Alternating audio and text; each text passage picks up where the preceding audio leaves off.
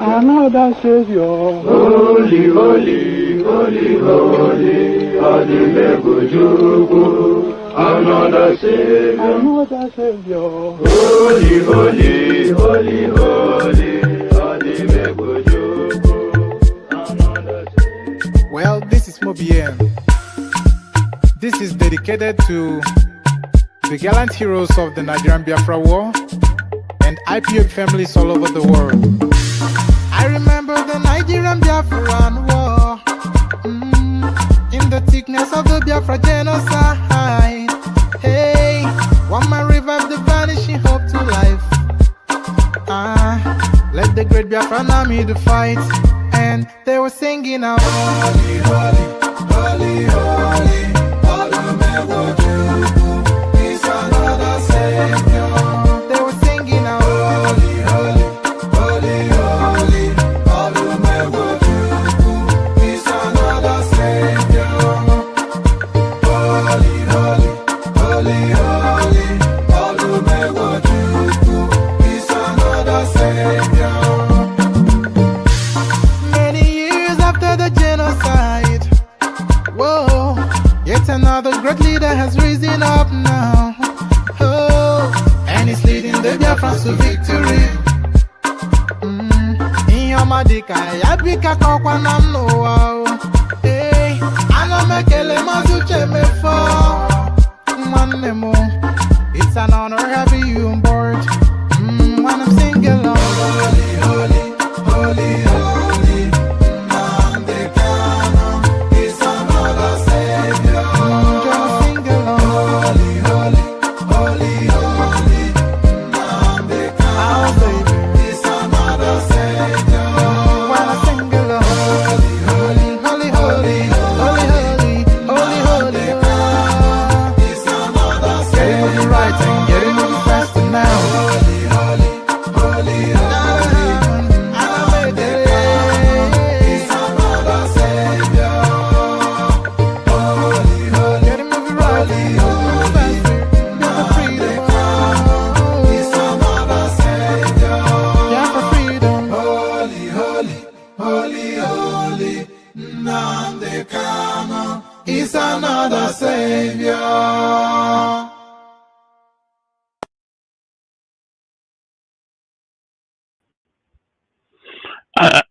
Pardon me.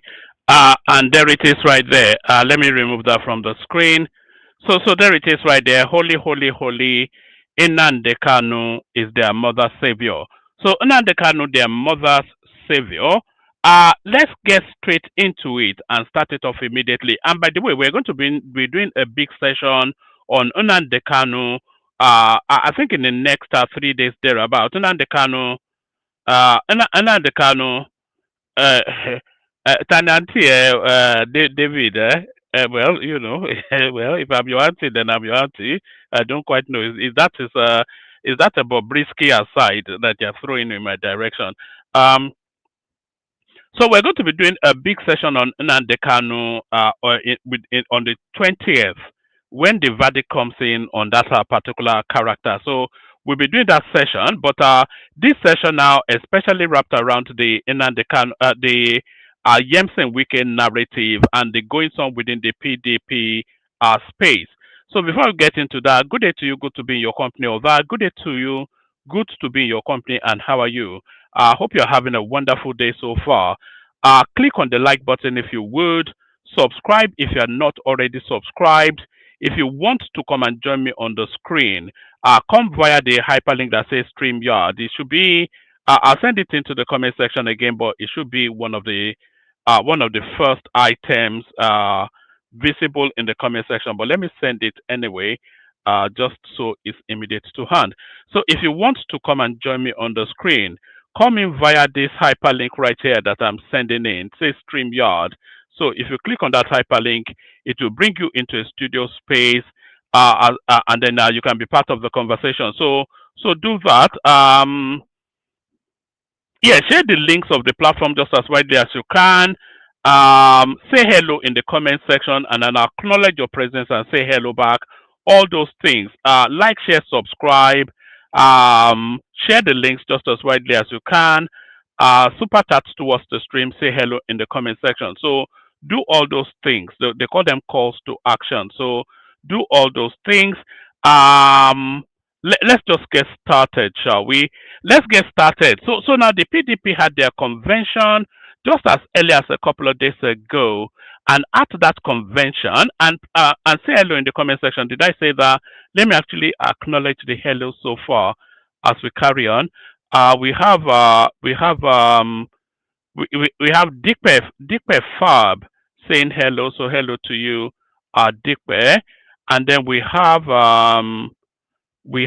David, uh, uh, or is it Oshilaja? David Oshilaja saying hello. He's calling me Auntie David. So we have David Oshilaja saying hello. So hello to you, David. So as you are coming in, keep saying hello in the comment section, and I'll pause to acknowledge your presence. That's Bosun right there. So Bosun or Shunleti right there. Good to see you, Bosun.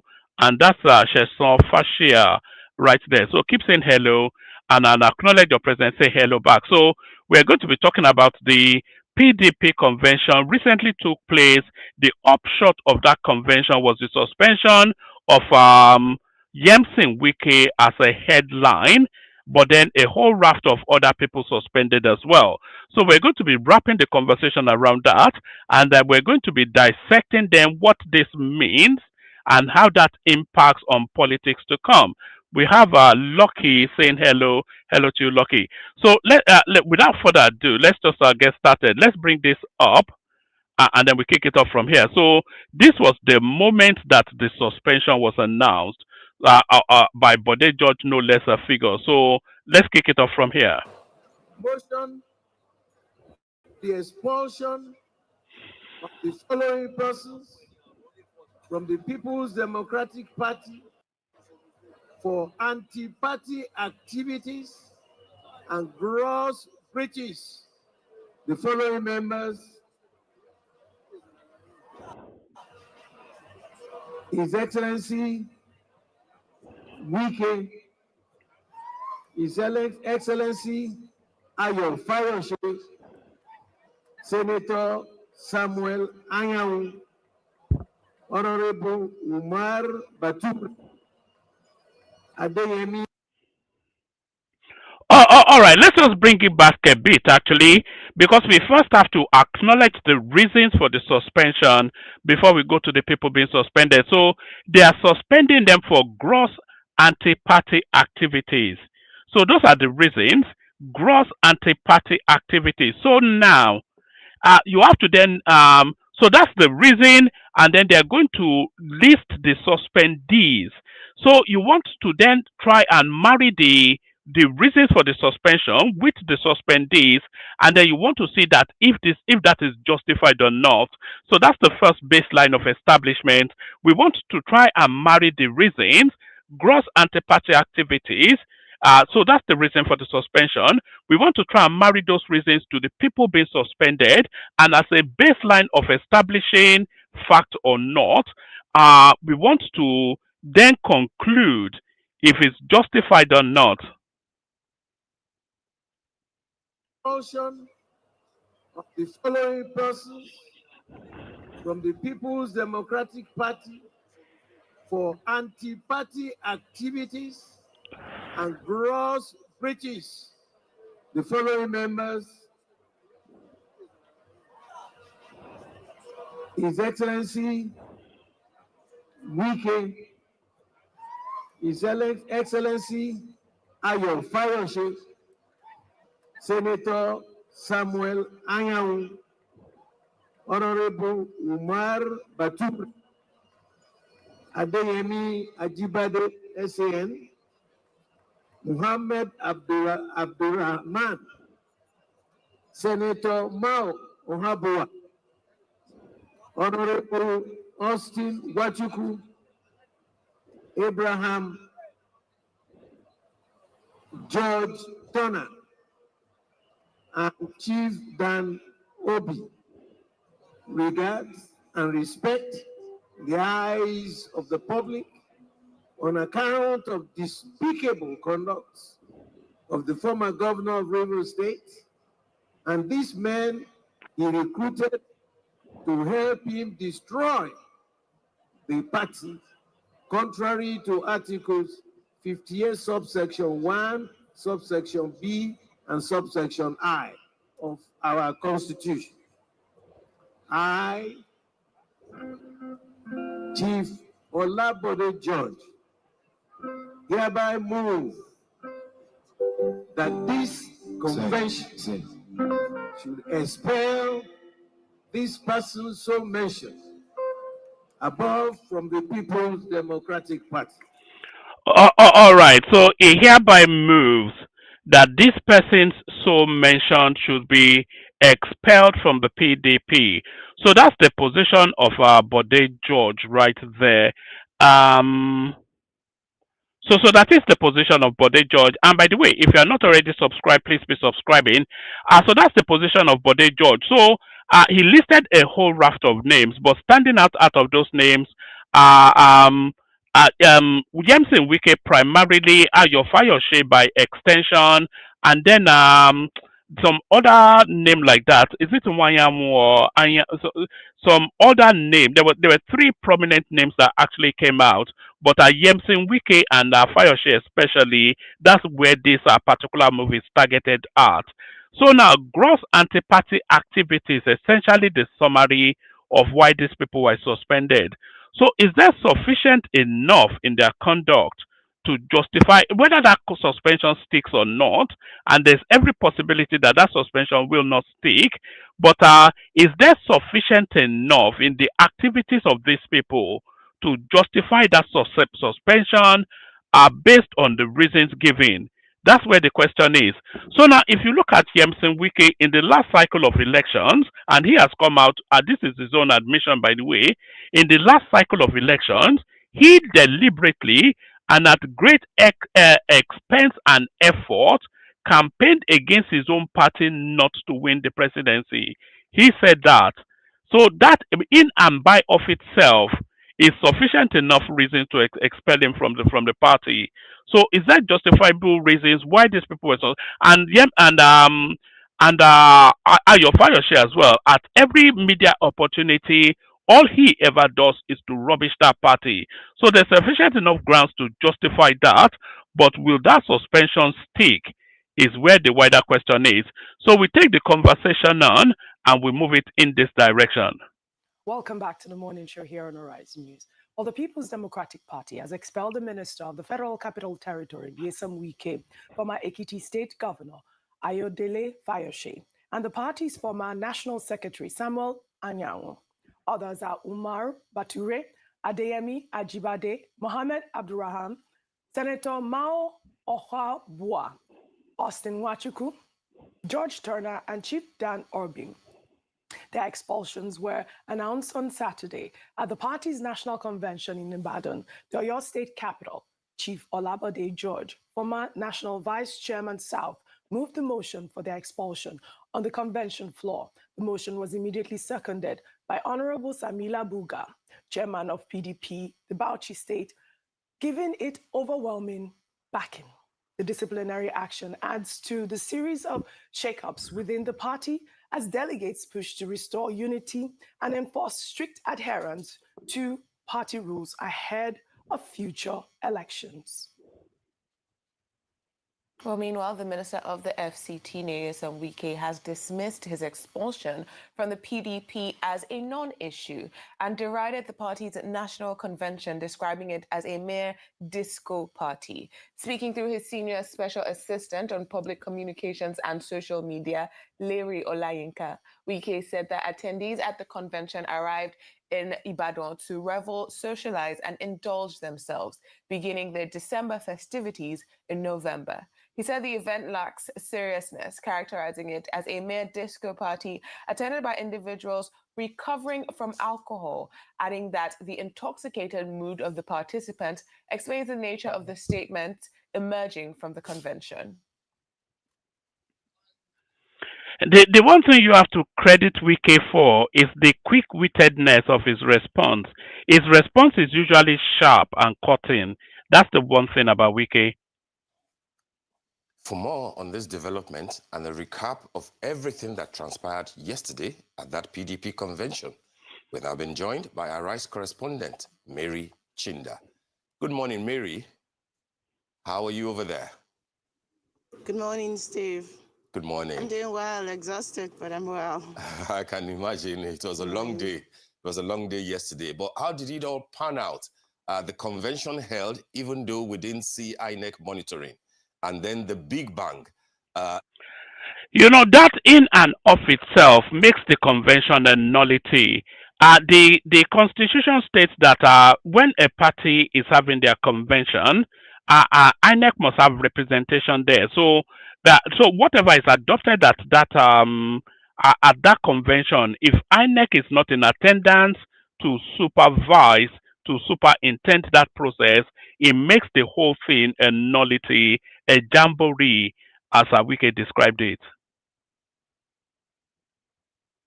It was a long day yesterday, but how did it all pan out? The convention held, even though we didn't see INEC monitoring. And then the big bang, 11 officers or 11 members of the PDP have been expelled after a motion moved by Chief Olabode George. What actually happened? What led to that important decision? And how do you think that the atmosphere is over there, given that this is a big one that very few people were expecting? Well, it was a bang for everybody. A lot of people, of course, except the leadership of the party. Of course, former chairman of the party, Umar Damagum, the governor of Oyo State, Sheyi Makinde, and of course, Bauchi State Governor Bala Mohammed. They were all in on it, including the governor of Zamfara State. But what we saw yesterday. And by the way, if they are suspending Wike et al. Or for anti-party activities, why wasn't Sheyi Makinde suspended as well? Because all of the reasons that they've suspended Wike for suspend Sheyi Makinde as well. Sheyi Makinde was one of the principal actors in that G5 group that undermined the party's presidential pursuit, presidential onslaught, their presidential push in 2023. So if they are suspending Wike for exactly acting against the party, their host, Sheyi Makinde, at that Ibadan convention was equally as culpable. The expulsion of the FCT minister is also pointed to the seeming lack of unity within the four governors that even were there yesterday, because we all watched with shock as the governor of Adamawa State, Amodu Fintiri, who was the chair of that convention committee, walk up stage and announce that INEC was not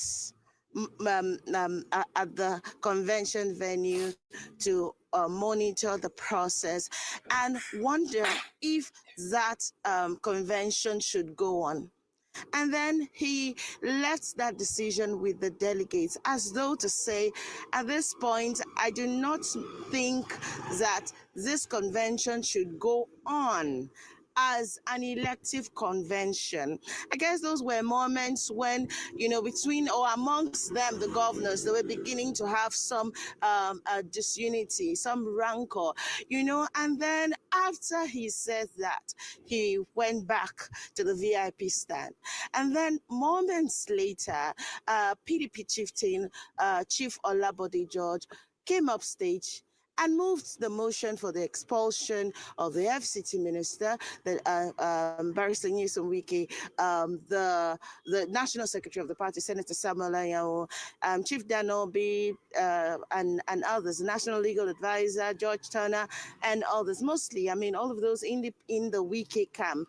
And next thing, we notice that the chairman of the National Convention Organizing Committee had taken a walk from the convention, dissociating himself with the convention. And minutes later, we find the tweet. So you can see then just why Wike is describing it as just a drunken jamboree. Even within that convention, a lot of the senior actors were moving in terms of their body language to dissociate themselves from the decisions being made. So the whole thing is a farce from start to finish. PDP chieftain, Chief Olabode George, came up stage and moved the motion for the expulsion of the FCT minister, the Barrister Nyesom Wike, the national secretary of the party, Senator Samuel Anyanwu, Chief Danobi, and others, national legal advisor George Turner, and others. Mostly, I mean, all of those in the Wike camp. And next thing, we notice that the chairman of the National Convention Organizing Committee had taken a walk from the convention, dissociating himself with the convention. And minutes later, we find the tweet where the chairman who put together that convention is saying, I will not associate myself with the expulsion of so and so and so. So it gets to tell about what is really left of the PDP. From several governors to, governors decamping, and then 4 governors were physically present. The governor of Osun State was conspicuously absent there. He only sent his deputy to represent him. So we had 4 governors, and even amongst those 4 governors, they were divided. Governor Sheyi Makinde being the host governor stayed all through. Governor Bala Mohammed stayed all through, and of course the governor of Zamfara stayed. Even when we interviewed him afterwards about what he thought about the outcome of the convention, the expulsion and everything, he said, "Oh, it was good."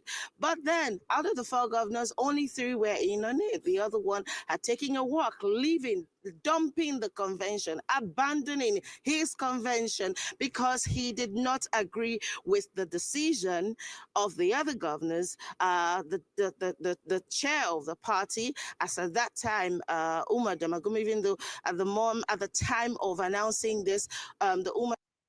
So the Umar Damagum has actually been confirmed now as the permanent chairman of the PDP. So he has been confirmed. But what does that even mean in terms of because to all intents and purposes, this is just like we have in the Labour Party as well. This is just a faction of that party making a factional decision, which is not backed by law because INEC was not in attendance. So the whole thing just a farce, and it tells you then that the PDP, it continues to internally combust, it continues to hemorrhage from within just because of the ego-led sort of management structure that they have. Damagum-led NWC had been dissolved, but he did not agree with the expulsion. And I hear that the FCT minister's aide has been, has dismissed it, saying that was a charade or a party or something. But the mood of most of the attendants yesterday, the delegates rather, at the point where INEC, they did not find INEC. Yeah. Was that of what exactly are we doing here? But of course, some of the delegates carried on with voting. I was almost made to believe that INEC was there. But myself and other journalists, we kept insisting, could he show us, could he show us, could he take us to INEC, could we just see proof that INEC was here?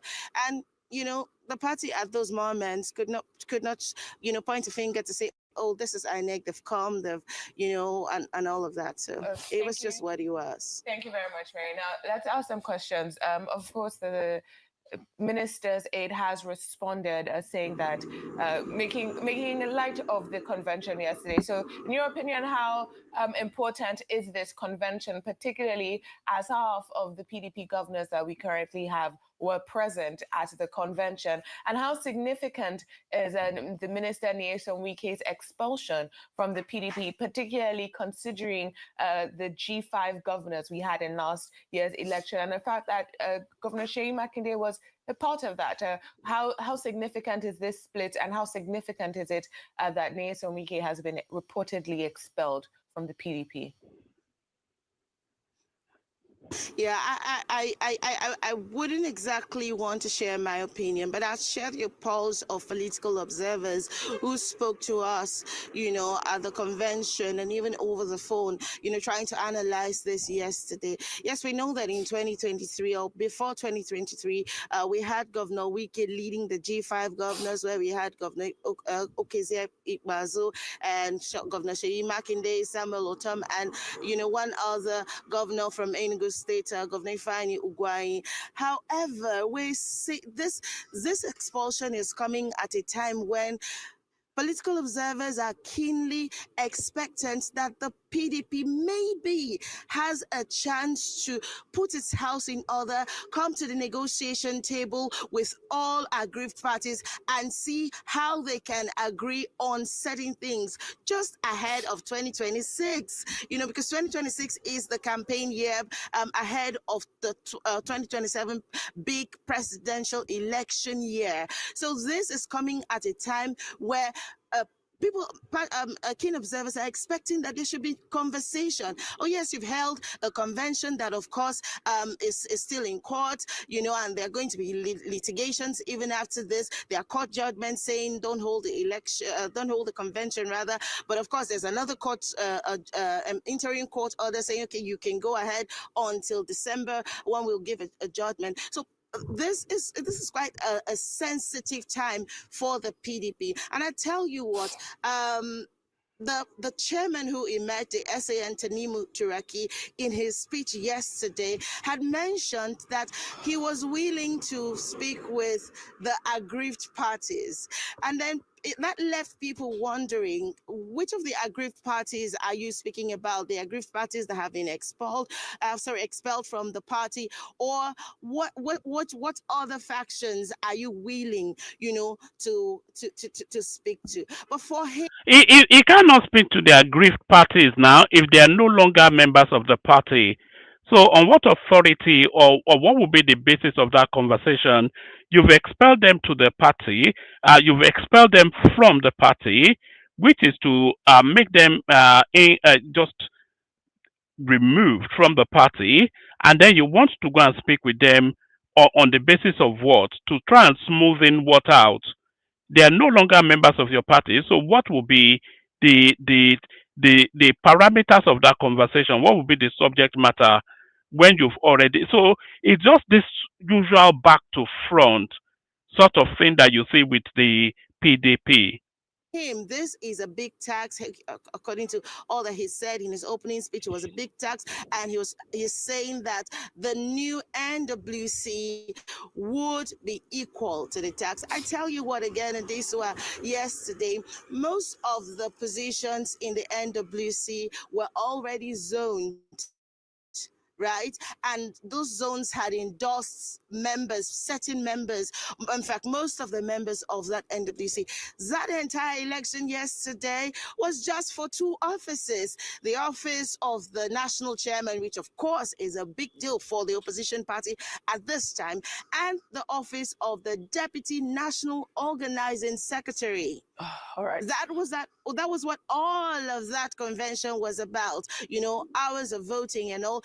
And it was just for those two offices. All right, Mary Chinda, thank you for your coverage. I mean, I watched the convention a little bit, and it appeared to be a voice vote. There was people a resounding yes for Wike and the others, their expulsion. And you, like Adesua has mentioned, Wike has responded through his spokesperson. He said that the convention lacks seriousness. He also mentioned that, you know, the party, describing it as a disco party attended by, and I quote, people recovering from alcohol.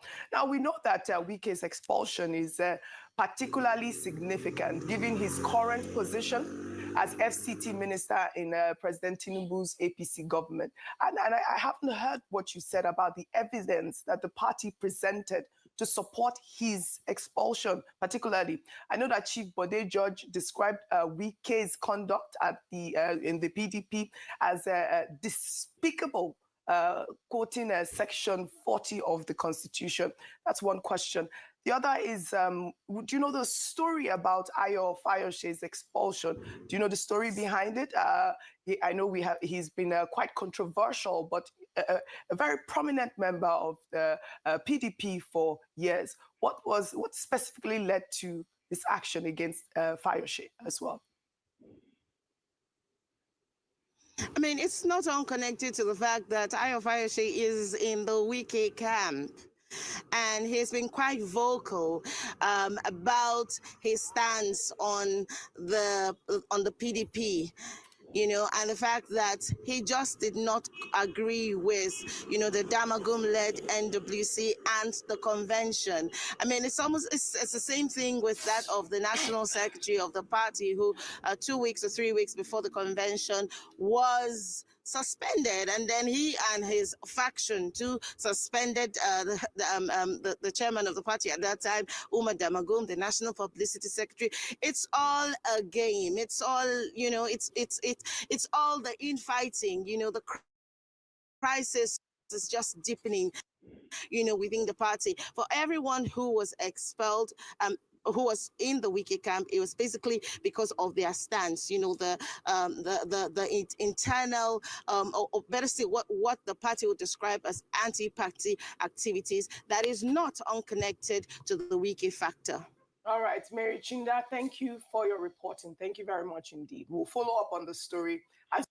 All right, so let's pick up the analysis from our TVC. So let's move it on to here. Barrister, what's his name now? The EFCC boss. We wish you Godspeed. Barrister, what's his name now? The EFCC boss. Ola Olukoyede, we wish you well. Okay, then to our next story. You know, let's talk politics now. And by the way, the link is in the comment section. Anybody that wants to come in.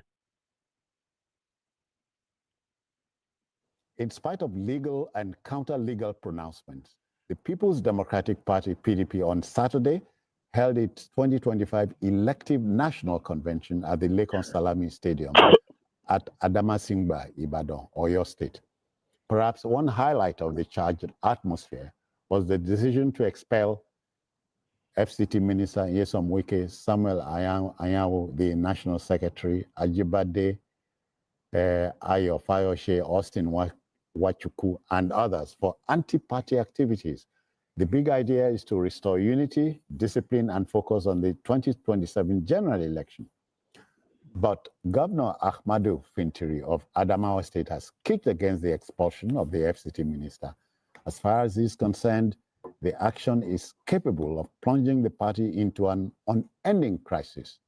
According to Albert Einstein, intellectual... The party is already in crisis, so it's more a case of deepening the crisis rather than plunging it into one.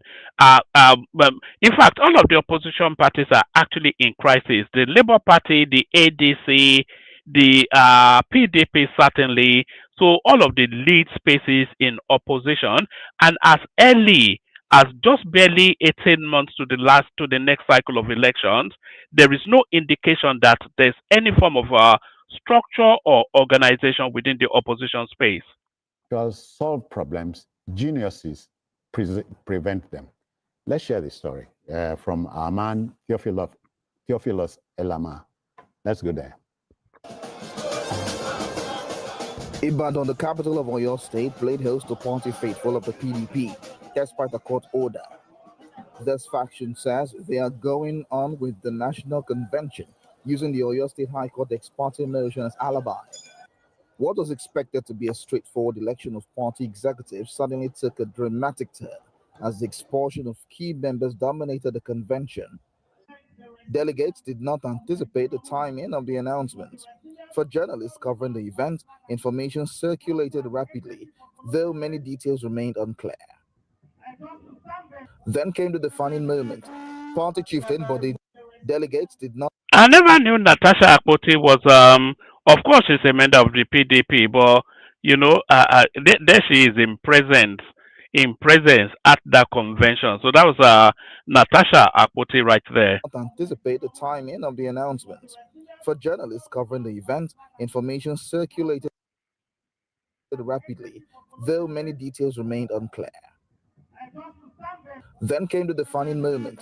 Party chieftain Bode George stepped forward and broke the news. The expulsion of the following persons from the People's Democratic Party for anti-party activities and gross breaches. The following members: His Excellency Wike, His Excellency Ayo Fayoshe, Senator Samuel Anyanwu, Honorable Umar Batu, Adeyemi Ajibade, SAN, Muhammad Abdurrahman, Senator Mao Ohabua, Honorable Austin Wachuku, Abraham George Turner, and Chief Dan Obi. Regards and respect the eyes of the public on account of despicable conduct of the former governor of Rivers State and these men he recruited to help him destroy the party, contrary to Articles 58, subsection 1, subsection B, and subsection I of our Constitution. The declaration triggered mixed reactions among PDP governors, some startled, others unfazed. Before long, responses began to pour in. What we need is entrenched unity of purpose and better resolve and courage to soldier on beyond the election of our national officers. In the absence of INEC, and as contend with merits of litigation for and against this convention, as the chairman, NCOC, it is not within my prerogative to go on with this exercise. It is for the delegates to decide. In the case of Imo, So even the chairman of that particular convention is rejecting. You heard him. Is rejecting that motion to suspend all these leading members of that party. It is not within my prerogative to go on with this exercise. It is for the delegates to decide. In the case of Imo, Abia, Enugu, Akwa Ibom, and Rivers, convention is hereby moved to dissolve the entire structures, ward, local government areas, and states. To authorize the publication of the foregoing to serve as notice to the whole world. Well, I guess, it's one of those situations that we have to deal with. It was a collective decision by all the members of the working committee.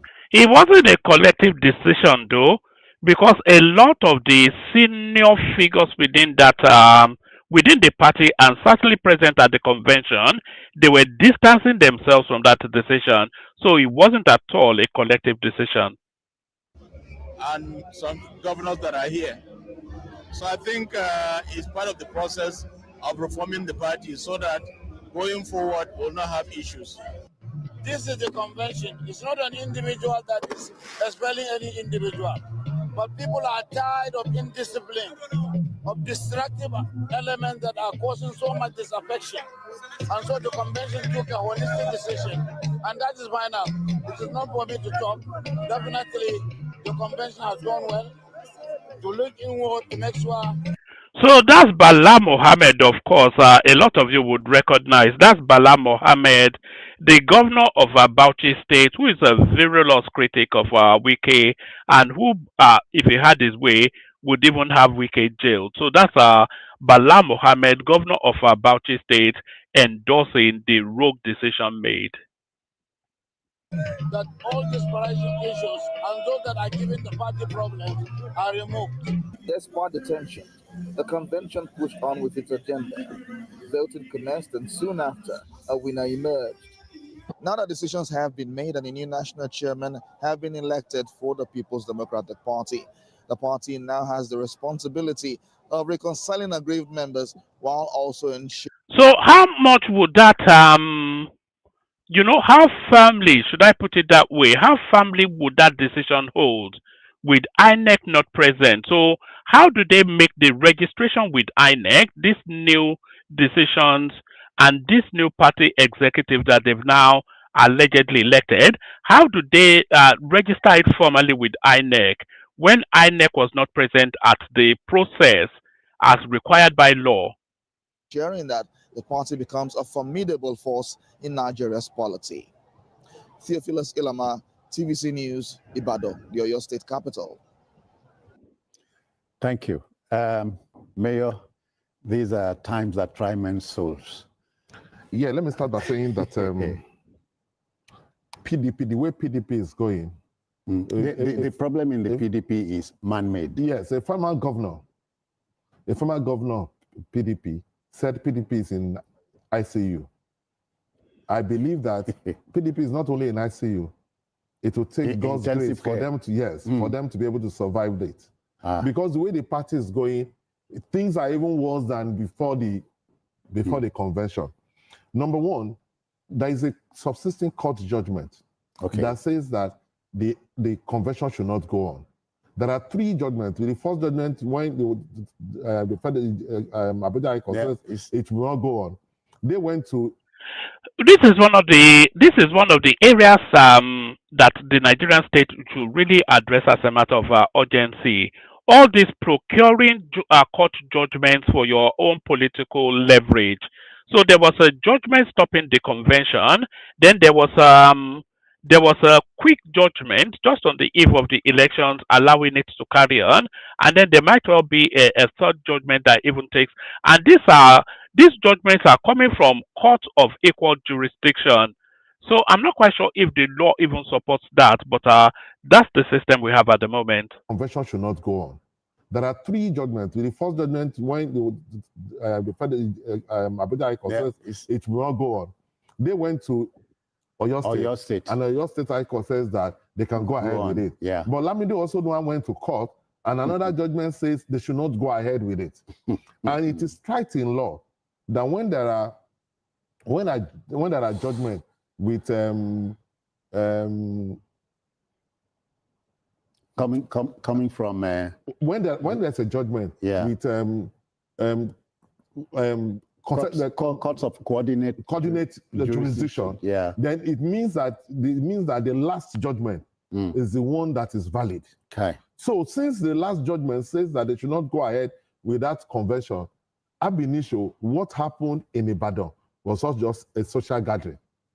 Okay. In the face of the law, it's just a social gathering. Yeah. Governor Makinde just invited his friends and he entertained them. In the case of the law, the convention did not, because INEC was not there, because they should not go ahead with it. So you cannot put something on nothing. So whatever decision was taken there is a nullity. BK, we know that one of the underpinning requirements for a healthy democracy is respect for rule of law. So at this point, what can a school set student say? Honestly, I'm waiting to see what will happen at the PDP national headquarters tomorrow. Hey. Let us see who will occupy the place. Because I agree with Bukola Saraki that this convention should have been postponed. Okay. Yes, people like Governor Makinde wanted to ensure desperately that the convention went ahead so as to pull the rug from underneath the feet of people like Nyesom Wike, who did not want it to happen. But with somebody like Sule Lamido, a fiercely loyal party man who had never left the party from inception in 1998, somebody who was even one of the founding fathers of the party. Yeah. Mm-hmm. He wanted to contest. The party leadership barred him from contesting for chairman. The argument, although they didn't explain it, I understand. I was told that it was because they saw him at the ADC meeting. After the PDP had said it would not be part of the coalition. Yeah. Sule Lamido had no business going. So that in itself is an anti-party activity. If Sule Lamido rather, not Lamido Sanusi, is the Emir of Kano. If Sule Lamido is fraternizing with the ADC outside of the party's position, that in itself is an anti-party activity. So why was his name not on the list? Going to attend the ADC meeting with Atiku and others. So at that point, there was at suspicion. That point, they no longer trusted him. So they were not going to allow him to contest because he could even emerge as winner of the chairmanship seat. But I still believe that they should have allowed him to contest, because what does it cost you to stop him from winning? He doesn't have the collective clout of those governors. They should just, instead of allowing Sule Lamido to go to court and stopping the convention. And the last judgment by Justice Peter Lifu, was that the convention must not go on unless Sule Lamido was on the ballot. Yeah. Mm-hmm. But they decided to obey the order of Justice Akintola. There are 3 cases. Mm-hmm. The one instituted by Wike's people, which was decided by Justice Omotosho. Yeah. And the judge affirmed that the convention should not go. And by the way, that Justice Omotosho, he will be coming into play in a very prominent way over the next 3 days or so. So the Justice Omotosho that put the brakes on the first break on the PDP convention, giving Wike the verdict for the convention not to go on, that is the same justice in charge of the Nnamdi Kanu case. So he will be coming into prominence. He'll be in the spotlight in the next it'll be in the spotlight on the 20th when the Wike judgment will come.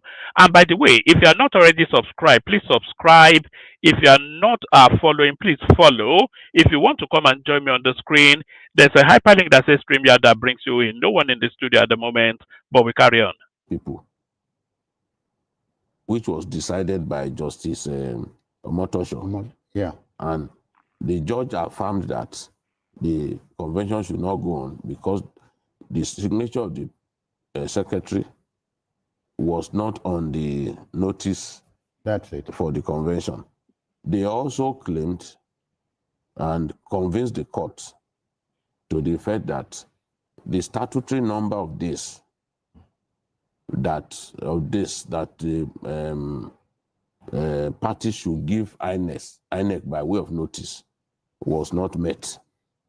So Justice Omotosho had no choice but to say, no, you can't do this convention until you have honored the letters of your own constitution and the Electoral Act. The laws, at least we're saying this so that the everyday Nigerian would understand. Yes, because some people just believe that, the ruling party does not want As you can see, Sule Lamido does not belong to any of these factions. Oh, yeah.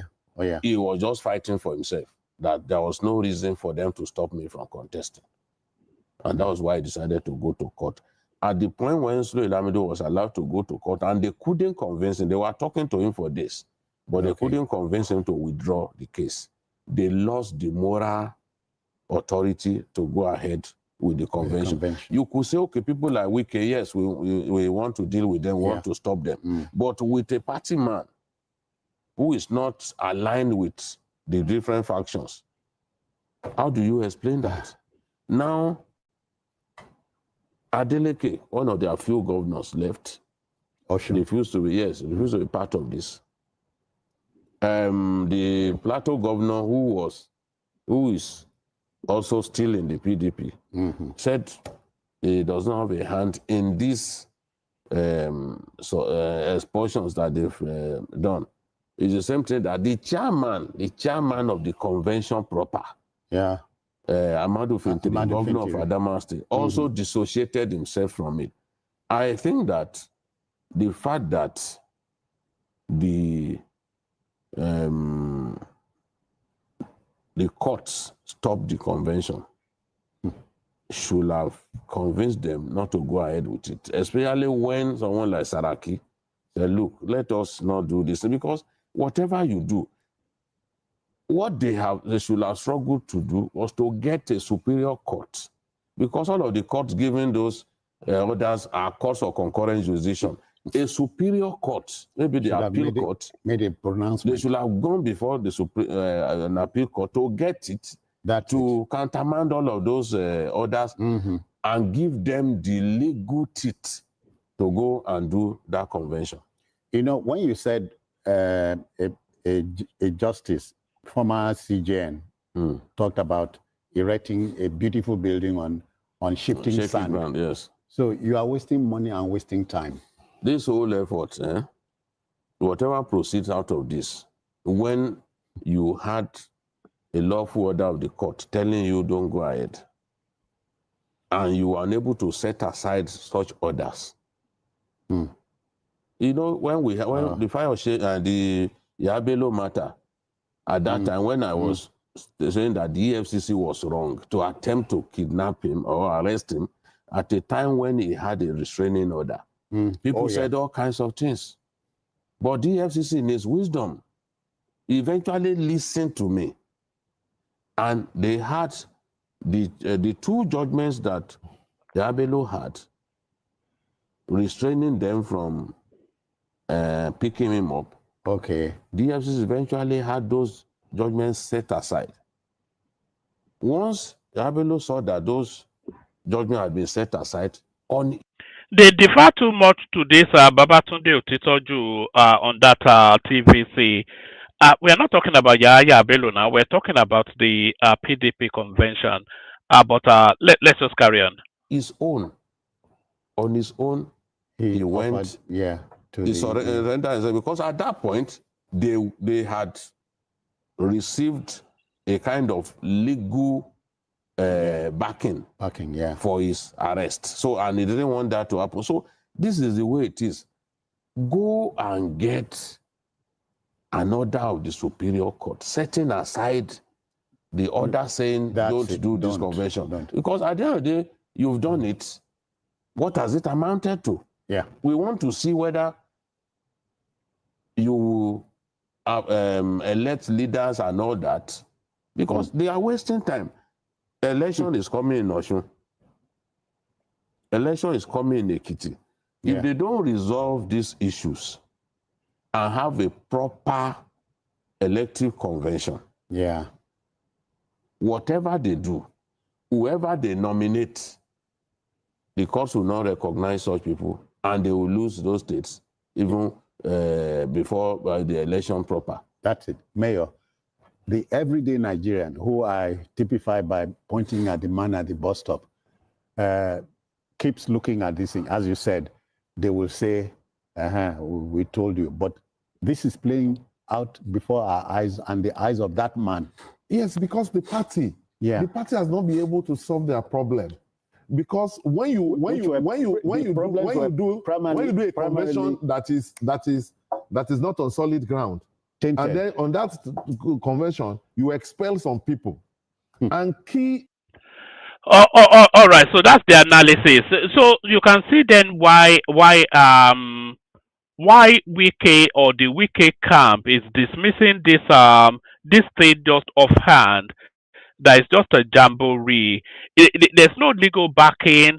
There's no INEC presence, and that invalidates those two spaces. Especially, the court told them not to carry on the deed, and then INEC was not present to superintend the process, which is a requirement of law. So those two spaces already invalidate anything that goes on there. So it becomes a nullity and just a jamboree, as Wike described. So there's nobody in the studio at the moment. So I'm going to play you just one reaction from a Yoruba guy that is taking a nuance that this is just an obedient assault on the Wike narrative. So I'll play you this clip, and then if nobody turns up, we'll reconvene in the evening. It is Southeasterners that started this rumor that Wike is grabbing people's land in Abuja. It is Southeasterners. All right, that actually speaks to a different space. There's one other storyline actually that I wanted us to bring forward. Is the narrative of officer that affronted the Wike at the land dispute in Abuja.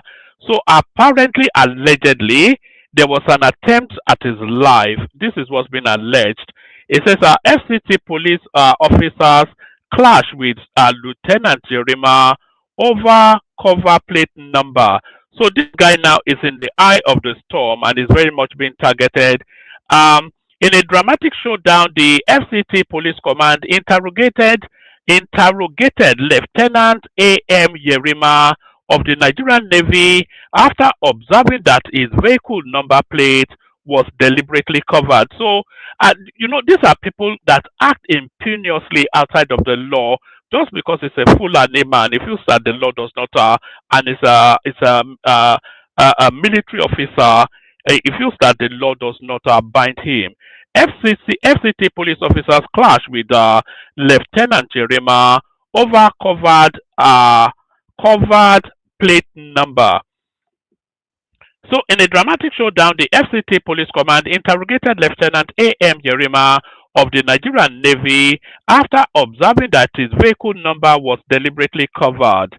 The footage shows police officers confronting Yerima, demanding he explains why his plate is obscured. Yerima responds by insisting on his rank, claiming he's an officer. But the police, you see, this is the thing now. You being an officer, does that place you above the laws that guides and governs civil society? That's the thing. Yerima responds by insisting on his rank, claiming he's an officer. But the policeman pushed back firmly, asking him to properly identify himself. As the interaction intensifies, Yerima is seen arguing that he should not be questioned, insisting the officers are doing wrong. The incident comes on the heels of a recent high-profile clash between Yerima and FCT Minister Nyesom Wike, which has dominated headlines. During that earlier encounter, the military personnel allegedly blocked Wike and his team from accessing a disputed parcel of land in Abuja's Gaduwa district. The confrontation sparked nationwide debate on civilian authority and military obedience. In a related development, reports emerged that Yerima was trailed by unidentified individuals on Sunday in unmarked vehicles in Abuja. He allegedly evaded them through sharp driving maneuvers. The matter is now under investigation, raising fresh questions about his safety and the wider implication of the land dispute. So here is the incident now where the officer is telling the police is above the law. Upon his wrong deed, he came with a car plate number covered, and we stop him. He says he's an officer. Yeah. Identify yourself, and he cannot identify himself. The best thing he could do is to start insulting everybody. Do you now accept that what you did is wrong? You are the one that did wrong things. Go and report.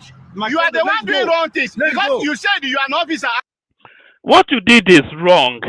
You are driving an unmarked, unregistered vehicle.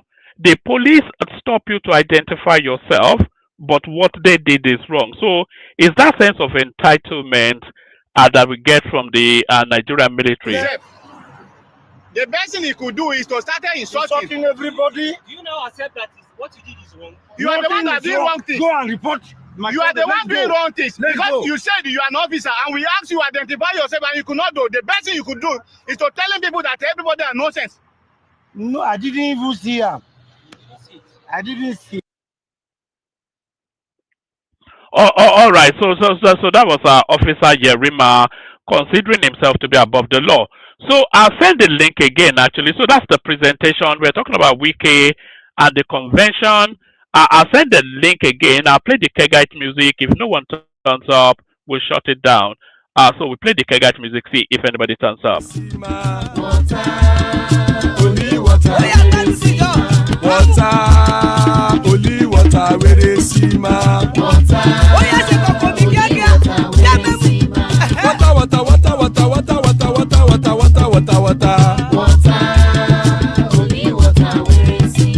Hapa o naido.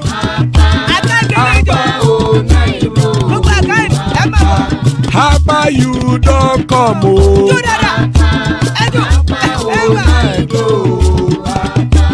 Hapa o naido.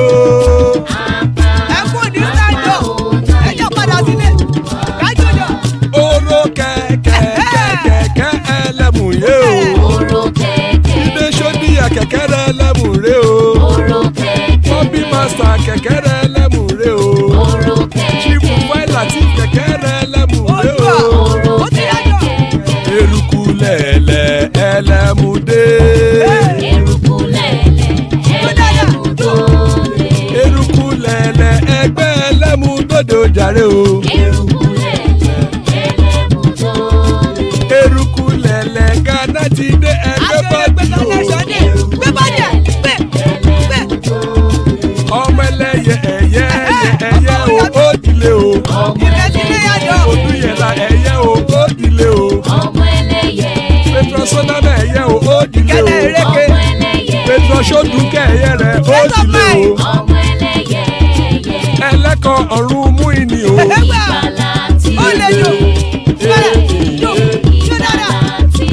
Àkùkọ ọ̀run mẹ́kọ̀.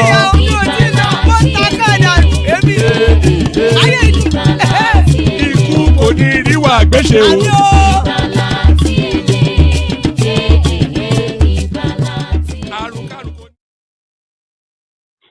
And there it is right there. Ikukuneru Agbesheme, death have nothing to do with us. So jumping on at the last minute to the rescue, AY. So AY, Alpha, Kilonshele, I was just about to bail.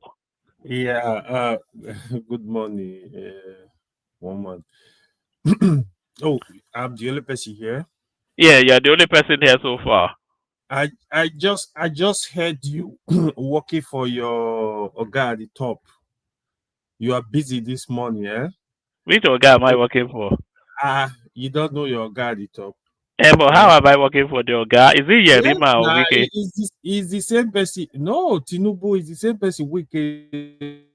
All of you are working for now to destroy PDP. That's what is going on. But is the PDP not destroying that's itself, what I really though? wanted to comment. Yeah, is the PDP not destroying itself? I'm gonna explain it. I know very well what is going on. Okay. Here, right.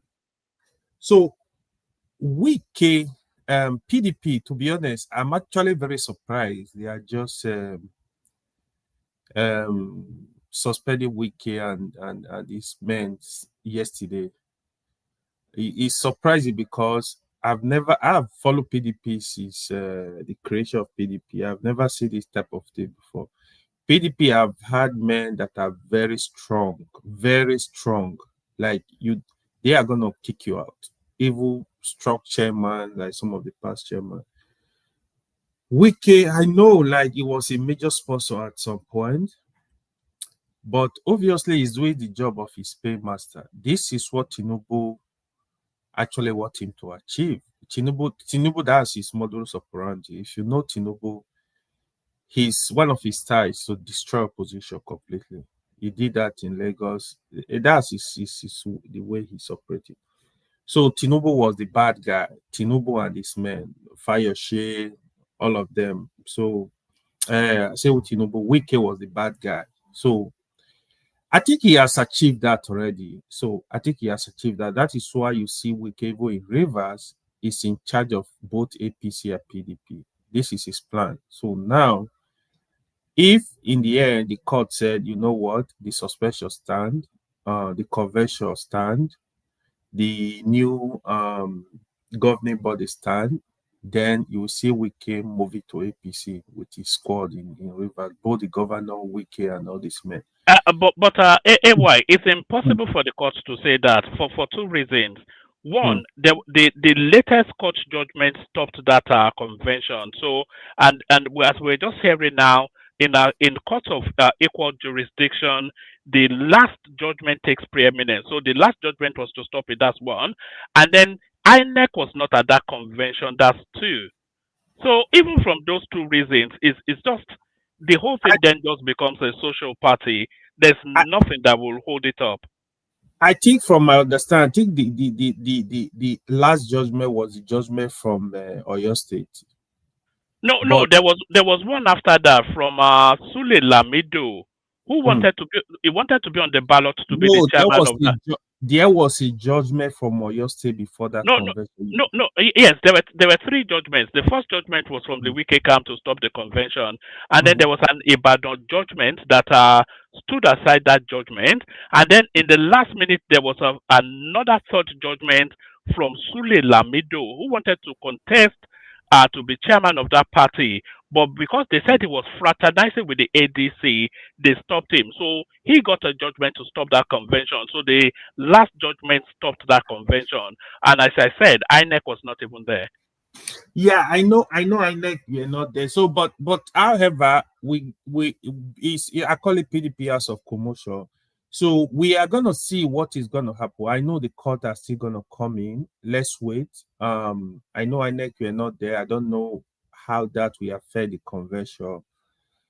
But I have a part of the agreement, like when they were negotiating, right, with Wike position was is if they want settlement, they must not produce a candidate for 2027.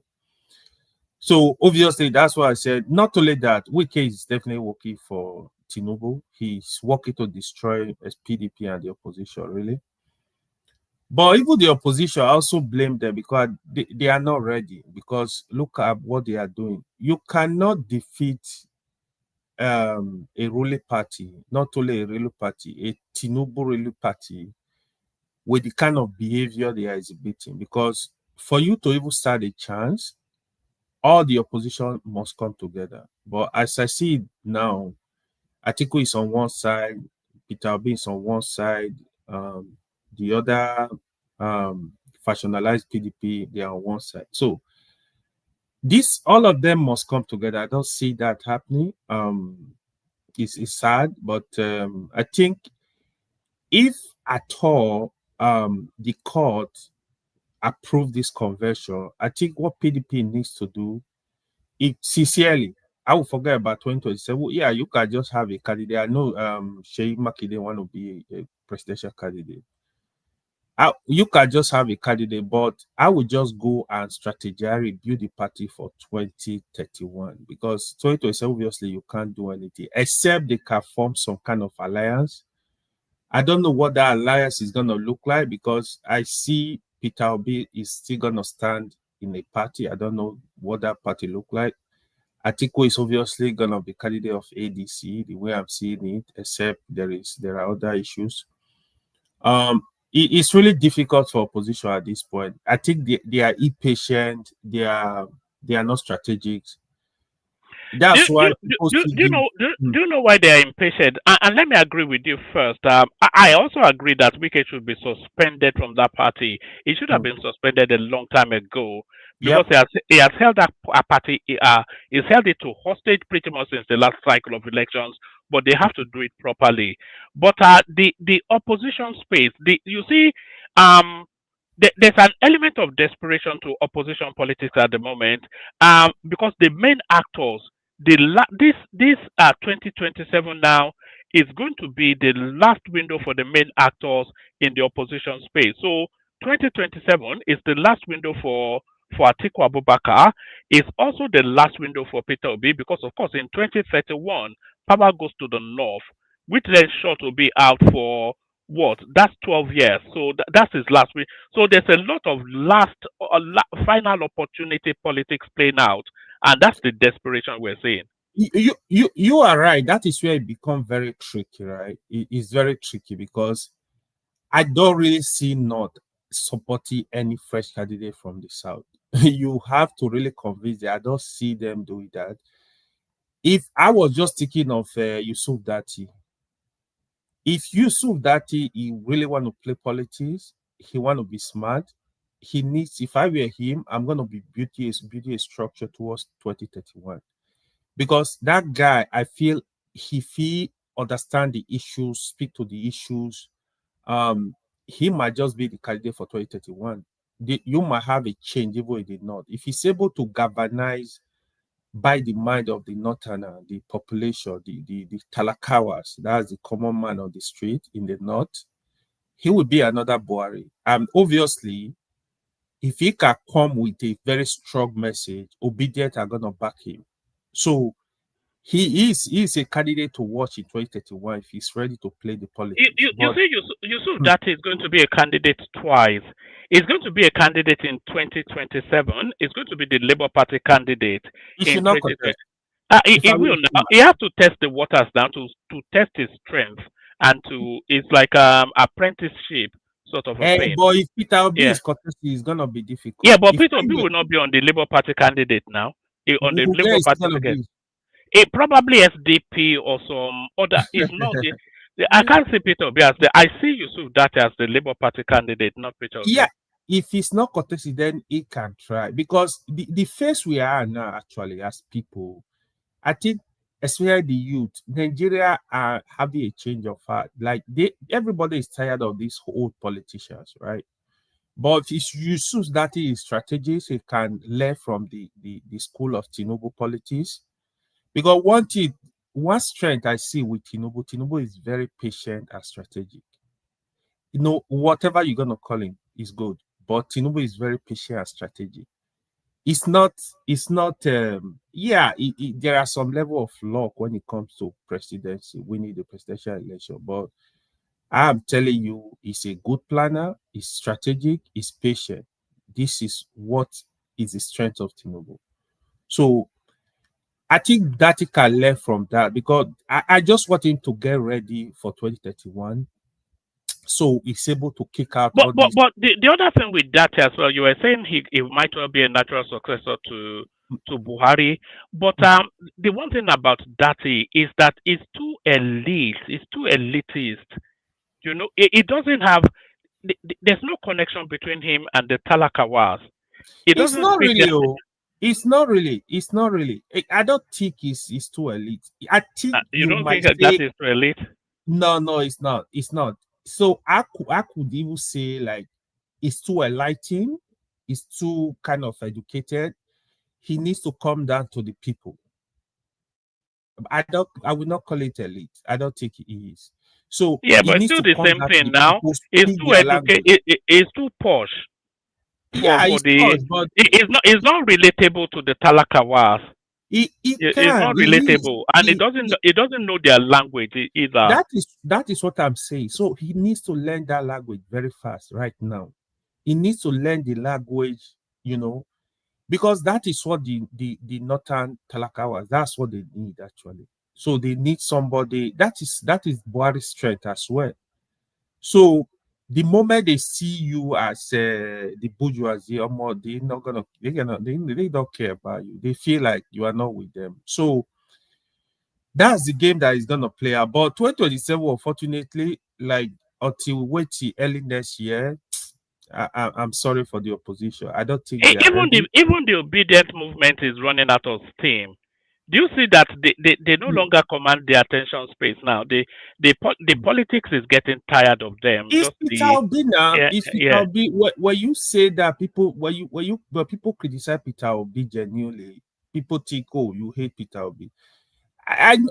Peter Obi is not really a politician. Actually, he's an accidental politician. I would call him.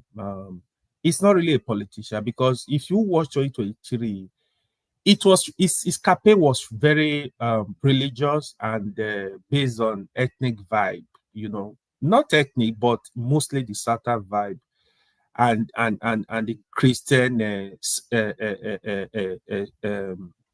part of the country. But if you can't win election in that way, it needs to tone that religious tone and come with a message. Although he come with a message, but on the other hand, you see, But it doesn't have it in him though, because Peter Obi has not stopped politicking since the last election. He's been it campaigning doesn't since. But look. he has not changed the tone of his politics. He's still very much in that religious ethnicity narrative. The religion, He has not expanded beyond religion and ethnicity. nobody. I keep telling these people, nobody is gonna win election in Nigeria based on religion or based on ethnicity. It's gonna be a problem. People don't understand it. Yoruba tried it with Falaye, they lost against Obasanjo. So Yoruba people tried it. This is who we want. But Even the Northerners tried it 3 times with even the Buhari, Northerners tried it. and Buhari they tried lost. it. Yes. Exactly. Look at Abiola. Abiola, everybody love Abiola in the country. Even the Northerners refused to vote for their candidate. You know, it's Abiola. Do you get it? Look at Buhari. Buhari tried it 3 times. He thought he could win. They were deceiving him. Oh, yeah, he won. No, but until he came down to the south to form alliance, then he was able to win. So if you are coming with message, either you think you are Muslim or you are Christian, you want to play Muslim or Christian politics, it's failed already. Or you want to play tribal politics. Nigeria is very diverse. So you got to work with other groups. That's what will make you president, because Nigeria is people are very sensitive to this issue, because the moment they see you as a tribal bigot, it become a problem. Religious bigot become a problem, and we don't really need that. We need somebody that is free, that will respect people, that will protect people, irrespective of their religion, their tribe, whatever. That is what we need at this time, because the country honestly is too divided as we speak. So we need a better message that we somebody that is gonna be with the people. What was his name? Showore could have been that person, but Showore message, I think, is not resonating with the people. Sometimes he sounds like a distraction. I love Showore as a person, but I think, because I don't really believe Showore is corrupt. I think he understands the issues, he understands what is going on in the country, he understands the corruption, he understands a lot of underground things. But I wish you can have multiple Showore in every region that can, like mine, that can come together and rescue the country. Because at this point, that's what we need. So even it just like, let me just quickly comment on this. The video of that Yorima. These issues are not actually surprising to me. That is Nigeria. Nigerians, once they have opportunity, oh man, they will do whatever. They think they are above the law. So that Yerima, that is what is failing now. You can drive a car without a number. On the other hand, you look at the police, they are so corrupt, so dirty. That is the problem. It is a problem. You treat some people like king, like mini god. But you see people that don't have that opportunity, they don't have that power, they don't have who to call, then you are gonna bully and oppress them. That is what they do too. So the police are now, we need people to clean up all this mess. Trust me, police are going to stop you in Abuja now, in Lagos. If they know you are, is related to Tinubu, trust me, they're going to let you go no matter what. Oh, they know you can make a call to NSA. They are going to scare. They're going to run away. They know, oh, your father is one of top military guys. They're going to let you go. They're going to run away. But the oppression, we need a country that, irrespective, look at what happened in foreign country. You break the law, face the music. Face the music. So that is how to build a country. That's all this mess, what Wike and that guy the other time. I don't really. There's a rumor that they attempted at the guy's life, but I think that might all be fake news. This Lieutenant Yerima, there's a story circulating, a narrative circulating that they tried to buy him. Yeah, I don't know how true is it, but I don't think I really have my doubt. What will you buy him for? I don't see any reason, but I think police should do their work, investigate and give Nigeria the report, but I really have my doubt. I have sufficient evidence to really comment on that. But in terms of rule of law in Nigeria, it is a mess. I just want this to get better. Evil people that the governors. Nigeria is just a funny place. Look at Obaseki, people we are just calling. Collected state money to establish company you want to be making money. States don't have a percentage of the businesses. Impunity is too much in Nigeria. Thank you. All right, brilliant, excellent, well put by AAY, and thanks for rescuing the session. I was just about to bail out. Comrade Omoruyi with us as well. So in PDP internally combusting, they don't even need Tinubu to do anything. They are destroying themselves from within. So what are you making of this sham convention by the PDP in the battle? Yeah, good morning, woman. Good morning, our esteemed audience across the globe. You are the reason for us being here. Without you, we cannot be talking to ourselves. Good morning, my brother. Are you well? Good to hear your voice. Moruye, I greet morning, you especially. Morning, sir. You see, PDP has been in ICU, and I think it's almost. Is that what it is? ICU the same thing as coma? I don't know why. I've never seen a situation like this. This is not the PDP has become a mere shadow of its former self.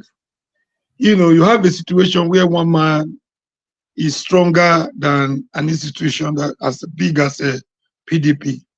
PDP at the time was the biggest party in Africa.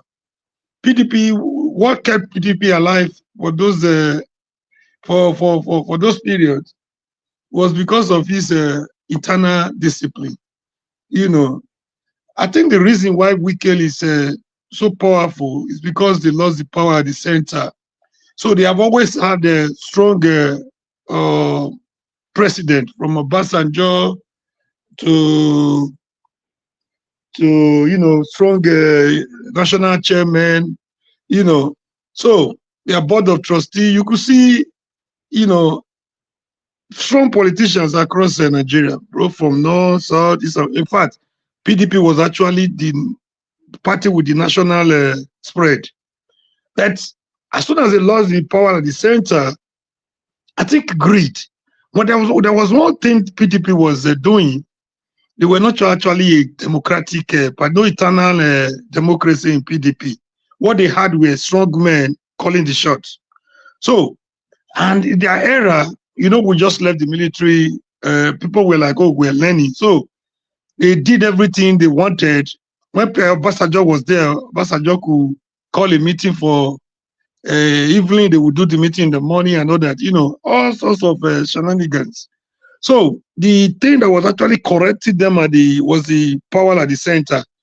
Everybody could, listen to Obasanjo. They had a strong men like Tony Aneni. They had strong men like, a lot of strong men instead of building a strong institution as a party. So as soon as they lost that power at the center, there was something wrong with PDP they were doing. They were busy sharing Nigerians' money and people were busy clapping for them. At a point in my area, their slogan became PDP share the money. They were not hiding it.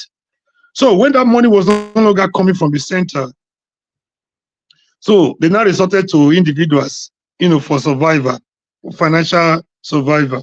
So that was where Wike succeeded. He put them in his pocket. So what do you see them doing at this time? It's just for a show. It's just for a political show. PDP as dead as dodo. And nobody from my calculation can revive it. The bodies of this world, the body judge of this world.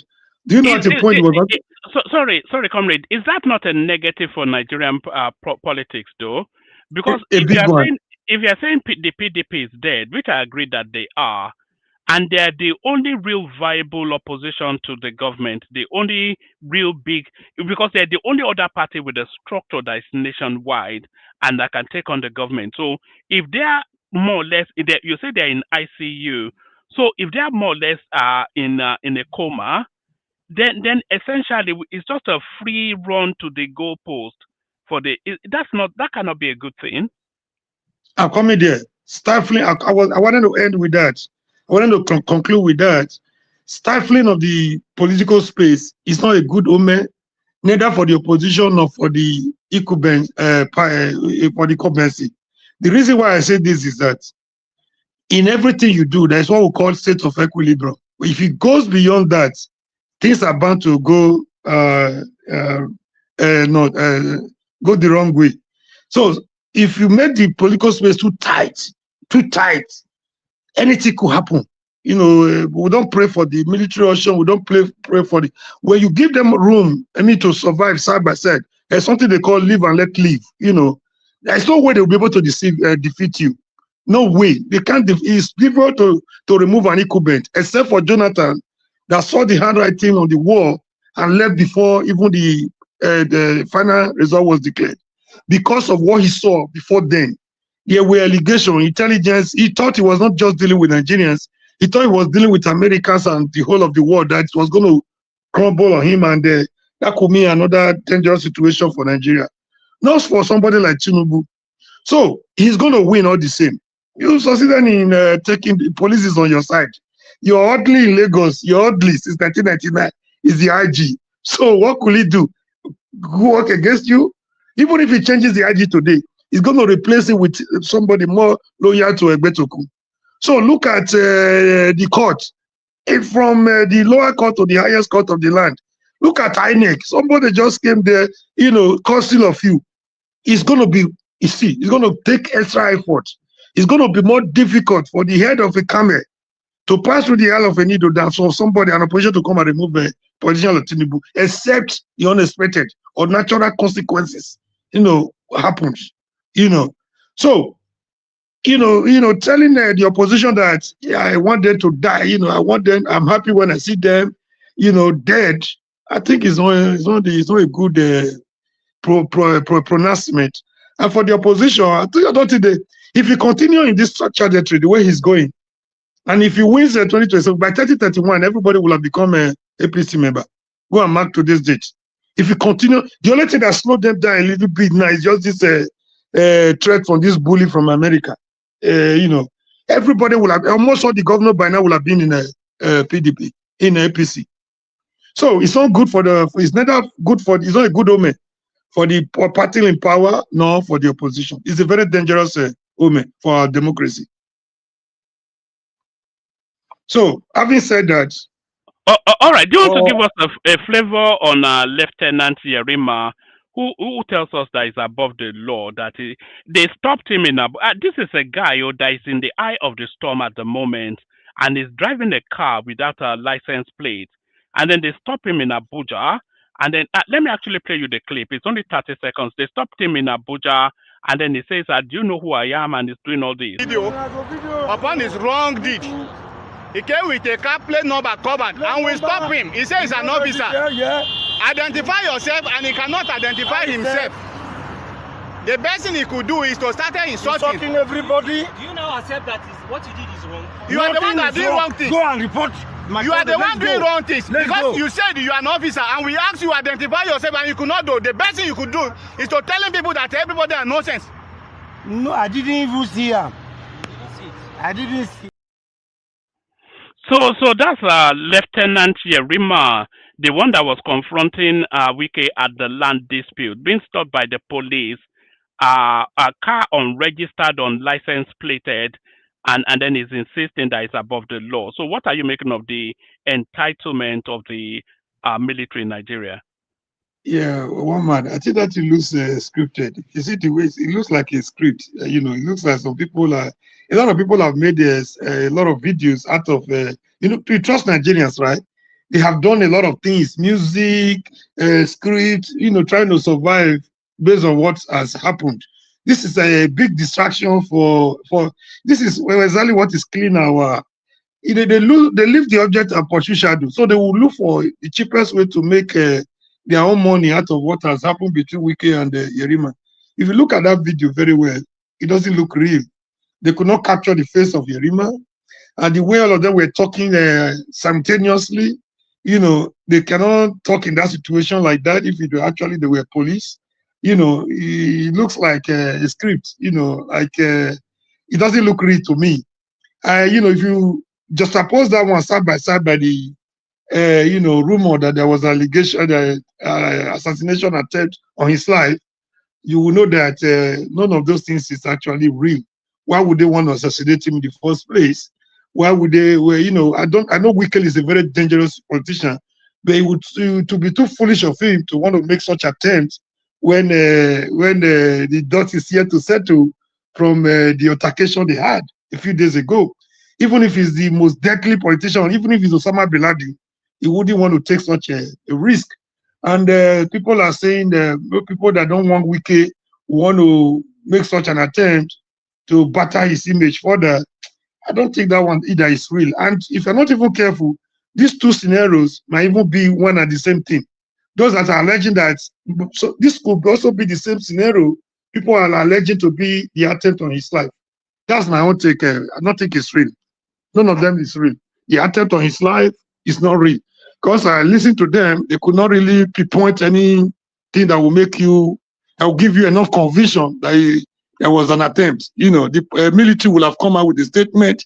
The Yerima himself will have come out with a statement. Even on this one, right now, I don't think that was Yerima. It doesn't look like Yerima, and that was why they could not capture his face. Even the police either, you could not really see a clear picture, or you know, to show that it was either police or Yerima himself. Thank you, Waman.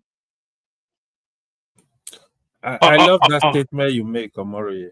Yeah, like even if we will not even try that at this point. You think? No, it's quite silly. The idea that they were assassinated. Yeah. What is even the basis for? They argued on a land, and then assassination is the next. It's so ridiculous. The idea of it. Yeah. All right, so stay with us. We go on next to Talk Now, who is also with us. We've not heard from him in a while. So Talk Now, the floor is yours. The sham that was the PDP convention is what we're discussing. A jamboree was how we could describe it. Talk Now. Talk Now. Oh, all right, let's go to Simba. I'm not sure Talk Now is fully with us. Simba, are you there? You are there. All right, hello. Sorry. How you doing? I'm good. We've not seen you in a while. Kilo Shele. Yeah, his work. His work, and the dollars must be complete. Yes, that house in Lekki must be built. Yes, God is helping us. Yeah, on this Wike matter and the suspension, I think is a fundamental error from the PDP. I'm aware that there were 3 different court cases. They have 2 judgments, and one was what did they call it? Is it an order, interlocutory order, something like that? The one in Ibadan was not a judgment. It was an order for them that they can do the convention. So it wasn't a judgment. So there was a judgment from Justice Omotosho That's from the Federal Court, and there's another judgment against the PDP. That's the former governor of Jigawa State that took them to court. So he won that. So there are two judgments that is against them. So right now, I think that convention is null and void. Number one, INEC wasn't involved. Number two, the secretary of PDP itself did not affirm that convention. So there are issues around that they have documented. They use a signature, they forge a signature and things like that. That is also in court. So there's a lot of mess with this convention. And I think Makinde was trying to just pull his weight to just ensure, it's an ego issue. They've gone ahead to agree and they cannot go back because it will look like a mess to them. But unfortunately, that mess itself that they have created more mess. So it's layers and layers of mess. I mean, if you remember clearly, Amadou Sheriff, that PDP issue way back, this is looking like it. So what's going on is most of the senators and the House of Rep, they are all scared because there's no party. Every one of them that is in PDP, they are not even sure of anything. Anyone that contests under PDP, they are not sure of anything. So the truth is, that convention is just a charade. I don't think it's a convention, so to say, except the court. If they go to Court of Appeal and the court confirms that that convention is correct, then I guess that's where they will have a headway. At this point, any person.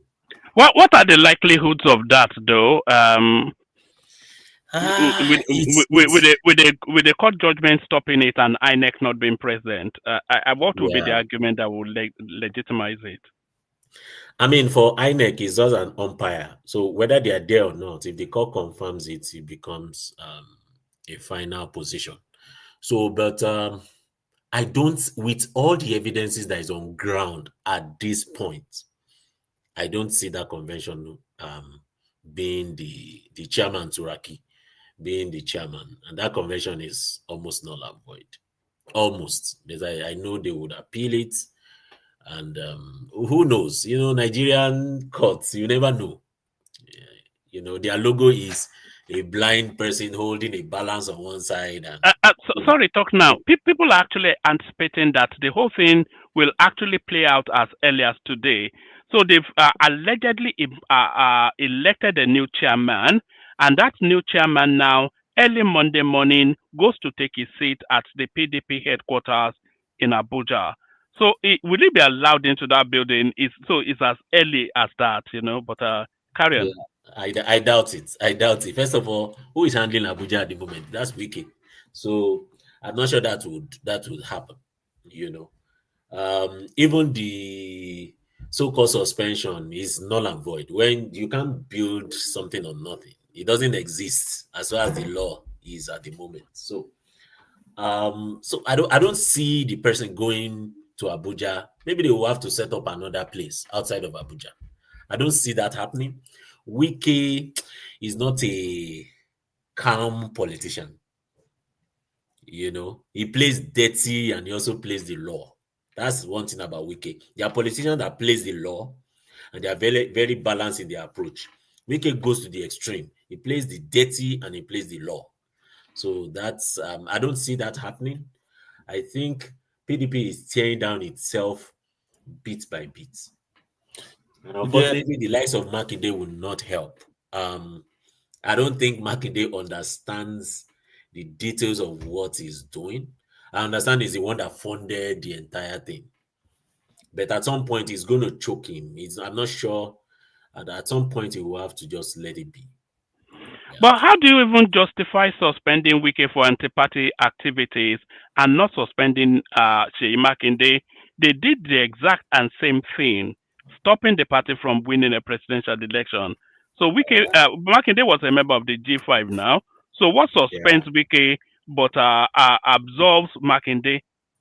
So the problem with PDP is, the G5 has been fractionalized. Let's leave the G5 was in 2023 election.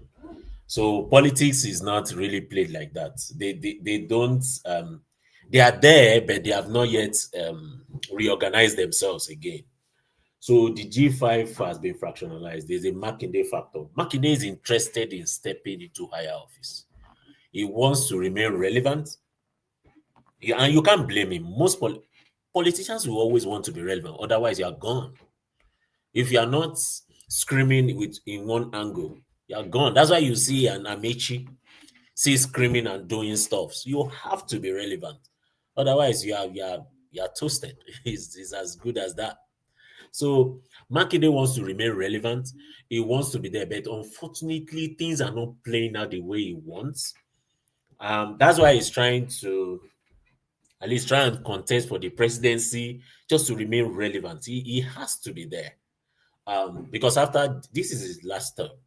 After this term, that's it. So he has to do what he needs to do. That's what he's just doing.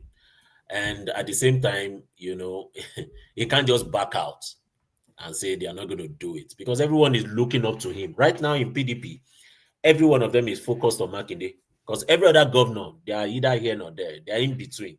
They are just waiting for any slip and they will move to APC. That's a fact. They're already two lined up. Anyway, we know that the Adeleke, we know he's in the PDP in body but not in spirit. He's half gone, and then there's one. I think Fintiri as well. He's half gone as well. Yeah. If you look at the talent left in PDP, there's actually no talent. All you have is Bala Mohammed and Saraki, and there is nobody, and maybe a little bit Makinde. And these are not heavyweights now. You can say Saraki is a bit of a heavyweight, but they don't have the, those heavy punching politicians. Yeah. They don't have. There's no talent left in the PDP. But the issue with Saraki is he's already left PDP in spirit. I'll tell you why. So they set up a reconciliation committee. Adolphus Wabara, Saraki, and the likes. They are members of the BOT, right? So the members of the BOT had recommended that convention should not hold. Actually. So even Saraki is not with them. They are not, the only people that are really, really playing it now is maybe Makinde, maybe Bode George. And really, Bode George does not have a lot of gravitas within even his space in Lagos. So he's an elder statesman, that's not in doubt. But when it comes to political gravitas, to galvanize people to get election won, Bode George is not there. He's an ancient politician, but he's not there. So I think there's a lot of problem with the PDP. Can they salvage it? I think so. I think a lot of ego problem. Can they salvage it in time for 2027 is the question. No, I doubt it. Let them forget 2027. Just reorganize themselves and get things right. And a lot of time they say, oh, it's Tinubu. Within PDP itself, just imagine South chairman of PDP. They don't know who he is. Is it the guy from Edo State, that's Wike's person, or the other person they chose? So there's a lot of mess in the PDP. They don't even know who is who. So who is the legal advisor? They are not sure. Who is the secretary? Is either here or there. So is Damago still there? We don't know. So is it? I think this convention confirmed Damagum as the chairman. The detail. I think that's what came out from the convention, that Damagum is now the chairman, substantive chairman. No, I think they chose a new chairman, Turaki. They have. Can I chip in something there? Yeah, go ahead. Do you know this guy is just smarter than them? Do you know Damagu in a way is actually weakest man? Honestly, do you know he has been the one sponsoring, keeping Damagun there? So the PDP as dead as, if there's anything as dead as Friday Dodo. PDP is gone. It's finished. The problem PDP is having is there's a lot of them that in their even the Bode George that made that pronouncement for expulsion. Do you know he has been on the side of Wike, but he never thought Wike was going to destroy PDP to this extent. At the beginning, he was with them. He was against Atiku for not letting the presidency come to the south. So I don't know where they're not here or there. Amori, when was Lilimo? where was Dele Momodu? He claims he's a chieftain. Where was he in that convention? It's just the whole thing is just a farce. Okay, woman. No, Dele The Momodu likes is a of Dele leader. Momodu, I must tell you, What's the political it's not relevance of Dele relevant. Momodu? He's not relevant. When did he join PDP? No, Dele Momodu is just an Atiku boy now. He was called by Atiku called him in to be, because he's spokesperson or something. That's all. That's how he joined the PDP. Can he win a councillor? No, he can't. In his state, he's from Edo State. I didn't even know he was from Edo State. He was from Edo State. No, he doesn't have a voting unit. He doesn't have a voting unit in state. It's even more important in Lagos than Edo. It's more important in Lagos than Edo. He's not. He doesn't have the. He's not even there. He's just a member, just as a card carrying member. That's all. There's nothing to. Sorry, did he not even cross over to ADC recently? I don't even know the party wherever Atiku is, he's going. So that's the fact. He will always move with Atiku. Now Atiku, man, right? He's already in ADC. It's a stalwart of ADC. Anywhere Atiku goes, he's fine with it. So let's not even include Dele Momodu in the scheme of politicians that can make things done. Maybe it's popular, maybe in the eyes of the people, but when it comes to politics, no, he can't sponsor a councillor and the councillor will win. That's a fact. So the core politicians some of them are still in PDP, some of them are still there. There are some grassroots politicians that have not left yet because they are not sure of what's going on. A lot of them are just there on paper, but they don't know what's going on. So there's a mess. It's much more than what they see on TV, all those things they are saying. There's a mess, even at ward level. That I can tell you. Do you think PDP's survival it lies very much in forming an alliance? So they have to ally either with the Obedient Movement or the ADC or even a conglomeration of the three. Because with all of these parties standing individually, Tinubu will just sit back and drink champagne. So if they're ever going to punch this guy, then they have to pull their punches together. Do you think PDP can survive without forming an alliance? The truth is, the opposition we have today, okay, if at the national level, is still PDP. They have the people. Now, for PDP to survive this, they have to go back to status quo.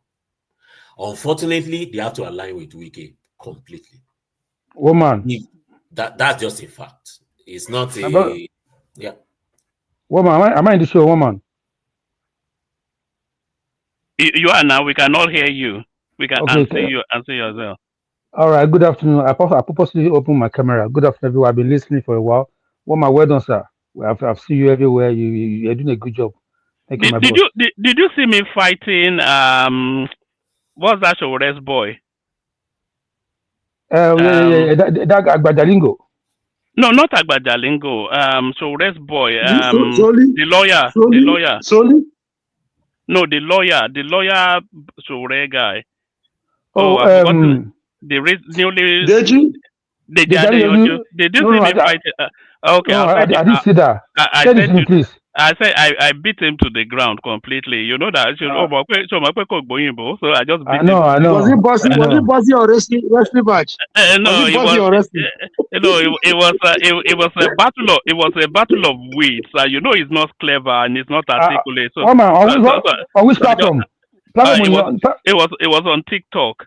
So I beat him black and blue, but well, that's good. Well done, my brother.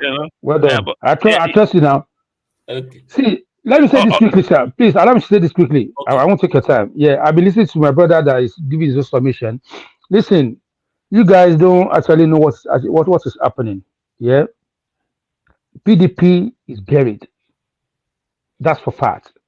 See, for them to make this decision shows that the people at the top that they play the politics, they don't know the kind of politics they're playing. They don't even know their right from the left. But the judge that make that pronouncement is part of G5. He's supporting Wike and the rest of them doing that. Oh, I think we lost him. Okay, can I continue? Yeah, carry on. And I wanted to speak on Yerima as well, and then we're going to Simba. Yeah. So on that Yerima issue, I want to draw a balance here. There are two extreme sides to this issue. And unfortunately, Nigeria just go with the bandwagon. I don't understand when we say you should respect a security person in that sense in a democracy. I don't get it. It doesn't happen in the Western world. When we want democracy, let's not be thinking of the military era. And I'll draw a balance here. Wike has his fault, but the military person that, not Yerima itself, but the person who ordered Yerima to stand in there, because you can't blame Yerima for a lot of things. They work with the last order. That's the way military works. If they give him an order, he has to carry out an order, right? One man. Can I? Sorry, let me just. Yeah, no. Let's talk now. Carry on, and then I'm not sure Simba is ready. So yeah. you may come after him. Carry on. Okay, sir. Yeah. Okay, sir. So Wike, to an extent, Wike did his job because prior to that time, I think some of the workers of the FCT ministry some of them were beaten. They had chased them away from that place from carrying out their duties. It is normal. And I don't think, sometimes we make ministers look like megalomaniacs. Look, he has to be on ground. He went there like a normal minister would do. But the only problem I have with him is the way he carried himself. That was unnecessary. He didn't need to call that guy a fool. That was not needed. What he was doing his job.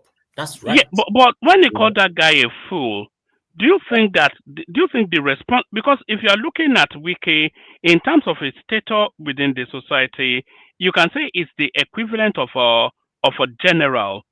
The minister of the FCT, if you were to give him a military rank, you certainly rank him 4 or 5 steps above that officer. So should he be backing back? His hand goes in his pocket. One man. Let's not give him all those things. He's just a civil servant with limited time. That's what a minister is. No, it doesn't matter, my brother. It doesn't matter. Please, let me speak to this. Yeah, just hold. He's just someone that is being given a responsibility to manage the FCT. Because it's democracy, right? He was appointed to carry out the duty because the president could be the person doing that work itself. So you need ministers because you need to delegate some of the functions, right? So you give him that function to manage FCT. That's what it is. And he's going there to do his job. In line with the law, what Wike went to do there is not against the law. Let's get that right first. The error that I see there is the way he spoke. You don't need to call someone a fool. That was the extreme. If he had gone there, put up a position, and if there's no headway there are legal rules, legal processes he's supposed to take. There's the IGP of police. He has a commissioner under him. So he has processes, and Nigerians need to follow processes and procedure. It's okay for you to go there to see live and direct what had happened. Then you go through the normal protocol. That's okay. You can even get a court order stopping them, sealing the place. You can do that. Those are processes. The problem we have in Nigeria is sometimes we want to create news out of. That's not a big deal. What Wike is doing and what every other state governor does, what other commissioner does in their states, is not different. So yeah, I think he went to the extreme at that point. But if we talk about with respect to his function, he's just performing his function. But he went to the extreme. Now, talking about the Yerima person, what he did, following military rule, he has not done anything wrong. Let's just be sick. He's following. He did, my brother. Don't mislead people. Okay, what exactly did he do? Go to the Constitution and read the military this thing or other law. Okay. Let me explain something to you. Hold on, please, my brother. It's not meant to go against any civilian rules. He has gone against that rule. He's supposed to be expelled. Let's get something right, okay? Go and read it now. In fact, I'm going to dig out. Can you hold on now? If a commander gives an order for you to stay in a particular position, he has not told you to kill. Now, where I see the fault is the people that were beating the civil servants. That's against the law.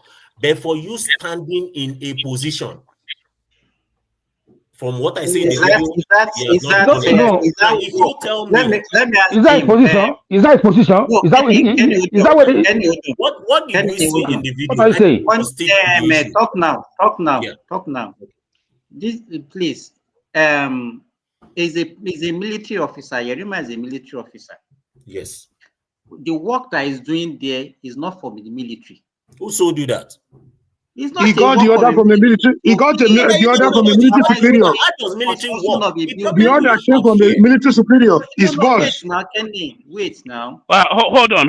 What Simba is saying is, it's not a military instruction. It's a private instruction. It wasn't there acting on behalf of the military. It was acting on. It was not on a military assignment. Okay. It was on a civilian assignment, acting on the instructions of a superior officer. That's where we miss it. It's even acting on the instructions of a private citizen, because the person who instructed him is retired. Okay, let me give you once a soldier is always a soldier. In the military, how things work. Don't say nonsense. What's that? What nonsense is that? Hold on. Yes, back to talk now. A military general is retired. There are some function. Well, I won't say function. There are some military rules that are followed even when you are retired. Okay, so what happens is this: they will give you maybe an orderly or someone that would be working by your own instruction, but the person also reports to a commander, and the person also reports to you as a retired general. That's how it works. It's kind of tripartite in a way. Now, if you are already guiding that person that is a retired general, what is your role? Hold on now. He's working by an instruction, based on an instruction that was given to him. No, let's ask by a retired general. That retired general can still give instruction. If anyone is in military, can come to this place and come and tell me that retired general can still give. In fact, when there's that retired general, you are wrong. Are you a military person? You are wrong, my brother. Don't. You are wrong. Oh my you are wrong. He's not wrong. What are you saying? Gentlemen, one voice. Woman, sir, please, sir. See. Hold on, Kenny. Don't let this fly. Hold on, Kenny. If it doesn't allow, are you shut up, you? No, hold on. If it doesn't allow the interjection, then it will only get. Do you want to take Kenny's interjection, because I don't think it's accepting what you're saying. Okay, let him speak. Yeah. Go ahead. Okay. Now my question is, you're saying it's always saying once a soldier that it gets instruction from a retired person. You see, let's see. I'm going to dig this out. Let's go by law. What is his function when they appoint him to that person? What is the function they ask him to do? They ask him to protect the person, not a virgin land. No, hold on. Let me hold on now. Hold on, please. They assign him to protect a human being, right? Because he serves Nigeria and the person is property and his household. Can you let me speak? What's the problem? They assign him because he serves Nigeria, he serves his nation, so they give him protection, personal protection to protect him because of his job, right? Now this person has become civilian, no more in the military, regardless of how many years he served. Okay. Now now the person that already retired, has no more in service, now send his guard, someone that's supposed to protect your life, to go and fight for a land. And you're not saying that he was supervising Now, hold on, Simba. The only person that can give instruction is the president of Nigeria. The chief of army force is the only one that can give that command. It's only one. And as well, you, Baba Tinubu did not give me command to go and fight and become an error boy to guard the land. What are we saying? Fellow Nigeria, before Ogbeni, who is a lawyer, speak, let me just say. Ogbeni is not here. Is Ogbeni here? Ogbeni said, let me make the case. All right. Sorry, hold on, Ola. Ola, I'm going to bill, but please try and maintain an orderly sort of something. It's an impassioned conversation, which we welcome, but let it not cascade into something or the other. Our talk now gets to round up after you, Ola, and then we move it to Simba, and then we move it round. Gentlemen, all right, I'll see you in a bit. Sir, please let Ogbeni give us the law. The law that guides the military. Benny will give us the law, but I want to. You see, the way I see the situation is this. Yes, that man was attached to the general, and I don't believe that a retired general is a civilian. You understand? He's still just he's a veteran. You understand? So he's a civilian, my brother. It's not more service. I say I don't believe. That's true. I say I don't believe that the retired general is a civilian, whether we like it or not. He has military training. He can bear harm. So the training. Okay. Hold on. Let me ask you this question. A retired principal in school, is he no, a retired principal or a retired lecturer? Is he a lecturer? There are two different things, my brother. What do you mean? I didn't know service. There are two different things. I bought no service in the Hold on. It's not a matter. They don't serve their time and retire. What are you saying? It's an opinion. Just hold on. It's an opinion. A retired principal is still an educator. So his training will never leave him.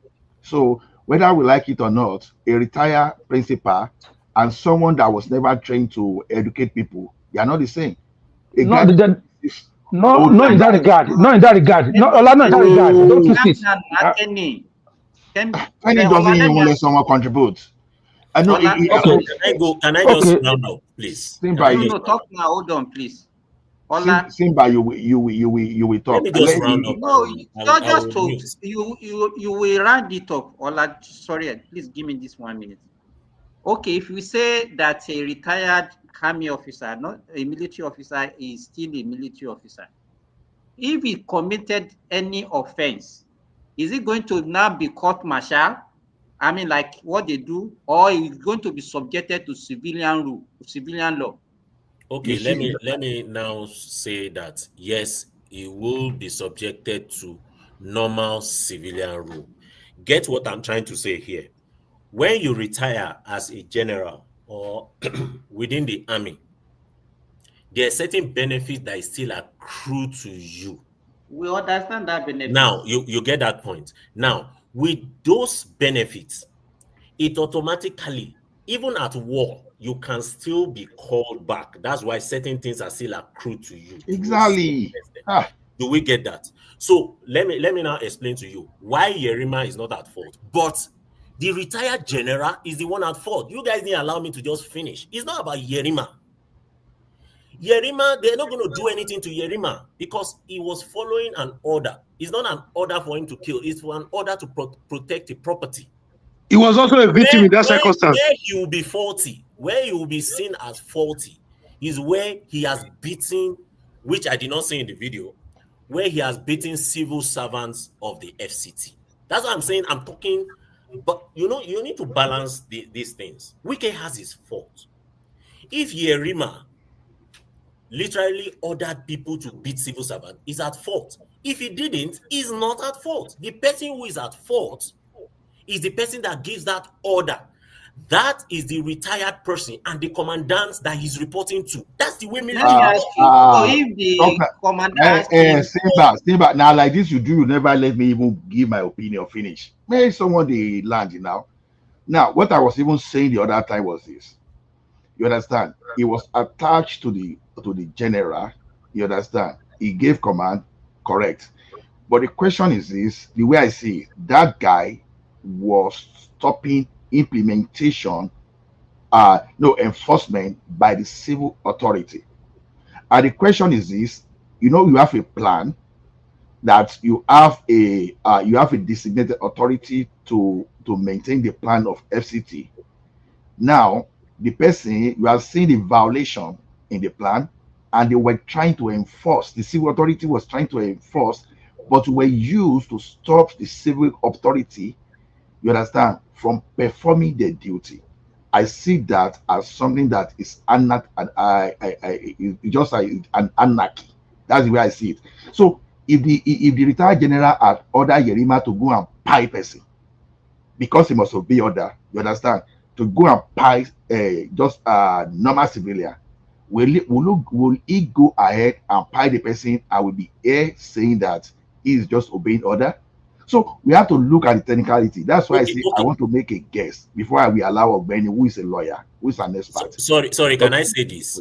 Even if you are in the military, if you are given an order to do something illegal and you kill, you can be court-martialed, you will be dealt with. So that one is not an issue of, when it comes to things like that. That one is pretty straightforward. Not to even talk of a retired person giving an order. I think we should get that thing.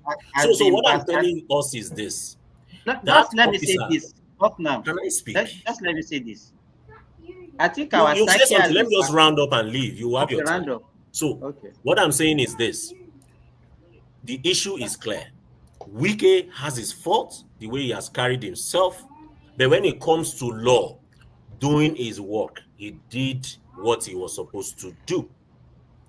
But the extreme was the way he spoke to that officer. You don't talk to someone like that, not even a civilian, whether a civilian or a military person, you don't call him a fool. That's absolutely unacceptable. That's given. Now, the officer Yerima, based on the video I watched, I think he conducted himself fairly okay. He got an order, but the person who owns that property itself, who has violated the law, would answer that question. That is given. That's how it will work. And I don't see the issue really with that Yerima person based on the video I watched, except if truly that's issue. It's the civilian people that came to do their work. Thank you. Talk now. That was wrong. That's issue. That's issue with that guy.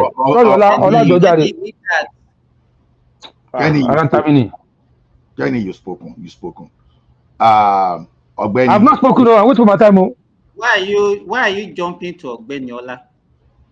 No, because we want to make a matter of legal. It's not living. Whatever we say, we cap it up. So let us talk.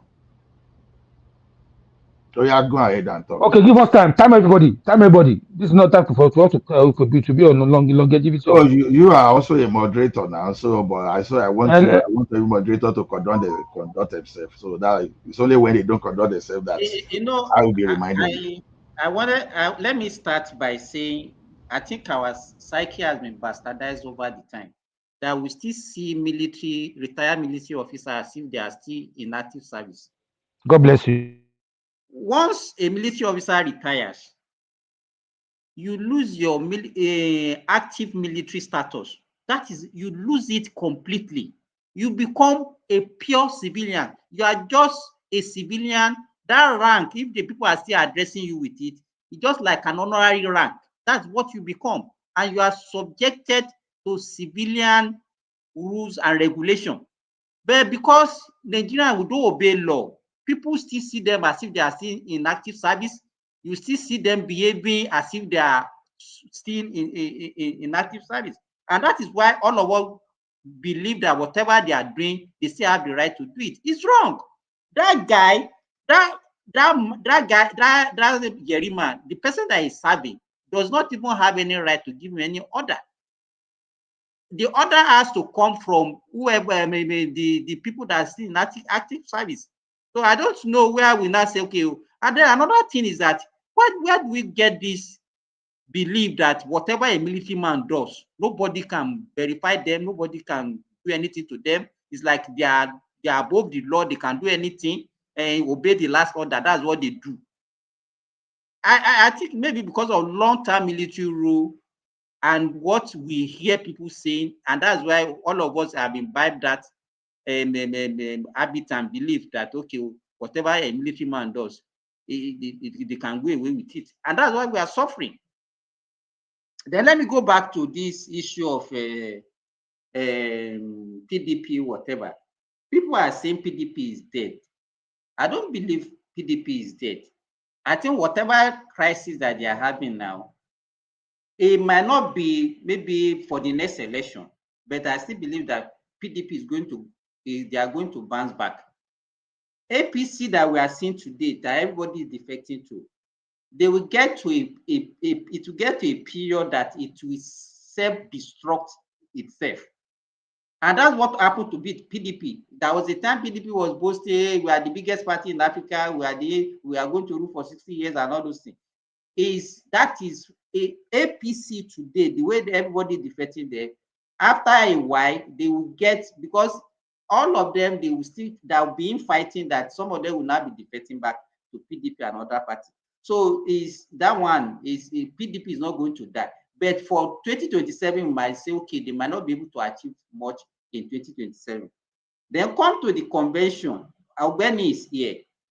I think what they used to say is that once there is a court order, especially if you have a court of, they used to call it maybe is it Albany, borrow me the language now. If you have two courts that have the same level of competency, coordinate jurisdiction. And I think what they also say that whenever the last court order is actually the one that suffices. So I don't know whether these PDP people, the Makinde and his cohort, they are not aware of what laws, because I think they will have lawyers among them. Why they now went ahead to actually have that convention, and they should know that whatever they do in that convention is not actually going to work. It's not actually going to be, and it's the same mistake they have made earlier on that is making people to defect away from their party. They are now getting themselves more engrossed in that same mistake. So to me, I don't know what actually the future for them in the next, maybe towards the next election for PDP. Because now, if anybody that want to contest under that party, who is going to now sign their form? Because even the National Working Committee, like the one that this our old Baba in Lagos actually was heading. Actually, there is also another faction.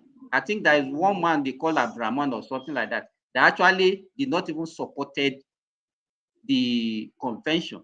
So the whole thing is just a mess. But what we have to look at what would be the way out? I think I'm asking Ogbeni this question.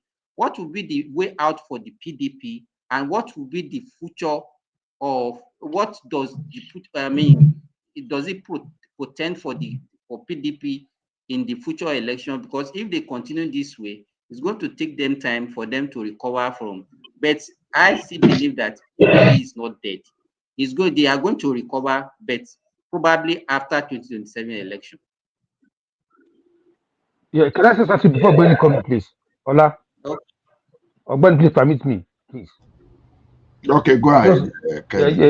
Just for 1 minute. I just want to say something based on what my brother just finished. Quickly.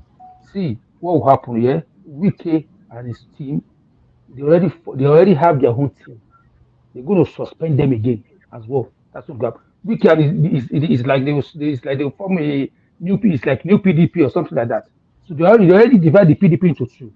And my question is, see, more governors is going to leave PDP. The only person that will leave left in that party is going to be only Makinde. That will be left in that party for them, because who is going to sign the ticket for them? And most of them have ambition. You understand? So, and for Yerima is very, very wrong. He has no right to tell Wike that I'm not stupid. I'm stupid. He's supposed to stand still, discipline, and say yes sir, yes sir, yes sir. Not be disgracing. After he disgracing uniform, anybody that says the guy performed very well, he behaved himself. He didn't behave himself. Actually, he's a useless boy. Hold on. So what Wike said, you are a fool. He's supposed to say yes, sir. Right?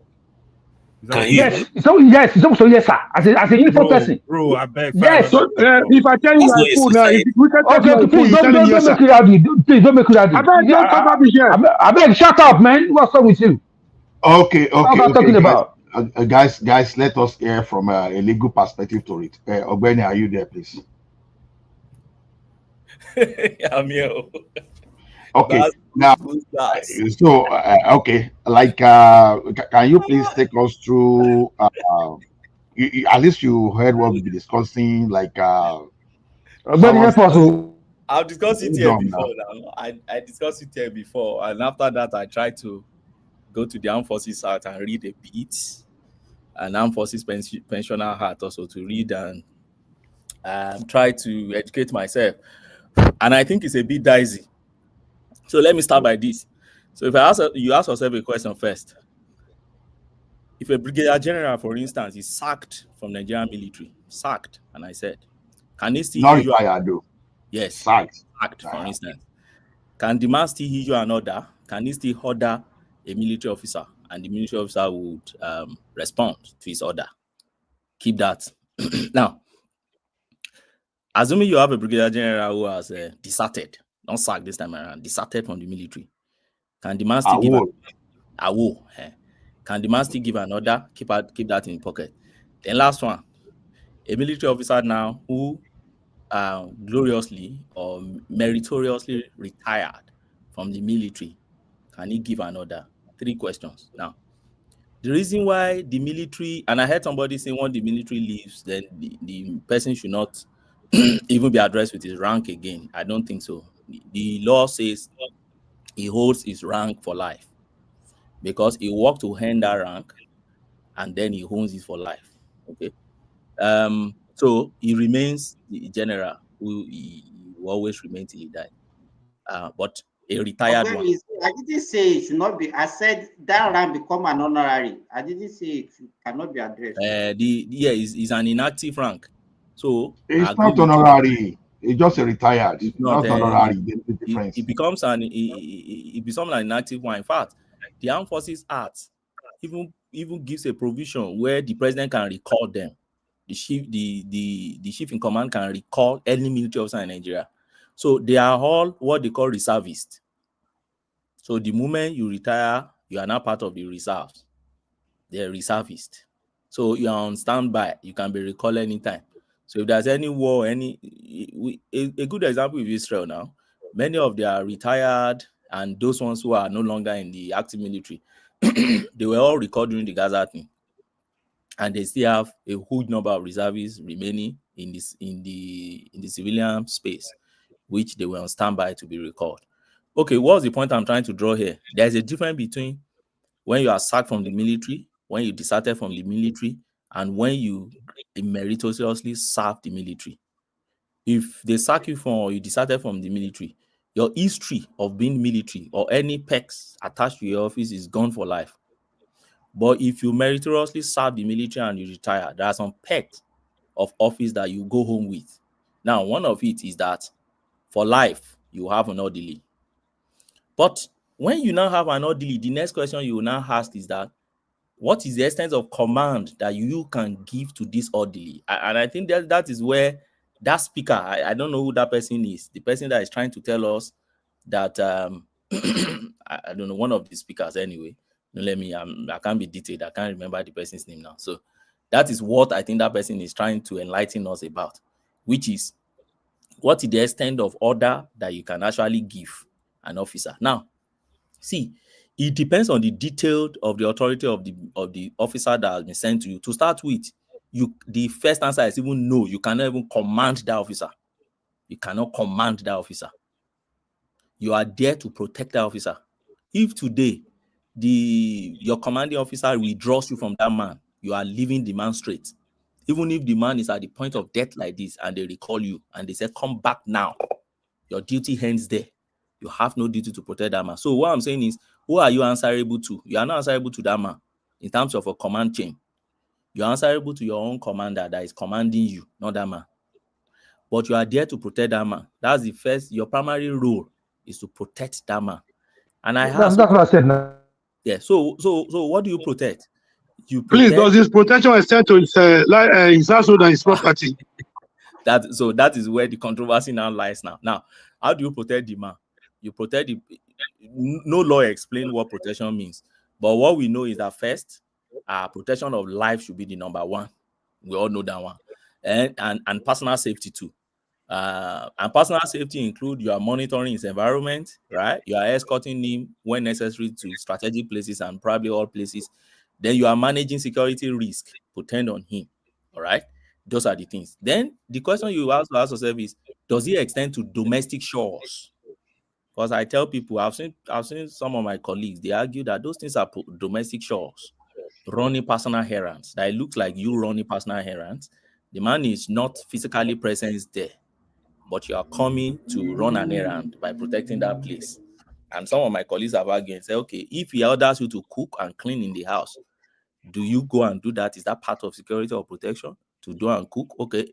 If we agree that you don't have the duty to do cooking and cleaning, and if he commands you, you have the duty to say no, then why not going to a land and be sitting there protecting the land?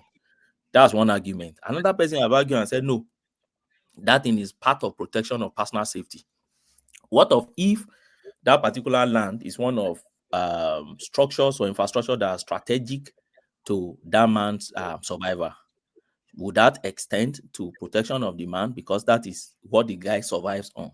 Or the man has businesses upon which he survives on? So back and forth. But what is my own opinion? My own opinion is first, the law is not clear on it. Whoever comes and tell you the law is clear on it, the person is just not understanding what our present law says. No, now we have a lot of issues with our laws. We are not. Ogbeni, please, can you read Armed Forces Act for us, please? A lot of people don't know about it. I beg you, in the name of God, please. Let him continue when necessary. No, I just want to keep that in. I'm not saying he's not continuing. The current. No, don't let us drill him. What section? What section? Armed Forces Act law is a big act. You know, tell him the section. You are talking to a lawyer. He knows how to back himself up. Please. The current Armed Forces Act contains 297 provisions, and it's almost 200. For Christ's sake! What time? If you start today, when will you end next year? So we can't really go into that route and start reading Armed Forces Act. Okay. I'll dig you out now. Don't worry. Continue. Okay. So the point I'm trying to make is this: first, it is not that clear, but what is obtainable in other advanced countries? And I mentioned in the last time I said, can't we borrow things from where things work? Is it only when we want to criticize our government we will be borrowing things from us? Say, it can never happen in so place. It can never happen in so place. Why is it that when issues like this arise, we don't look at other places and say, okay, what is obtainable in the US? What is obtainable in the UK? How do does their own military officers react to commands like this? What would have happened if things like this happen in the US? And that is where I would like to draw example from in this case. So now our law is unclear, but the convention in Nigeria is disobey the last order. And I keep saying that convention is a very wrong convention. In America, in the Trump first time in office, he issued a command. One of the military officers there, I can't remember now, I don't really follow US like that, refused and said, this is unlawful command. I will not budge and I will not do anything because I've sworn to the Constitution of the America, not the president. I'm here to protect you and obey every lawful order. If you come to Nigeria, I've seen some, and it sounds so very funny. I've seen many Nigerians say, it is obey the last order. Even some of my colleagues with legal minds. And I told them, I said, but a few years ago, Barrister Femi Falana went to court, if anybody can remember, in the case of Kuti and Nigerian Army. Barrister Femi Falana went to court. What happened in that case? Let's look at the fact of that case. During, I think it was Jonathan's time, they ordered some of soldiers in the Northeast to face Boko Haram. But they did not give them weapons to face Boko Haram, and they refused. I don't know if anybody can remember that scenario. They did not give them enough weapons. We remember vividly. He won the case for them. He won that case. And if you go to the judgment of that case, the judge said it clearly. They are meant to obey lawful orders. Particularly, you don't, but you know, in that case, relate more into their life first. Because in the military, it's actually your life first. Because it is the soldier who is alive that can come back to fight the next time. So the court said, how you command somebody to face enemies when they are not properly equipped? And you want that person to obey that order because of the nonsense convention that you must obey every lawful order. You told But someone plus to or come to minus, fight. yeah. Yeah, but plus or minus, it still remains a convention in the military. So if Yerima was trained that way, nobody can blame Yerima. You cannot blame that guy for obeying the last order because that is the convention. Don't forget that in all these things, it's not the military, and in fact, in all disciplines, you are not regulated only by the laws. You are also regulated by the But Ogbeni, based on the precedent you quoted now, that the case that Falana won, so there's a precedent that you only obey lawful order. Yes, but don't forget that precedent relates to if it affects their life. Do you understand? Okay. Because they were actually sending them to the den of death without keeping them. So one can extend it. Right. I hope it's not overstretched. Do you get what I'm saying? One can extend the answer. Okay, if you're obeying every lawful order, why would you obey somebody? In fact, you can't even, that man cannot even give you command to start with. Let's say he got the command from his own commanding officer. Why would you obey your commanding officer that is saying that go and obstruct enforcement by an organ of government? Because as far as I'm concerned, what Wike has come to do in that place is to enforce executive order. I've seen some people, they say, hey, you should first go to court, and I laugh. Some people don't even understand democracy work. Everything is not about court. Even when you finish your order in the court, do you think it's the court that executes orders? It's the executives. They are the one that will still execute order. Is not when if I have a case with you in court and the court said they should go and seize my car, it's not the court officer that will come and seize your car. The court officer will come with their paper and then they will go and get police to go with them. If the court said, go and demolish that property, it's not the court that will roll their tractor. It is the executive, the people in that minister's office, the enforcement unit. They are the one that will come and roll their tractor.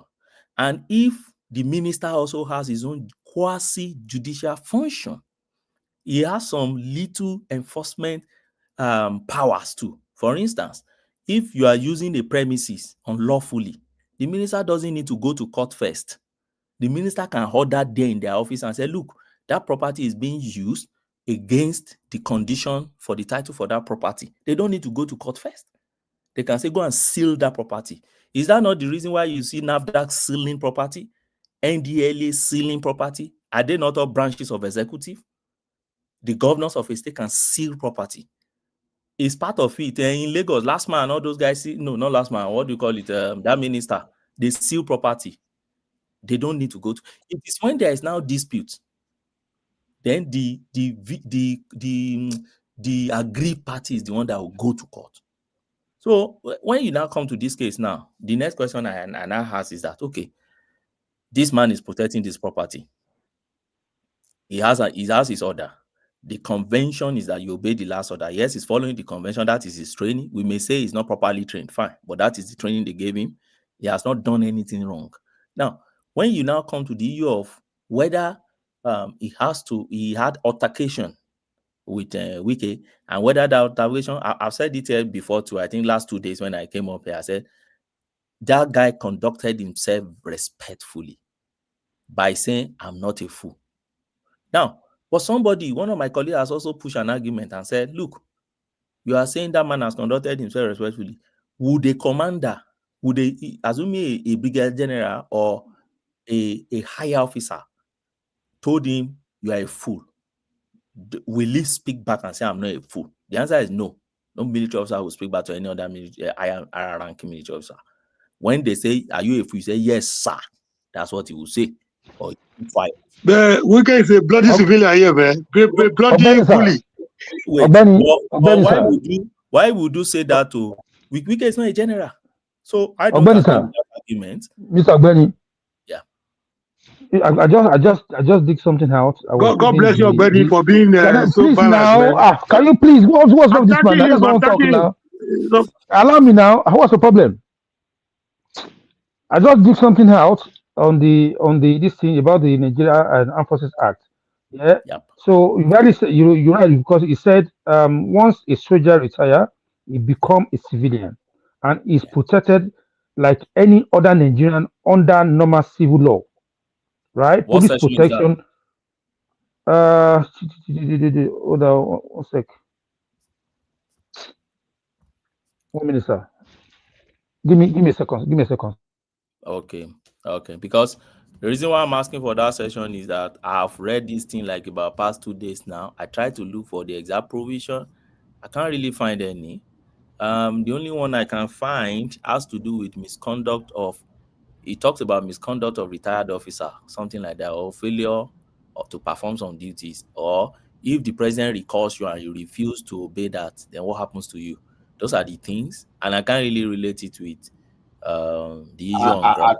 An interpretation of those law matters too. So it's not Yes. as if you read Not a it straight letter for thing. letter. Yeah. It's not. Me, as far as I'm concerned, the only major authority on this thing is presently Jack Kuti and Nigerian Army that are one. And if one has to stretch it to achieve the end of justice, I think it is time for our military to know that you don't obey just any order.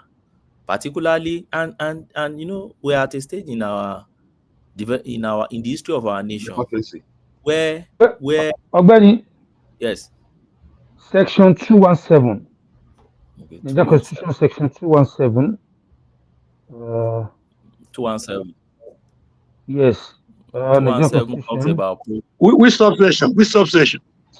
Can you? What is? Oh God! What is your problem, this man? I'm trying to help you to make it easier for You are us. not the one. This I'm lawyer. talking to. I'm talking to Ogbeni. Ogbeni is a lawyer.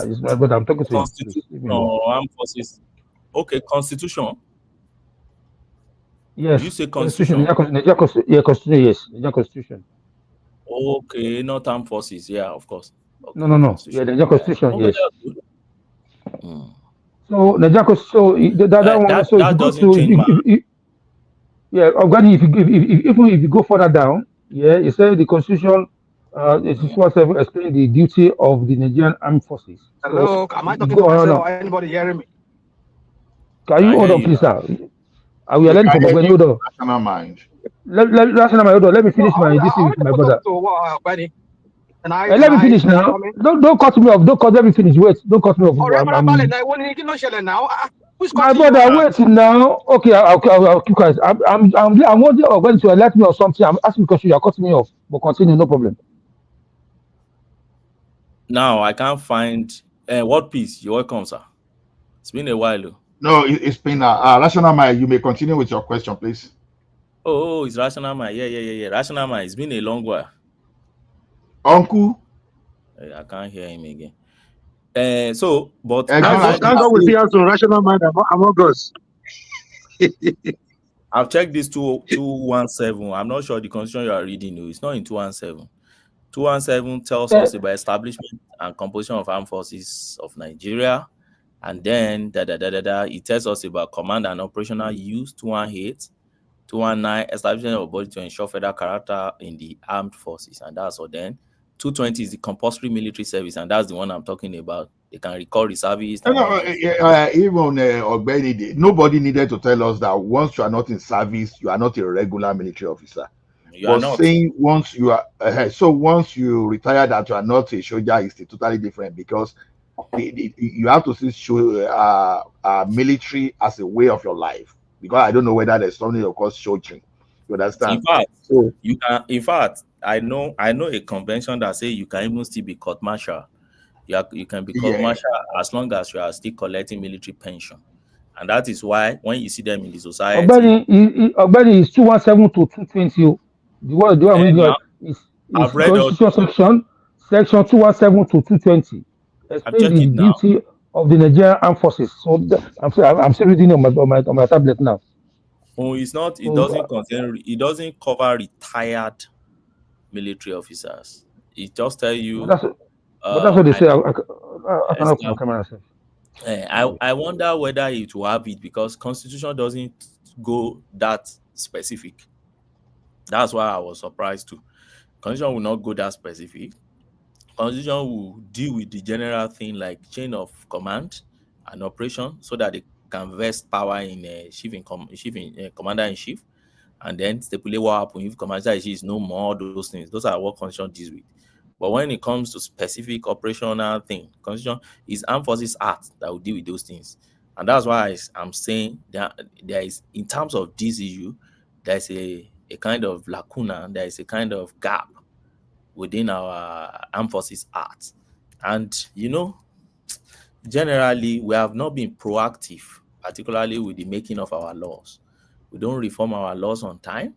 We are reactionary. We react to what happened. Like this thing now, they may now go back now and start amending.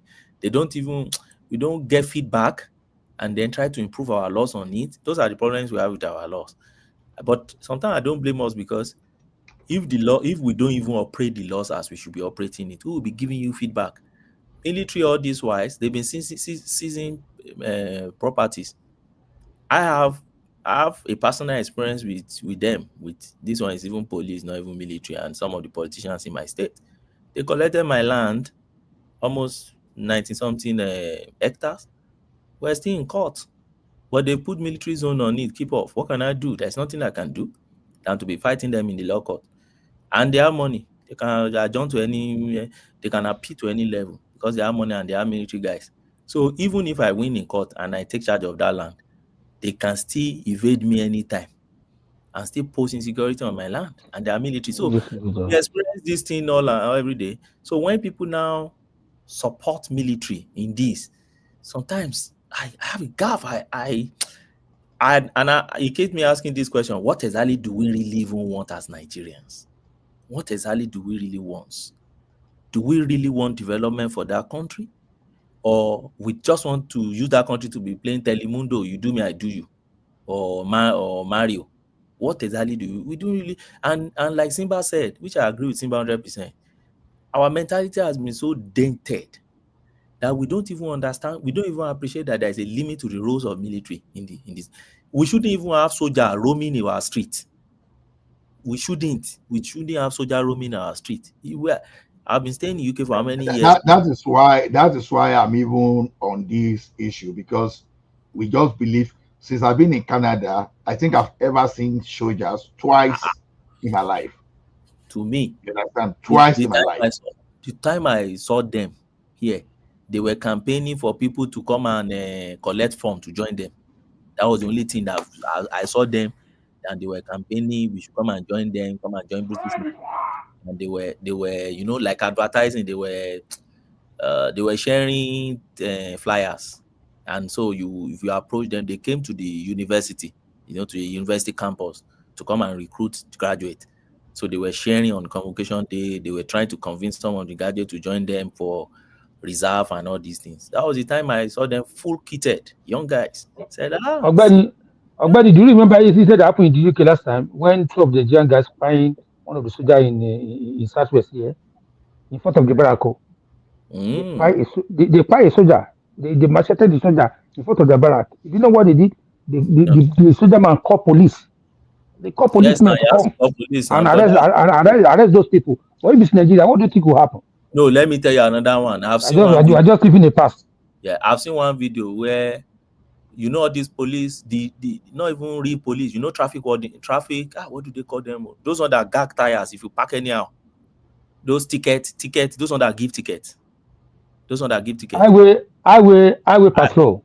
Those ones, yes. I've seen where military they park, or was it police? Was police that park that quickly went to McDonald's to go and buy something. The guy gagged their tire and give them ticket. They didn't spend more than 10 minutes inside that place, and they were begging. Of course, even they do it police. The guy said they can't pay. So I was wondering, if it's Nigeria, they will beat your hell out of your life. You are gagging police. God bless you, Gary, if you're this. So our mentality is so dented down that we now see police as. But for me, like that first speaker said, I can't see anything wrong with Yerima. I think Yerima acted within the bounds of the convention and the way they've trained them, they train our military so far. But the only area I see problem with Sherima is first to be shouting on, and that is the area people don't even really look at. You can't look at a police officer and tell a police officer to shut up. You are talking, police officer is talking. God bless you. What? And people are not saying anything. They say, "Oh, he did well." I said, "What? Yes, maybe in terms of Wike, his confrontation with Wike, yeah, he tried to, but will he have slapped Wike? What will he have done? Will he have said, you are a fool too?" That would have been against his relationship with civilians. So that is, even if it's not Wike, even if it's not nice civilian, that's how it should be. So I'm not fool. What do you mean? Explain what you mean by fool. I'm not. But looking at the police officer and say the police officer should not talk when you are talking is that's not Ogbeni, sir, I have to ask you, what was the rank of that boy, and what was the position of Wike in terms of position? And my second question is, if it's senior ranking president telling him you are this, you are that, is he going to reply him like that? No, they are not on the same lane. So Wike, but when you want to look at it, let's look at it from this angle. And I've canvassed that argument somewhere before, but they all shouted on me and said I was wrong, and they are lawyers, so I just left them. Okay. Wike is carrying somebody's authority, the president's authority. Exactly. That's the person Wike is representing. Most time people don't see it. They just see Wike. I said, this man is representing the president. Wike is not like the governor that has his own executive power. Wike is not. It's not like a governor that has an executive power, that his power is limited. Wike is appointed by the president. He's a delegated, he's acting as in a delegated role for the president. In actual fact, the president is the governor of Abuja, and Wike is seen in situ for the president. So when you want to say chain of authority, if the president is commander-in-chief of armed forces, that is the authority Wike may be carrying as far as Abuja is. That's what's carrying, because it's the mouthpiece of God, of president. Yes, so it's an argument. But some of my colleagues have argued and said no. And their belief is that the military function of the president is not part of the president, is the commander-in-chief. He is the president and commander-in-chief. The one he can delegate is the presidency part, which is the executive function, that he cannot delegate the military part. And I agree with the argument too. It sounds academic, but I think it's a perfect argument. So they said, can the president delegate his authority to declare war in Nigeria, which is the Yes, he can. And can he He can. No, he cannot. No, I don't think so. Okay. Let me ask this question for you to know it. That's right. If Nigeria want to go to war with anybody, who's going to sign it? Can military go to war by themselves? No, it's the president, because he's the commander-in-chief. Exactly. So what are we saying? So what we And are saying, the house had to ratify it. The house must ratify it. Get what we are saying. Even before the constitution says, even before the house ratify it, he can command and move them immediately. Is the ratification, he will go back immediately? Yes. Not you command them immediately. Not approval. It's ratification. But my point is this. Get my point. My point is this. Ogbeni, Ogbeni, I think the question Kenny is asking. Yes. Okay, the president now is the number one man in Nigeria, right? Yes, he is. We have the number 2, we have number 3, we have number 4, we have in numbers like that. Yes. If you want to rank the position of a minister, that is the question he's asking. Which rank are you going to give to a minister? Generally, we always rank minister in the position of governors. That's where we rank them. They are below governor. No. Minister of FCT, we always rank them. And that is why the FCT minister is like a governor. Yes, because you see minister of FCT in state council meeting where you won't find other minister because he's administering FCT, and you see him also in FEC. So in most times, but he doesn't attend governor's forum. You see, so the thing is, he's here, he's not there, he's there. So generally, and he control local council as well. He control local council as well in Abuja. Of course, he has local council under himself. He has budgets on his own. Although he's under this government now, they've given him status of like. Okay, when somebody is raising an issue, can you look at it that way in the comment section? Minister of Defense. Yes. Can he command the service chief? Minister of Defense. He is their minister now. Yes, he no command in terms of military operation. He cannot, but he can command them in terms of the administrative operations. He can't. He can just give instruction to He can give, the yes. He can't service command chief. military. You know there are two things. Let's get this clear. So when you are the president of the country, there are some countries where their president is not their commander-in-chief of armed forces. They separate the offices. But in Nigeria, we fuse the office together because of the experience we've been having in the past. So the president will not command, another person will be saying something somewhere. So we fuse them together in our own constitution. Like what happened in 1964 now, when Yes. Prime Minister and the President. Prime Minister, yes. When Prime Minister was in his own command, you understand. So it was when we wanted, it was when we wanted, Maybe now they let this man the answer question finish now. I want to, because I already know they come here all the time. I want to use that opportunity to ask him my own question. But he hasn't even answered the question. You are throwing another one. So you are okay. I'm going to continue. You don't go today. Greeting everybody. Can you give me a time to answer a question, please? Yes, yeah, you can ask. Just hold on. Let him finish this question. Everybody, one question at a time, please. So let me just land this one. Sorry. So there are some countries in the world where the commander-in-chief of armed forces is not the same as the president. But we adopted that one. We borrowed it from abroad anyway, not us. There's nothing really original to us much in Nigeria law. So we borrowed it, but we borrowed because of our experience of all these coup and all those things. And then Tafawa Balewa time, he will command, then they will just be doing their own things like that. So because of that, we now have the two together. But don't forget that the two, they maintain different lanes, even though we put them in one man.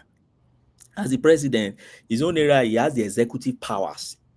If you go to the constitution, you see the executive power clearly stipulated there. And the first provision you see there say the executive power of the federation is vested in the president, Federal Republic of Nigeria. Executive power is not part of military power. So if you now come down, that is when you now see that the military power, that is the commander-in-chief or is now vested again in that same man. So he has double functions. And one of the functions as commander-in-chief is that when you have all your generals, you have it to the top of all the general field marshal, everything, the person on top of it, pata, is that president. So when it comes to the military, you is the one that will command and say, okay, I move you guys, so yeah, move. Okay, we are declaring war in this part of the country. We want to move, just like what they wanted to do in Niger, that used that guy, that David Udein, exposed them and all those things. So he has the power to do that. And so it's just like Attorney General too. And I've said it before here. A Minister of Justice and Attorney General, they're not the same functions, but we fuse it in a man. And that is why you see some of them, they play politics and they still want to be professional. And it's a bit difficult for them to separate the two. But there are some countries where their Minister of Justice is not the same as Attorney General. I think India is an example. So the Attorney General is purely professional. The minister is politics. All right. So that's my take.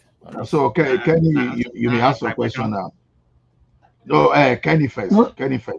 No, I don't forget. Let them continue. I remember later. Let them continue because you don't make me forget. You may continue comparable facts. You may continue with your question. All right. Greeting. Good morning. Good afternoon, everybody.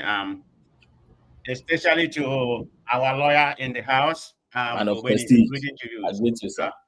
How are you, sir? So, as you eloquently put it, like you said, the Minister of EFCC, Wike, has the governor power, being delegated by the president, but it's not inherited as a governor. He doesn't enjoy the power of a governor, in that regard. But we know, what we know what the commander-in-chief delegated to him, which is he has the right. He has the right to supervise the land, revoke occupancy, direct land administration. So he has a lot of authority when it comes to that. That's where I agree with him what actually happened. But my question to you is that what actually transpired, last week or 2 weeks ago, is it not misuse of asset by deploying that officer there? So my second question to that, they are kind of intermingled. Does a retired military like the admiral, does he have the right you know, to order a serving military, high-ranking military. How do you see that?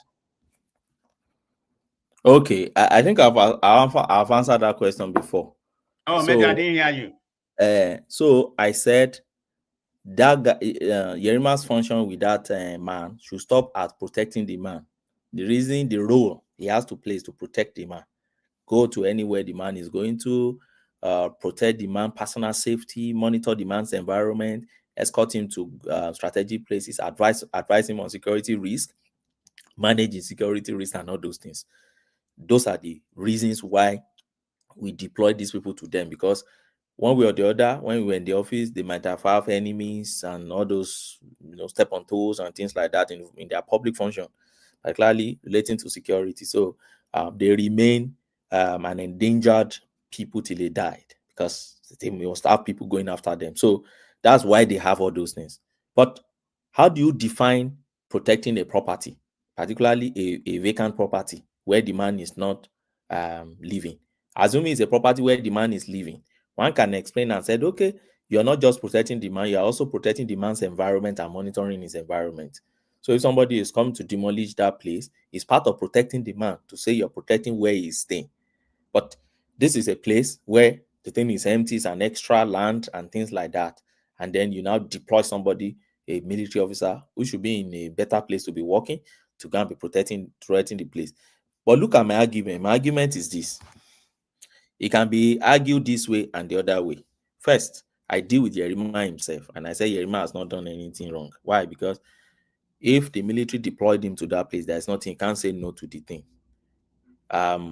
Except if we have to follow, I cite example of Kuti and Nigerian Army, where the court said, obey the last order is not obey this last order, it's obey the last lawful order.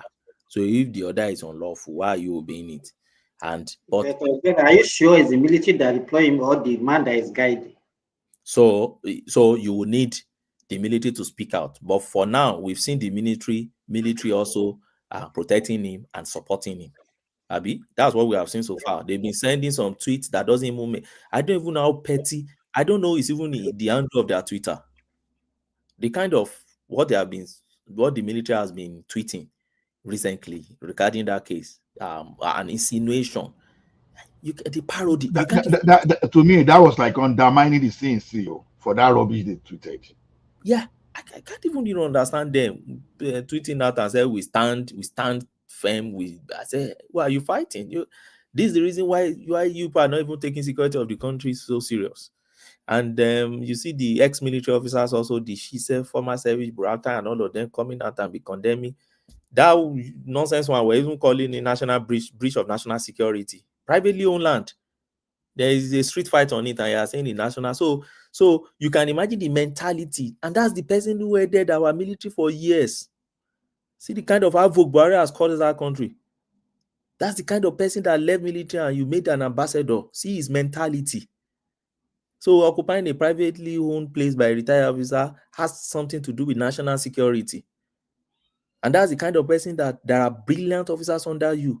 How can such brilliant officer even function? When you would think that it may be correct, but it's unfortunate that we don't have the like of Abacha, because maybe he would have explained. Because was he trying to plan a coup? Because I don't know national security. National security because of this thing, and then Erabo is also coming out to all of them coming out. It was being political. Don't forget Burata is the current campaign manager for Amechi, so he was being political with that statement. So my issue is this: why is this still so see my issue? So we should differentiate between Burata, a politician, and then Burata, a former service chief. But you are the one who is reasonable enough to do that justification of that differentiation, because an average Nigerian, all they want to hear is Burata spoke, and particularly because they don't like Wike, then everything Burata says is golden. You know what I'm saying? Yeah. That's the problem. So, man of prestige, back to your question. Deploying that guy. Let me ask you this. What right a retired officer has no commanding authority? He has why would they use that soldier? Is it not misuse of Nigeria asset? A high-ranking captain in that regard. Why would they use him, for that kind of duty? Is that lawful? Yes, and I think I've answered that. So my point is this: his commanding officer will be held responsible. Don't forget that man is not his commanding officer. That retirement is not the commanding officer. We know that the convention in Nigeria, which they are used to, very battered and unfortunate one, is that they command them. Have we not seen the one that is carrying one of the celebrities' bag around? Police officer carrying somebody's bag. We've seen the one they slapped before, right? We've seen a lot with all these people now, the way they treat all these people. We've seen a lot of them. The one with my Oga back then. We'll see to tonight. And they want to be going is the one that will go and buy corn. In fact, it's the one they sent to go and buy food. You go and buy food and bring it to his office. And that's a military officer. Why? Because you are guarding a politician. Okay. So we've been seeing them. So when you now talk about being using them unlawfully, yes, that's all, and I think that's what is happening also too here. But who do you blame? You can't blame Yerima himself. That's where I'm going. You can't go and blame his commanding officer. You can't even blame the private man, because that's what all of them have been doing. So he retired to know the rule. So we go and blame the system itself. We go and blame the service chiefs themselves, and we blame our system that we are not proactive enough. We only react. Don't be surprised tomorrow now. The Tinubus and other will now sponsor one bit to go and amend Armed Forces Act to correct this thing, and then what happened? Another issue will happen again. We're not proactive. We can't sit down and say, okay, this law, even though we have not experienced this, but this is the gap in this law. Let's fill it up. Even when it gets to national assembly, we'll be playing politics with it. We play ethnicity, we play religion, we play. We have people that are not just ready. That's the way I see it. Because if we are really ready, how can people be praising military on this issue? You're praising military for what? Same military that has been oppressing you over years. You are praising them because you don't like a man. It's okay. The man will leave office one day now. And I've seen some NGOs too. I don't know if you know, some NGOs also have joined the thing. Some NGO, they said they petition UK, EU, US, and one other space like that they should sanction Wike. Some of them should cease his visa not to come. That is undermining Nigerian democracy. And I said, well, no problem. It's part of our issues. When we were calling US to come and attend to our domestic affairs, and Trump reacted, say we are where we are still here. So we continue to see it until we are ready. Well, that's my point. Thank you. Thank you, everyone.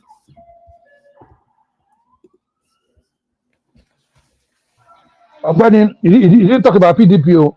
Give us proof about PDP now. PDP, power to the people.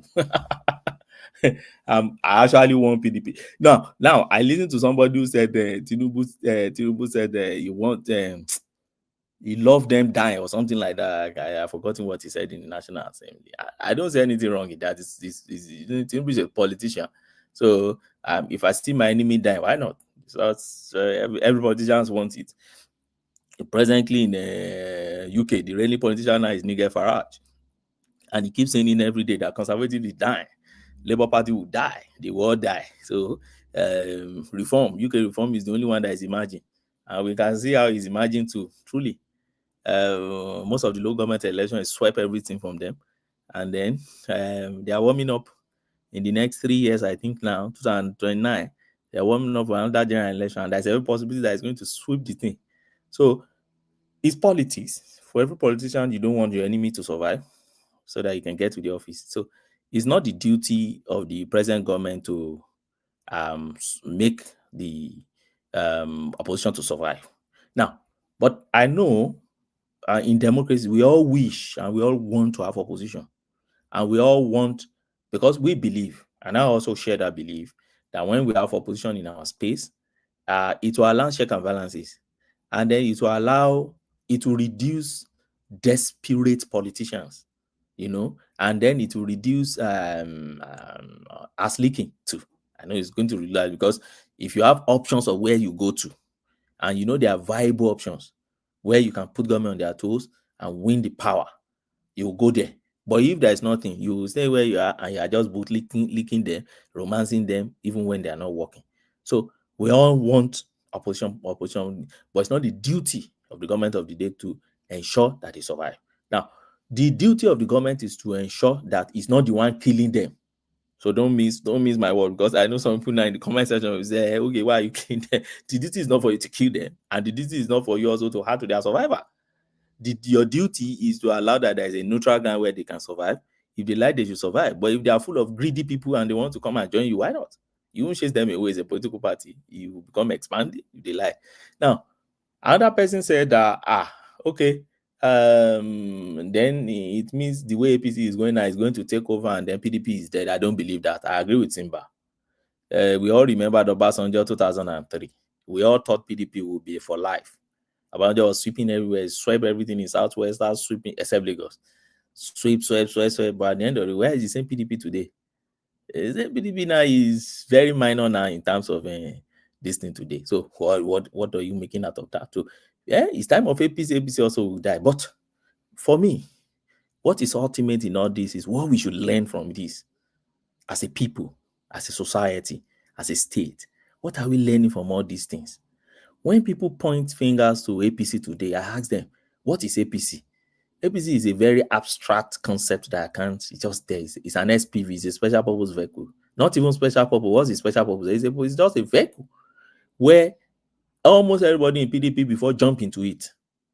And we, the populace, will be pointing finger. APC is the problem. APC is the problem. If tomorrow they jump into another vehicle, we say that vehicle is the problem. But why do we see the vehicle as the problem or the people inside it? Why? Senator Sani was somewhere in was he Abuja recently? He was talking about Amechi. Amechi just finished and left.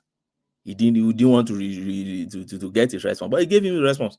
Although Amechi came back also to come and warn him never to talk about him again. But you cannot. You're a public officer and you're talking about the government. People should talk about you.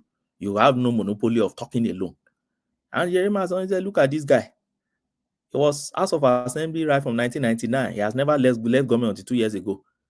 And now he's telling us how to chase government the way and how to make our place great. If you cannot do that for almost 30 years that you have been in government, why do you want people to trust you now that you can effect change? What did you do when you were in office?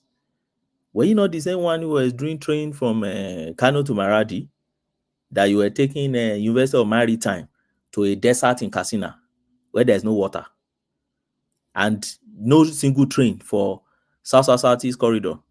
Same you.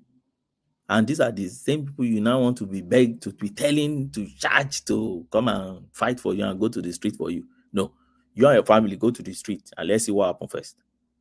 And so, what am I saying? What lesson are we bringing from this PDP APC thing? For me, the main lesson to me, which I like emphasizing on, is that we should face our politician as a single individual and not just these vehicles. This vehicle is not our problem. If we think the vehicles are a problem, we are just dead. The politicians. So at your own state level, face your governor. Say, okay, don't look at the governor's party because they are in one party today, they are in another party tomorrow. That's not what is really what matters to you. But when you pick it, it's okay. This governor, this particular man that is called Alex Oti, is he performing? They said he's performing. Okay, whichever party he goes to, go and support him because he's performing. Okay, this Tinubu guy, is he performing? They say he's performing. Whichever party he goes to, I'll go and support him. I think we have gotten to that stage now that we should understand that it's about the person. It's not only about party.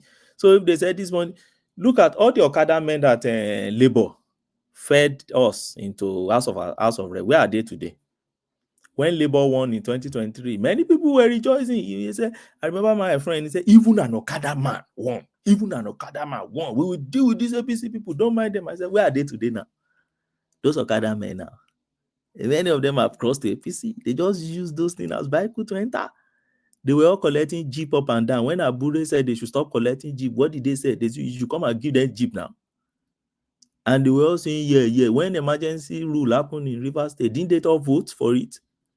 And you still think APC is the problem? We have to have a rethink. We have to know how to be critical in our thinking. So that's my own. And so to go into the legal issue in PDP. Now, a lot of things is wrong with that convention. I don't see how that convention is going to stay. I don't know. First and foremost, the National Legal Secretary, who was supposed to sanction it or something like that, is saying you forged my signature. That is in court. Sule Lamido was supposed to contest. They didn't give him chance to contest. That is in court.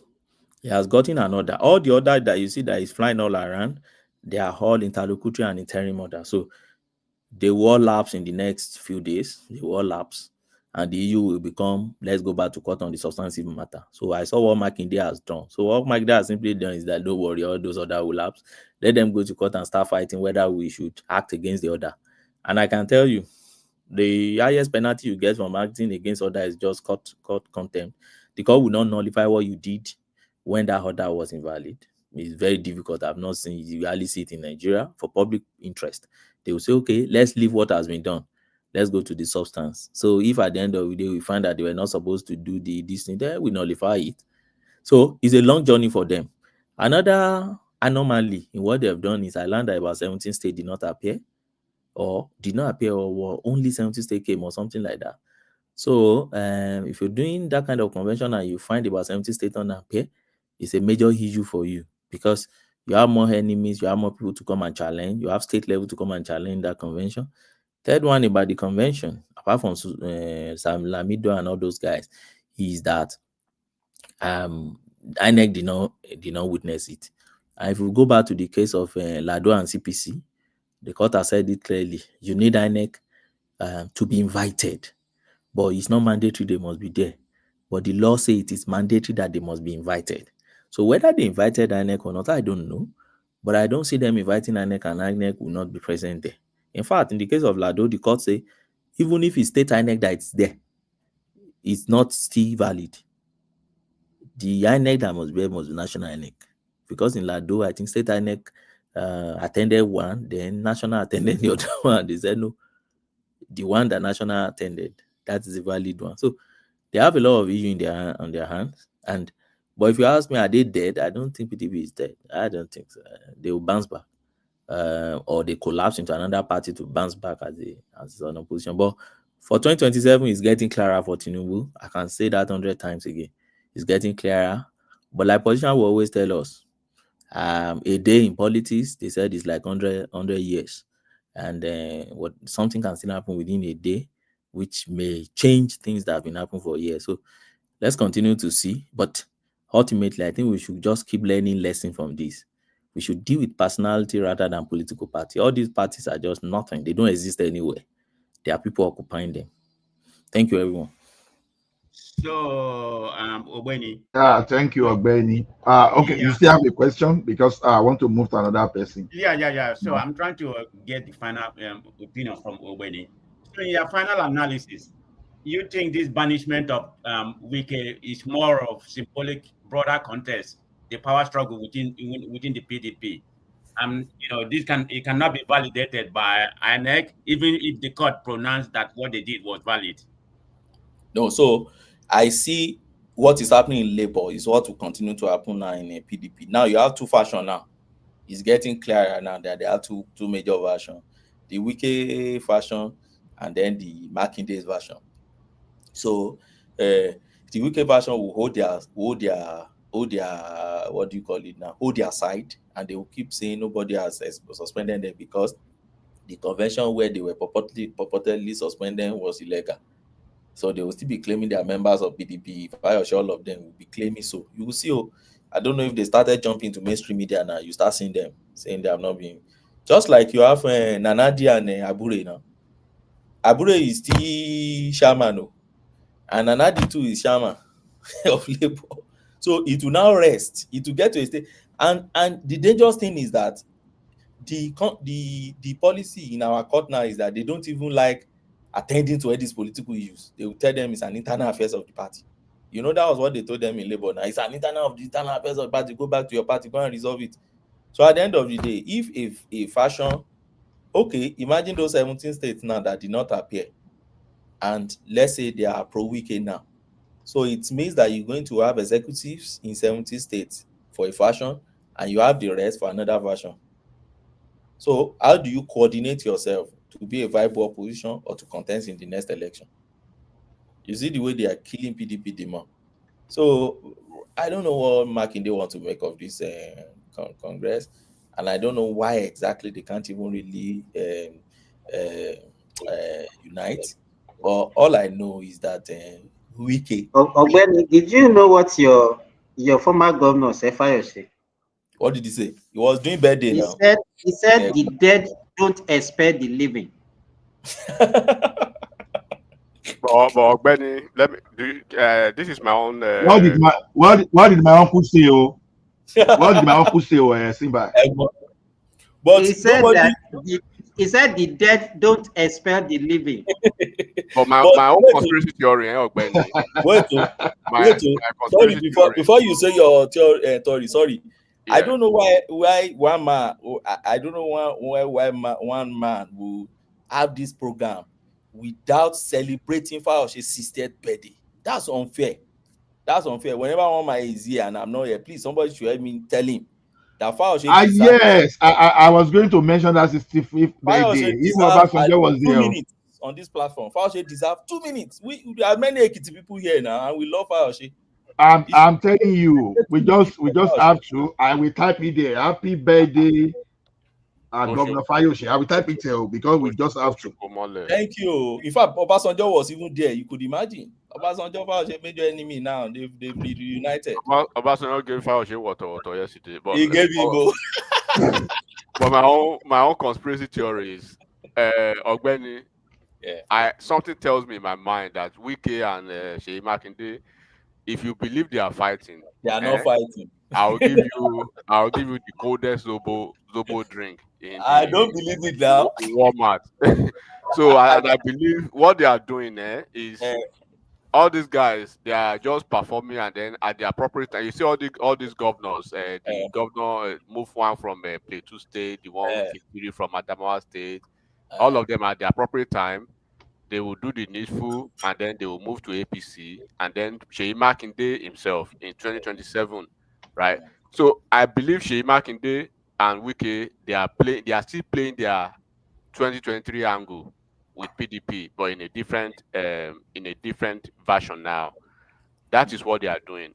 At the end of the day, I think somebody like Sule, that's why they are not trying to allow Sule Lamido to contest, to come in.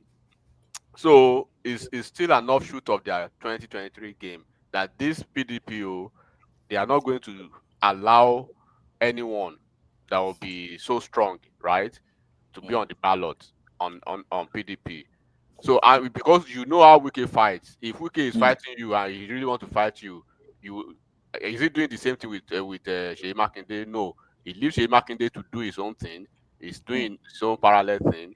At the end of the day, you will see this thing. At the end of that, this is because Seyi Makinde himself is part of I think he's still part of the G25, and this is my own theory anyway, and I just believe Wike and Seyi Makinde, first of all, they are not fighting, in my opinion. Number two, it's just everything they are doing now is just a smoke screen. Suspending Wike, Fayoshe, all of that. Fayoshe was celebrating. So everything they are just playing politics. Okay, look at what Fayoshe did in Ekiti State. Why do you think Isaac Fayoshe's younger brother is on a daily basis? Very critical of his brother. Eh? Very critical of his brother, but I can understand why. Yeah, because he is mad. You know, one of the Fayoshe's younger brother he had an aspiration under PDP. He wanted to contest under PDP, but Fayoshe did not support his own younger brother. Instead of supporting his own younger brother, he supported Bao for his second term. And this Isaac has been so mad about that because Isaac naturally believes that, okay, since your younger brother is trying to be governor, right? Naturally, you should be able to support him. But Fayoshe is not stupid. He understands politics, that the guy will just waste his money. You cannot you cannot run under PDP with the current situation going on. You are going to cause problems for Fayoshe, and I'm not going to be a part of that. Particularly when all ex-governors in Ekiti State, they are for Bao. They are for Bao. So how would I just say I'm for you when you don't? I will now be the odd one. The odd one, because I'm Fayoshe, and because you are Fayoshe, you want to be governor. It doesn't work like that. You will lose at the end of the day. I will lose my face in the pool of in the committee of ex-Ekiti governor, and then so politically it's not going good. So that is, and this guy is not seeing that. Isaac is not seeing that, and Isaac has he has created this mockery of I'm a neutral person, right? To some certain sector of the social media. So he needs to continue to push his own thing. So, but that's why Fauci is not even answering him. At the end of the day, now my brother, you be guy, just as it be. So that's what is happening. Okay, look at in Anambra State. PDP almost had no candidate. At the end of the day, what was their number? I think they had less than how many? Maybe less than 100,000 votes, right? PDP in Anambra State.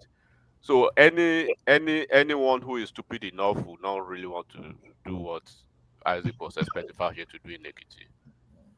So that's just my own angle to Wike and marking they are just still playing their game, but in a different way.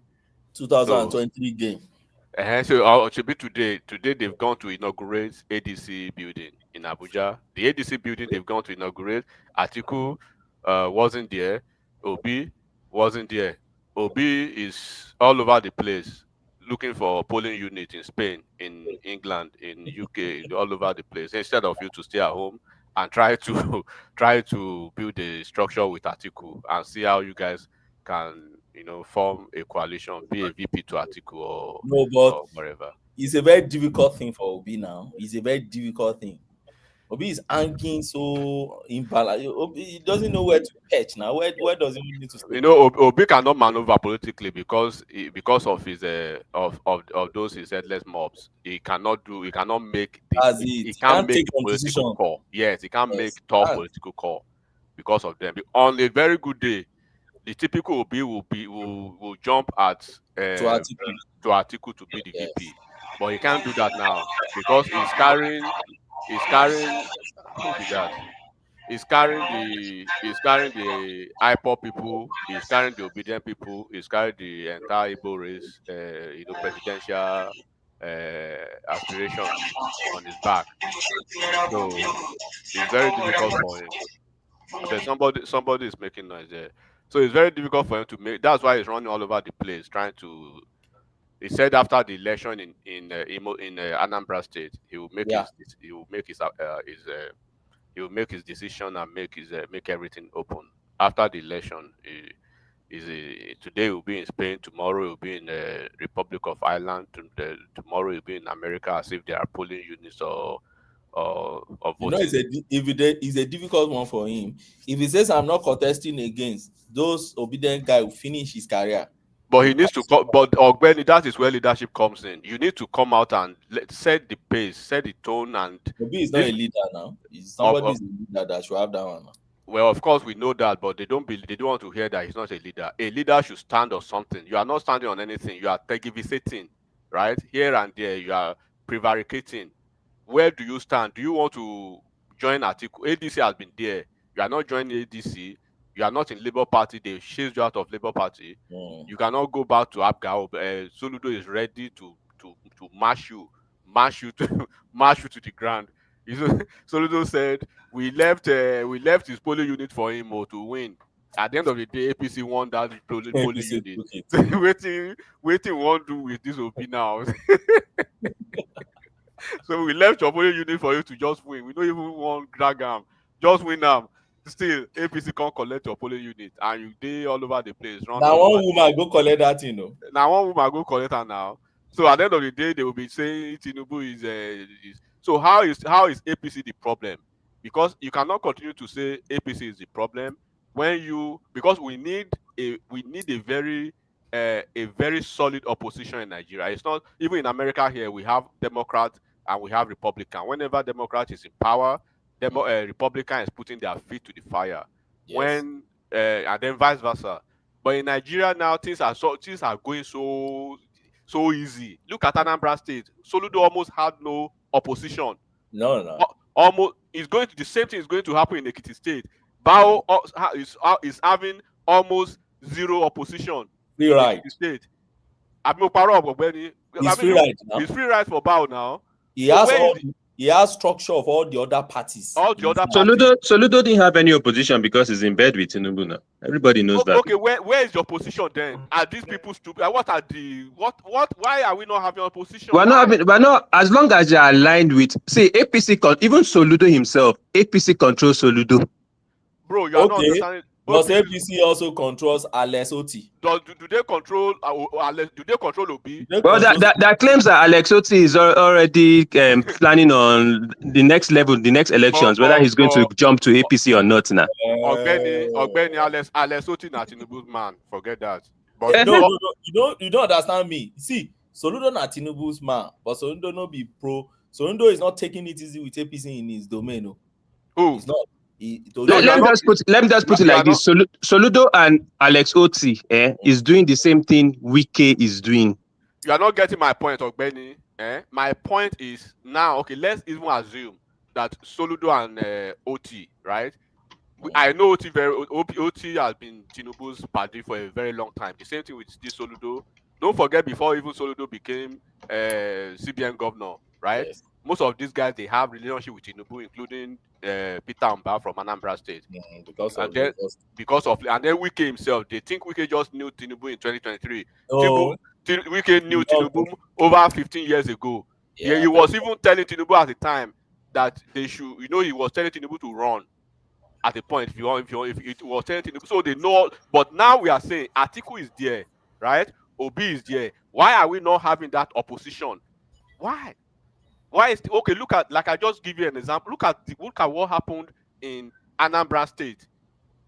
Soludo beat them silly. We are going to see another silly beating in Ekiti State very soon. Then where is the opposition party? What is Atiku doing? What is Obi doing? What are these? Are they just going to rely on propaganda and be? Is this how to do opposition? Enigmatic, please. What is happening to Osun? What's going to happen to Adeleke in Osun State, please? Adeleke is still battling. He's battling. They rejected him in APC. He doesn't want to go to PDP for obvious reasons, of course. I mean, he doesn't want to stay back in PDP for obvious reasons. He didn't go for their convention in Ibadan, Oyo State, and then he's not going to ADC too for almost similar reasons, right? So I think he's trying to go to is he YP? He's negotiating a party now. For now, he's negotiating a political party. Because APC has taken that one. That one is a foregone conclusion already. That state is taken by APC. Adeleke is strong. They like Adeleke, but the problem Adeleke is having too is that he's having problem with his own. He has created problem with himself for himself in Osun State within PDP structure, because two senators left already. Some members of House of Rep, one of their longest serving House of Rep and one of their most influential House of Rep person in Osun State, he left. He left because his Adeleke's sister, I think his older sister, she's so influential and she controls most of the things. And then he started really having problem by virtue of the local government elections. The people that they had an agreement with who were going to be the candidates, they switched them overnight, and that's where he started having his issues with PDP. And all these things start from the ward, right? So Adeleke is trying to look for a political party where he can run in 2026. It would have been very easy for him if he had moved to APC, but APC people rejected him in Osun State. Even when APC National were trying to, to find a way for him, but at the end of the day, they had to listen to the APC state that, no, whatever you guys want, the terrain more than us from the National. He went to Tinubu, they did everything, but the APC Osun State, they stood their ground and they said they don't want him. And then even to make matters worse for him and better for APC Osun State, the current minister of blue economy, right, Oyetola, said he's not going to campaign, he's not going to contest, because he wants them to really take Osun. He doesn't want his own baggage, right, to affect APC's fortune. So they are really duking it out with Adeleke in Osun State. I was going to ask you, like, what do you think will be the next move for APC regarding Wike? What's their best move right now with his situation? They don't have any move. Wike should stay where Wike. Look, Wike and Kwakwanso, right? Let me tell you their function. Wike is not going to move to APC. Kwakwanso is not going to move to APC. They are going to remain where they remain, and they are going to be doing their job from the flanks. That is what will happen. Wike does not need to move to APC. Wike will stay where he is, right? And Wike will continue to hold sway. Don't forget, the Wike's region, South, they are playing an angle already, right? Beyond the 2027 politics, the South they are playing the angle of VP in 2031. They are playing the angle of continuing to maintain the Senate presidency in 2027. They are playing the angle of consolidating their very, I think, let's use the Nigerian language, right? Quote and unquote, very juicy cabinet portfolios. Wike is the FCT minister, the de facto governor. The Minister of State for Petroleum is from South, Henneken Lokpobiri, right? From Bayelsa State. The Minister of State for Gas is from Akwa Ibom State, Ekperipo Airport. The Minister of Aviation is from Delta State, South. The Minister from Edo State is Minister of is it natural resources or whatever. The Minister from Edo State is the one who is the now that ministry now incubates the NDDC, right? And that is the ministry also that supervises all the regional development commissions, like Northeast Development Commission, Southwest Development Commission, Southeast Development Commission. That is the ministry that handles their that is the supervisory ministry, so to speak. So it's a very powerful ministry. Then the Minister of Trade for the Minister of State for Trade is from Cross River State. So they have a very good they have a vintage position in this administration. So is Rivers going to be still a PDP state now in 2027? What's the plan? Is it going to go to APC or is it still going to remain PDP under Wike? Oh, I don't understand. Who? Rivers State? Yes.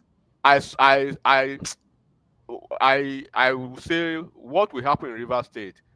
Fubara is probably going to run under PDP, right? Win under PDP. They will deliver all their positions, right? For PDP, they will deliver presidency for APC. Who's going to stand a ticket? Who's going to stand for that ticket if you don't know that PDP? The ticket is going to be for if Fubara is I don't know what deal Wike is having with Fubara. If Fubara is going to be the to stand for re-election, automatically it's going to be. Don't forget the last trip that Wike made. Do you guys notice that the PDP chairman in Rivers State and APC chairman in Rivers State, they traveled with Wike on that trip. So Wike should just form his own party, APPDC or whatever. I don't understand what's going on. See, I tell you, he's forming his own party with his colleague, with his former governor before. Form a party. They are not forming. What you are not seeing is that look, and this is one. You try to bring me now to this Wike conversation, and that's Yerima military guy, and this is why that you see that Wike is having so many issues. Apart from Wike himself, is with his own big baggage. Wike is carrying Tinubu's baggage as well, because it's like the transfer of energy now from the Tinubu's hatred, right? They are transferring it to Wike.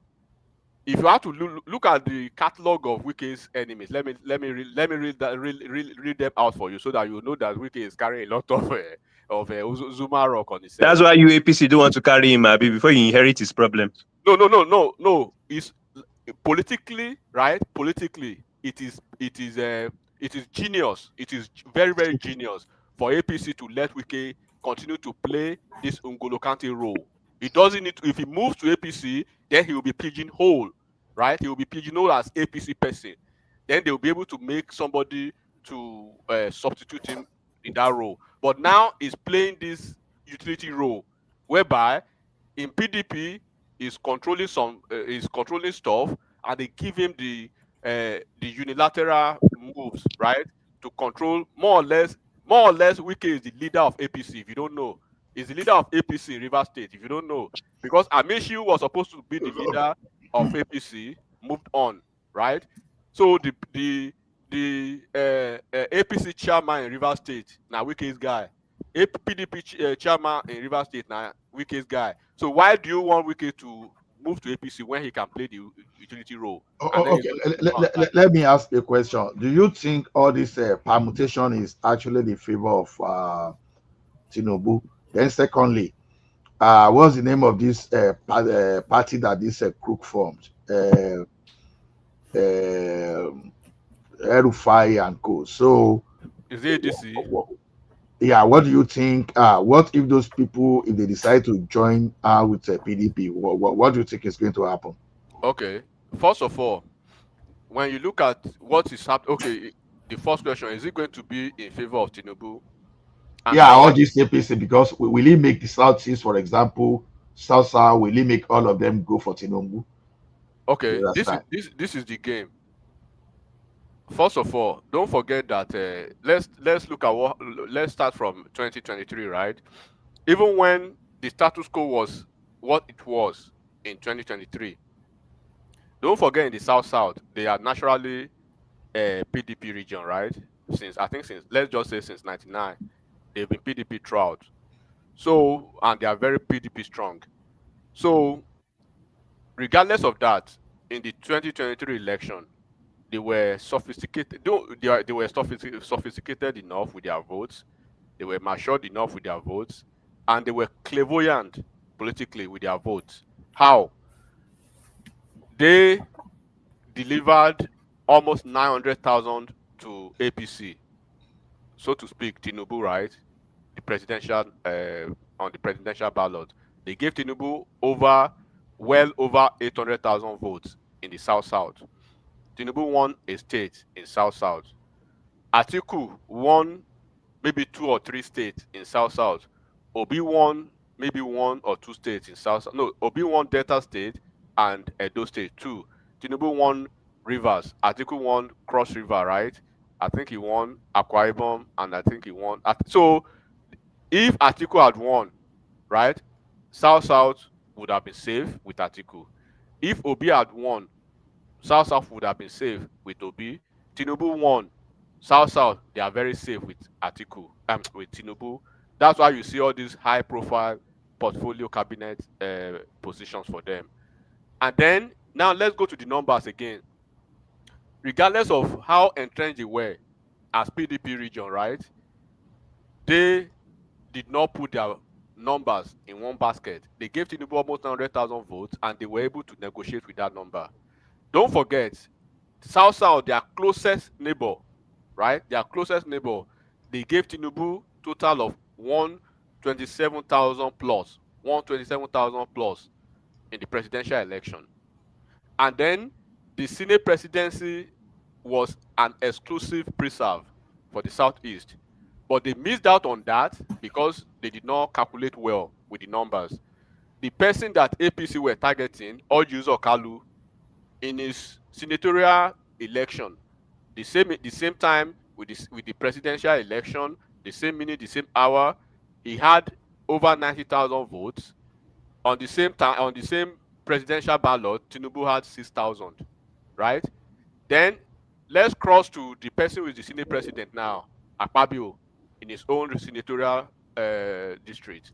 Akpabio, we thought Akpabio was not going to be on the ballot. Akpabio had so many issues; it was so uncertain. Regardless of all those lacunas and all those encumbrances that Akpabio had before the election, do you know the return of Akpabio? Akpabio returned 160,000 votes for Tinubu, while Orji Uzor Kalu, who wanted to be Senate president, returned 6,000. 160,000, right, to 6,000. So immediately those numbers came out. Then what happened? The number of Akpabio alone that he returned for Tinubu, those numbers were more than the entire number of a region. a senatorial district number more than an entire region who wanted to be Senate president. Now, immediately, I think you guys forgot. Immediately after the numbers were out and the results were out, what did what did they do? They came out with a unified campaign, right? That's when you saw Kazim Afebua, Oshomole himself when he was senator elect, right? Senator Jaribe when he was senator elect, even under PDP, and a lot of senator elects from South, they started going to TV stations to give interview and championing the cause of they deserve the Senate presidency because of the numbers they gave Tinubu and APC, regardless of the fact that their region was PDP region. And because of the number that Akpabio returned, that Akpabio is the most senior returning senator from the South, they nominate Akpabio as the Senate president from the South. In the same vein, we had a lot of people here, right? They were talking down, they were throwing all Jews of Carlo under the bus that he was a thief because Obi was on because they all put their focus on Obi. Eventually, what happened? They played the biggest political game. They took the Senate presidency. Look at their cabinet positions now. So now, do you think it is by coincidence or it is just political random thought that the entire South they are collapsing under APC? And why do you think suddenly, right, that even politicians they are avoiding PDP that has been the echelon of political choice for the South? Would you think that any South politician will remain in PDP with the leaking roof or whatever is happening now? So it was easy for them to easily move to APC.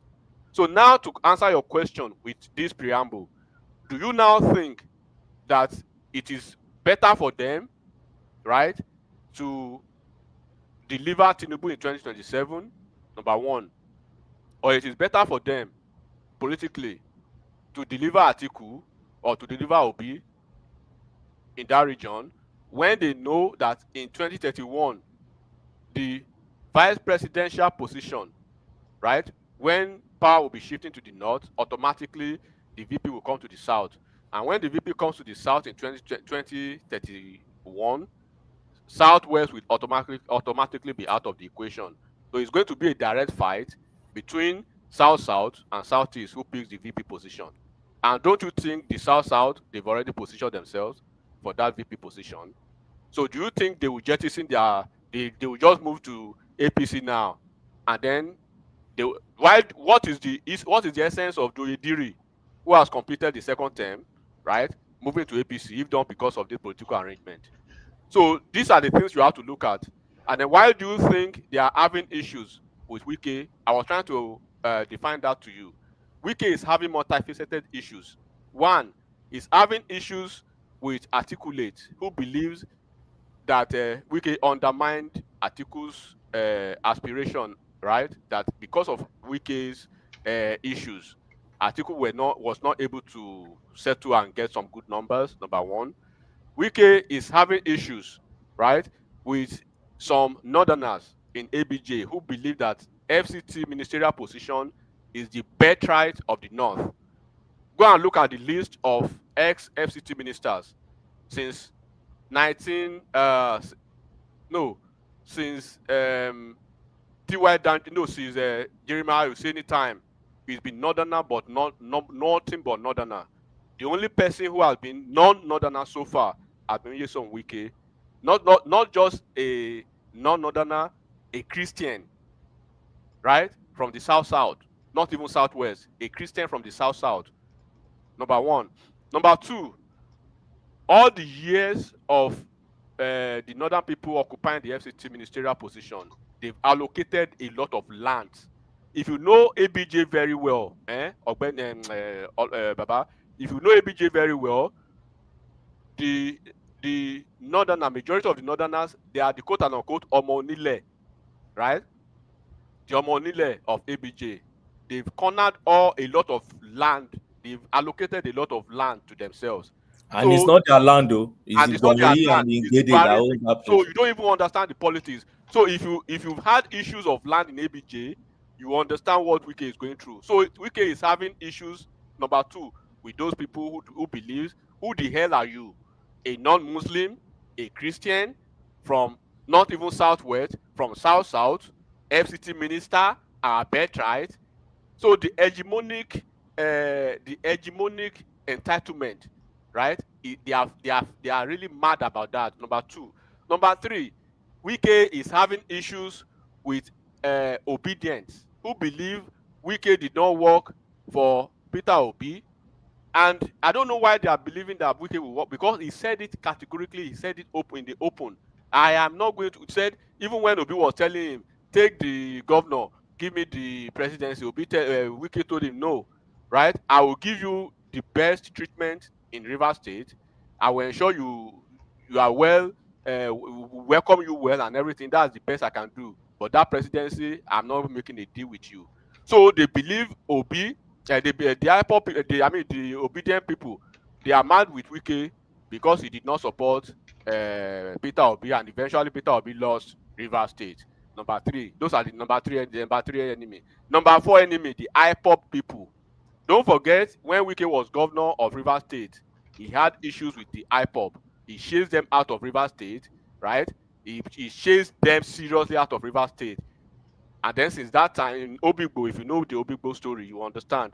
Since that time, the IPOP people had it for him, right? Then the Wike's political enemies too, that he has had, he said he has wounded them politically, he will continue to wound them. Wike has injured a lot of politicians. Part of them is Amechi. Amechi was supposed to be our torchbearer in Rivers State. Amechi did not win a single election for APC in Rivers State. Amechi did not deliver a single election for APC in Rivers State. Even when Amechi was twice the Director General of APC campaign, right? The first time of Buhari was the Director General. The second time of Buhari was Director General. Wike flogged him twice. And then we even lost an entire election because of Amechi. Do not forget, I think it was his first term or second term of Wike that they disqualified all APC candidates from governor to House of Rep to everything in Rivers State. Then look at the number of politicians that Wike has politically injured. So look at the multifaceted enemies that Wike is carrying the baggage on his back. So you cannot expect them to wish Wike well. So, and then on top of that, right, Wike is carrying the transfer of aggression of Tinubu's hatred on his head.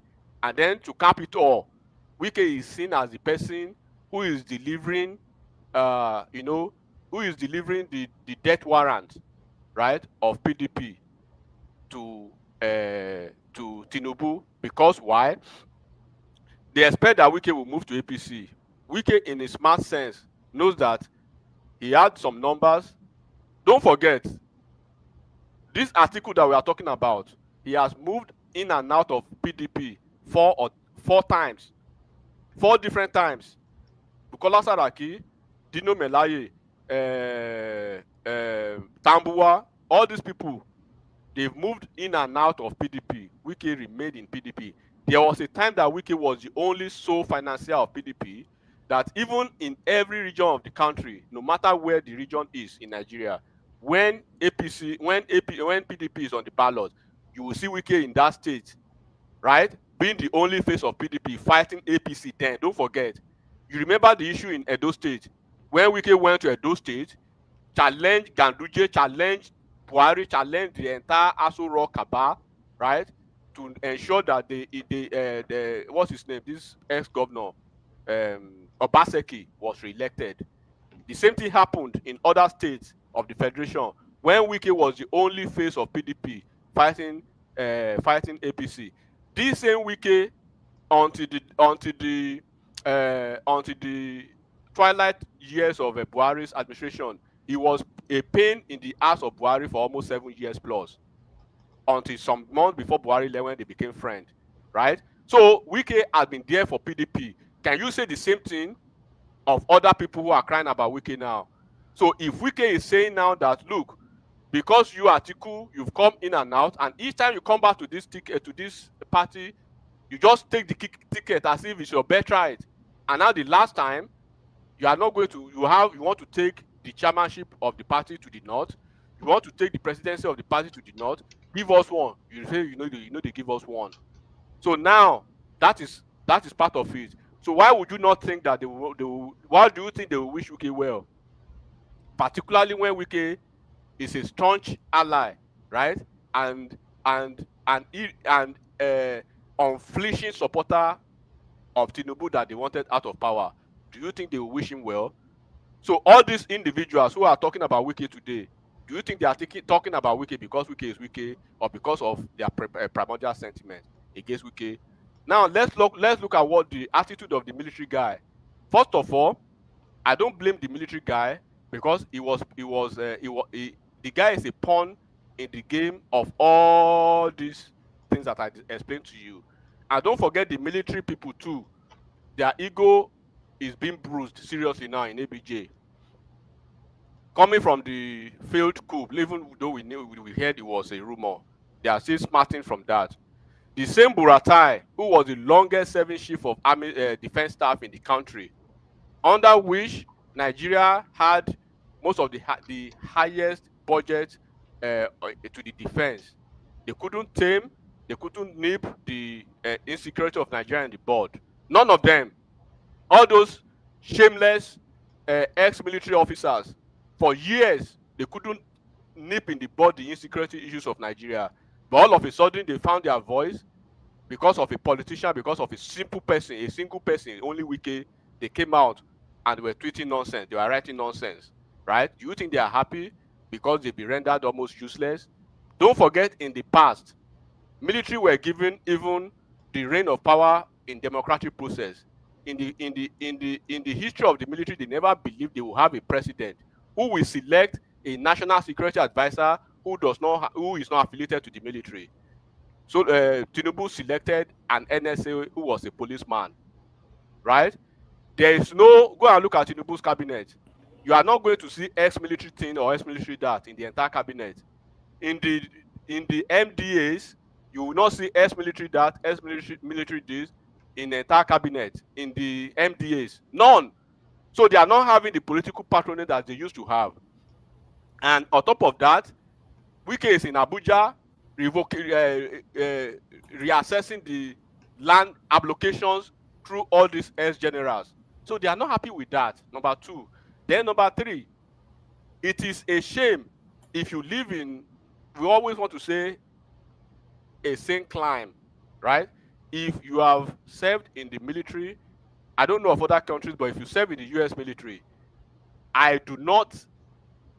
first of all, I want to ask anybody, I know in America, once you are done with your military service, right, that you become a veteran and you are honorably discharged out of the military, right?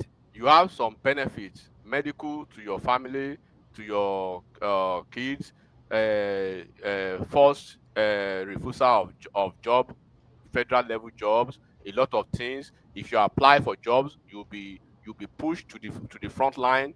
If you are a veteran, if you are trying to board a plane at the airport with your military veteran identity, you'll be the first person to board the plane. So a lot of those privileges that you enjoy as ex-military person. But as ex-military person in America, you not have nobody is going to assign you any actively serving or even a reservist serving military person to guide you, to be around you, to do anything. You will not have any power of authority or anything to order an active military person in America to say, you go and I send you to. In fact, it is an anathema. It is delusory, right? It is an insult.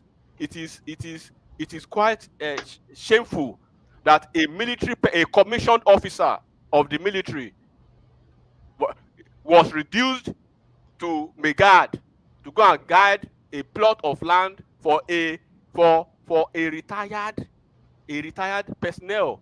So let's bring it to America here. I'm sure that some people who live in America are here. Do you ever think it will happen in America that a retired is like me now? I've done my service in the US Army.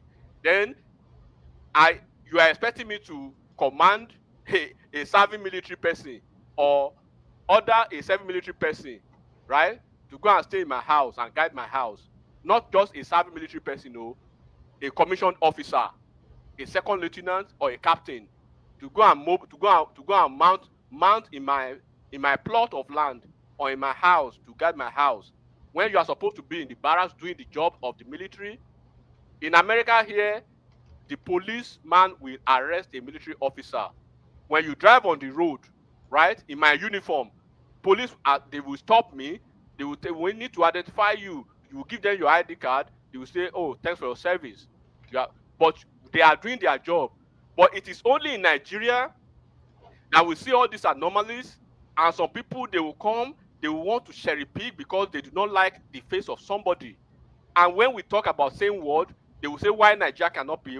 Does Nigeria look like a country to you where things work accurately well? That person should have been arrested on that same, because already, why? Okay, where do we even get to the point where a retired person is ordering an active person? Where does it happen in the world? I'm asking again, if you live in America, and I'm giving myself as an example now, and I believe there are some people who have served in the US military, do you think, even the moment you are done, even in any job in America, the moment you are done, you retire from that job or you quit the job, the moment you walk out of the door, that is the end of you on that job. The only thing that will precede you from that job is your pension, your allowances, your bonuses, and everything that is accrued to you. Every other thing, you do not have any other right, even to that building again. Let alone you still being able to stay in the comfort of your home as what? To order an active military person in the US to say, go and stay in my house and mount. I mean, this is a shame of a country. We need to see what is happening and demarcate and differentiate between the hatred, right, of a person of Wike and the institution of government that is being ridiculed. We are talking of the Nigerian military, a commissioned officer on a plot of land who should be in the Navy, a naval officer who shouldn't have any business in that regard, is being, underline this, is being ordered by a retired military person. The moment you do not have clearance again, the moment they take your military card, right, and the moment you put everything down, you are done. You are done. Have you seen any FBI person who put the bag down, the gun down, the weapon down, and everything is still ordering an active FBI or an active military? It does not happen. It is only in Nigeria we accept all these anomalies. And I like that you already even spoke about it. Some people have been political because they are only speaking to the Wike issue. Now let's talk even about Wike. Have you forgotten that Wike is the governor of FCT, the de facto governor of FCT? Would Yerima have done the same thing? Is it not in the same Nigeria that a governor, right, Fashola, ordered a colonel, a more senior colleague, a more senior officer than Yerima? He ordered him to be arrested on the spot. If Yerima had done that to maybe Governor Alex Oti in Abia State, right, or Governor Zulum in Borno State, or any state in Nigeria apart from FCT now, because it is not defined that Wike is a governor, in a state that it is defined that there is a governor, do you think that would have happened? Do you think all this conversation would have been the same? Now Lagos you mention like that, say if they try rubbish in Lagos, Fashola can demolish their building. No. So that's what I'm talking, because people are not seeing it like that. All they are seeing is they see the face of Wike that they viciously hate. They see the face of Wike that is attached to Tinubu that they equally viciously hate. They see the face of Wike that is attached to APC that they equally viciously hate. But they are not seeing the entire institutional decay in this, where a retired I was even shocked when someone said we should be very careful so that the military will not take over. I was in a democratic process, even in America here, if you don't know, go and look at the military, right? Those people who are even guiding the president, the active military persons who are guiding Mr. President, right? You will see when Donald Trump descends from the plane or is going into the plane, those people, they will just mount their ground. They don't smile. If you try to shake them, they will not extend the hand to you. That is courtesy. That is professionalism. You will not utter a word. Even when you have part of our training, if you have altercation with the civilian, keep quiet. In America, if that guy has pulled that stunt in America, that is an express way to an honorable discharge in the military here. Exactly. And that's why I was telling them. They say I'm wrong. Dishonorable discharge here. You see? Because in America, it is better for you not to go into the military than take your life to the military and get dishonorable discharge. Your life is finished. If you don't even go there than you being dishonorable discharged. Being dishonorable discharged, do you know what it means in American military? For you to even have an altercation with a civilian, you are not supposed to utter a word, because a civilian is in a democratic process. You are under the rules of the democratic civil process. Your work is in the, even those people who live in America, have you seen any of the barrack? Do you know even where the barracks are? All you see are the military personnel in the street. And there's a reason why they respect them, because they respect themselves. They respect themselves. It is only in Nigeria that a military person who has retired, who has no business again in the military, is ordering and commanding and actively serving. Understand that, actively serving military person to go and be a guard, a commissioned officer. America will send you to Sandust. They will send you to officer school, and you are coming back as a second lieutenant. And me, myself, that have retired from the military, I will give you order to go to Nigeria and go and check my mom. Or to go to another place and go and do something for me. I do not have that power. You don't have that power again at all. The moment they take your card from you, your weapon, your everything, and you are cleared out of the system, your security clearance, you don't even have access to a lot of things again. That is why for you to even work in some certain federal government jobs, right, you will need a certain level of security clearance. And there are certain assets you can have by the level of your security clearance. That does not happen in Nigeria. People are not seeing that a retired military officer is ordering an actively serving military officer who is still receiving salary, who is still on the Nigeria's payroll by somebody who is resting in his home to cause chaos. Because the Wike is the problem. I mean, let's be serious for once. And people who want to prevaricate about these issues, they will call themselves activists. They will call themselves comrade, but they can't even demonstrate. They can't even differentiate between criminal. I don't give a shit. Between silliness and then hatred. I mean, this is a decay of an institution. Ola, let me ask you a question. Ola, can I ask you a question? Yeah, my brother, this is. I mean, you know why I'm mad? I'm mad because Enigmatic. AY want to ask a question. Yeah, please go ahead. Oh, it's Enigmatic that is talking, right? Yeah. I understand your point very well, right? I also listened to the lawyer guy that was talking earlier before I two of them are lawyers, so you know. So yeah, they are both right, but here is my own pain in all this issue. Let's assume the person was not a military man. Let's say it's a bloody civilian like me. I'm the owner of that land. Here is the problem. Even if I go to court will give me like we prevent the FCT from taking over that land or demolishing my property. They don't obey the court order. That is where I get peace myself. So that is why Nigeria, when you have some level of power like the military do, they now feel, okay, even if I go to court, they are not going to obey it. Let me just take the law into my hands. So what do you have to say about this kind of stuff? Okay. First of all, let me just say this for the for clarification. If I was in Wike's shoes, what would I have done differently? Let me just start with that first. What I would have done is, what I am very aware, and I know for a fact that Wike is very, very close to the chief of staff to Mr. President Femi Gbajabiamila. They are very close friends, and Wike, he has friends in high places, but you cannot quantify the frustration of somebody who is supposed to be the de facto governor. I want people to start looking at that too. Beyond looking at Wike as just ordinary Wike, they should start looking at Wike, number one, as a de facto governor of an entire state of FCT.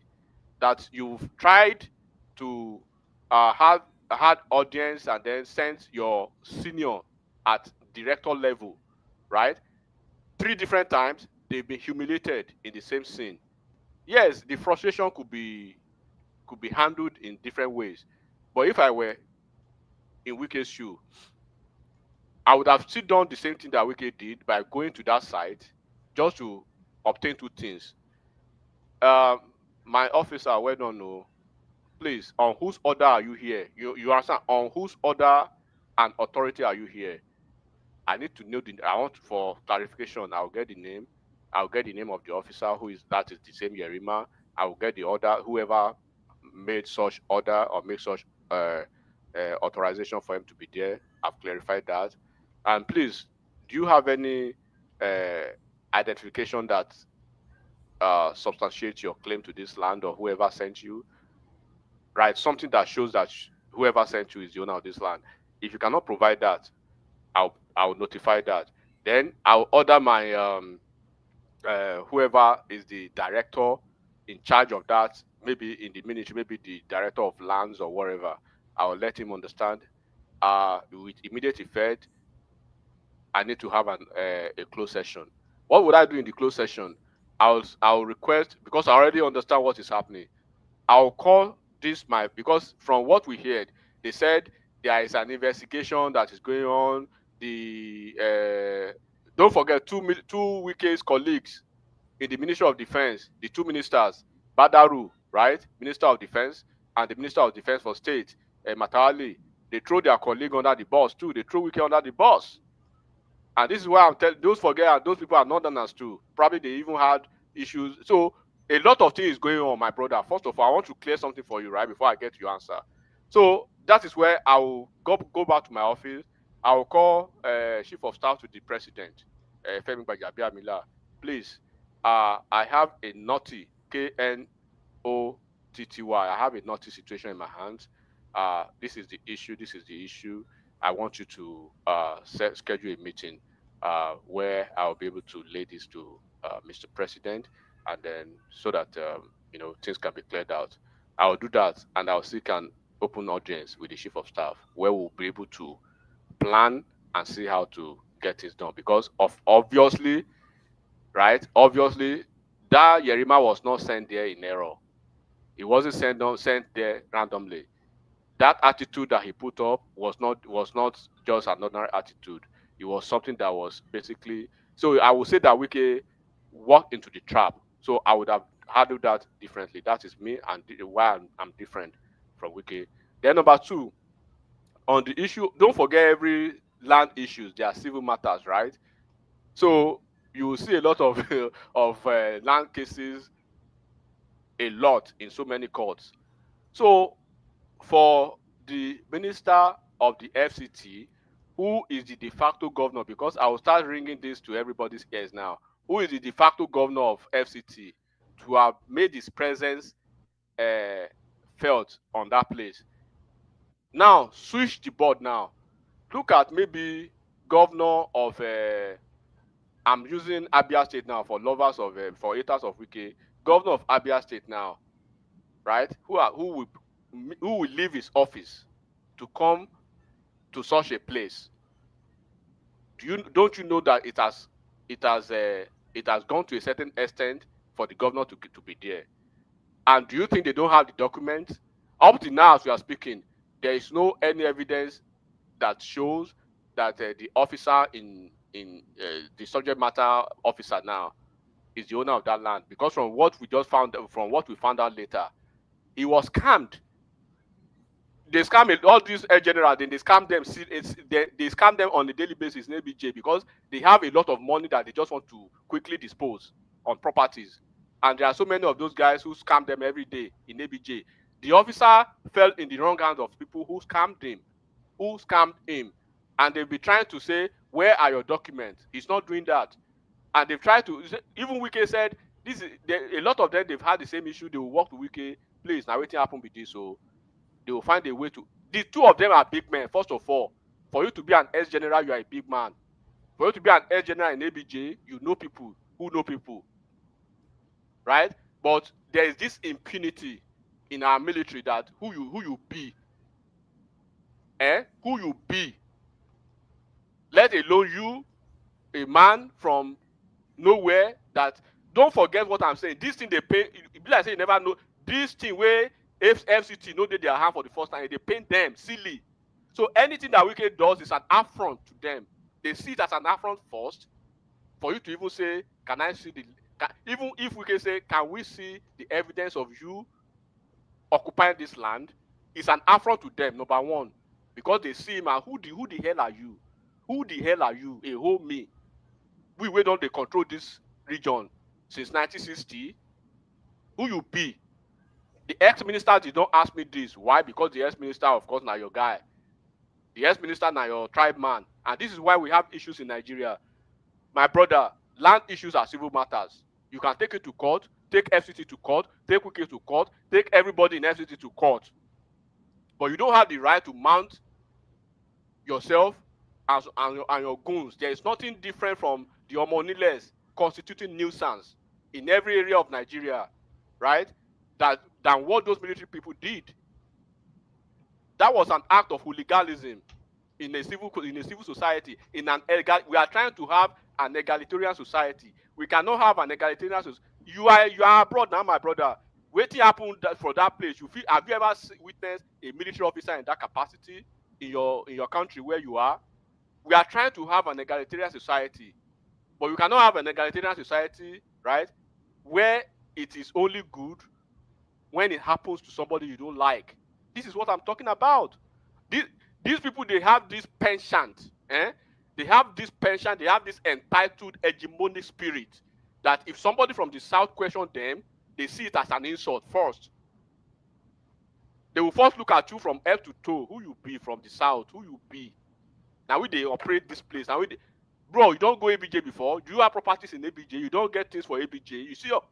You see the way all these people they mash us down. Ask them simple question. They remind you say their in-law na army general. Say their younger brother na go beat you up. Say before you know everything, they are dialing numbers, calling defense headquarters. You don't do the same. Have you seen the same situation before? That is what Wike is facing. What you saw in that young officer, that guy is the least. Is a young officer that is just coming out from the officer school, right? When you are just coming out from the officer school, that is rank. The second in America, you start from the second lieutenant, right? Your next promotion is going to be a captain. So the least officer, the first rank you attain coming out from the officer school is second lieutenant. That is that guy that is challenging a de facto governor. Imagine if that guy were to be Taiwo. So this is the thing.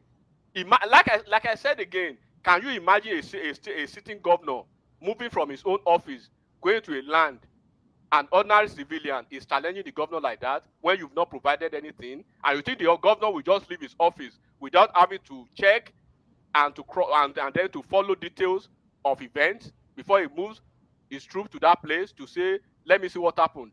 But I've told you how I will handle it as against how we can handle this. But the infantry that you see in that young officer, Jerima, is beyond Wike himself. They are telling Wike, guy, for the first say you be FCT minister, right? You see my name, you see where I be, now we get this ABJ. Because this is part of the North. You just come from nowhere. Come they back on us. Come they revoke our land. Do you know how many officers who have had their lands revoked? Have you had, once again, have you had any issue of land issues in ABJ and see the way they will mash you down? Those officers, have you seen it? So, bro, it goes beyond civil matters. Lodge it in the court. And when you lodge it in the court, you do not have the right to come and mount yourself. It's like you are mounting yourself in Edo State, right? On a land that it is owned, that is controlled under the control of the governor. And you are challenging the governor on the same land. Bro, that is an aberration, man. You're already in court. So what will make Okpebolo, what will make Obaseki, what will make Oshomole as governor to rise up from his governor's office and come to the scene of the event, you should know that they are not stupid to just rise up and come to that place, and they are being challenged like that. A governor, Wike is not just FCT minister, right? Wike is the one who controls the entire structure of governance in FCT. Okay, enigmatic. I heard one rumor, and I believe it is not true. I learned that as you said, they should leave the place for the retired naval officer. I don't know. Anybody has any information on that? That one na airport people they carry up. They even say less than 24 hours when that thing happened, right? They saturated the internet with a video or some photos of some military officers purportedly going to that land, right, to take occupation of that land and stuff like that. Contrary to that, what happened was that the newly appointed military chiefs, they are getting familiarization tours with their military people. That photo that you see circulating all over the place happened in, I think, Benue State, Benue or Plateau State, where the guy was meeting his platoon commanders and all of them. But because they want to drive a narrative, right? My Baba, you they talk like say you don't even know Tinubu. First of all, Tinubu is not going to fire Wike. They should just get that to their score.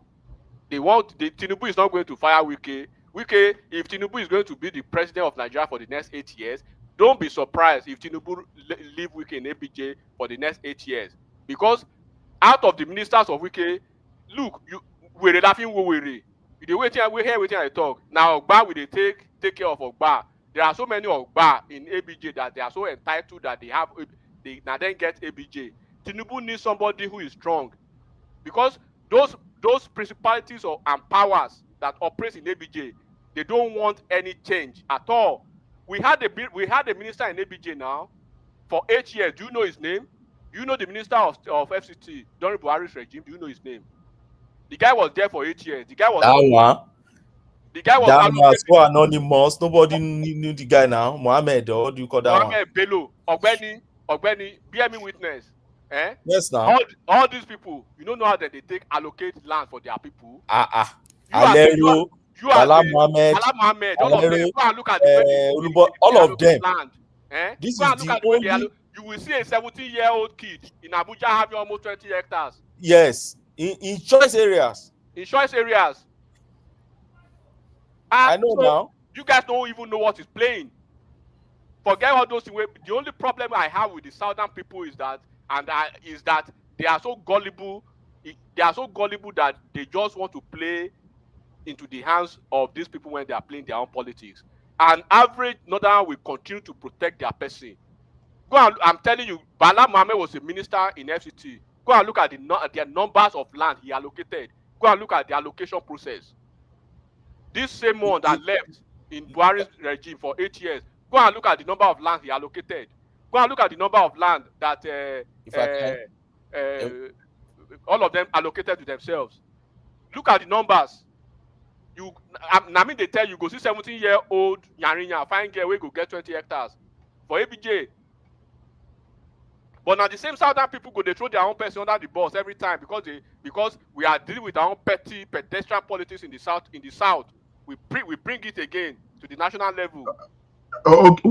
We are too soft. That thing you just mentioned. Anybody that want to chime in can chime in. So Ola, can I chime in?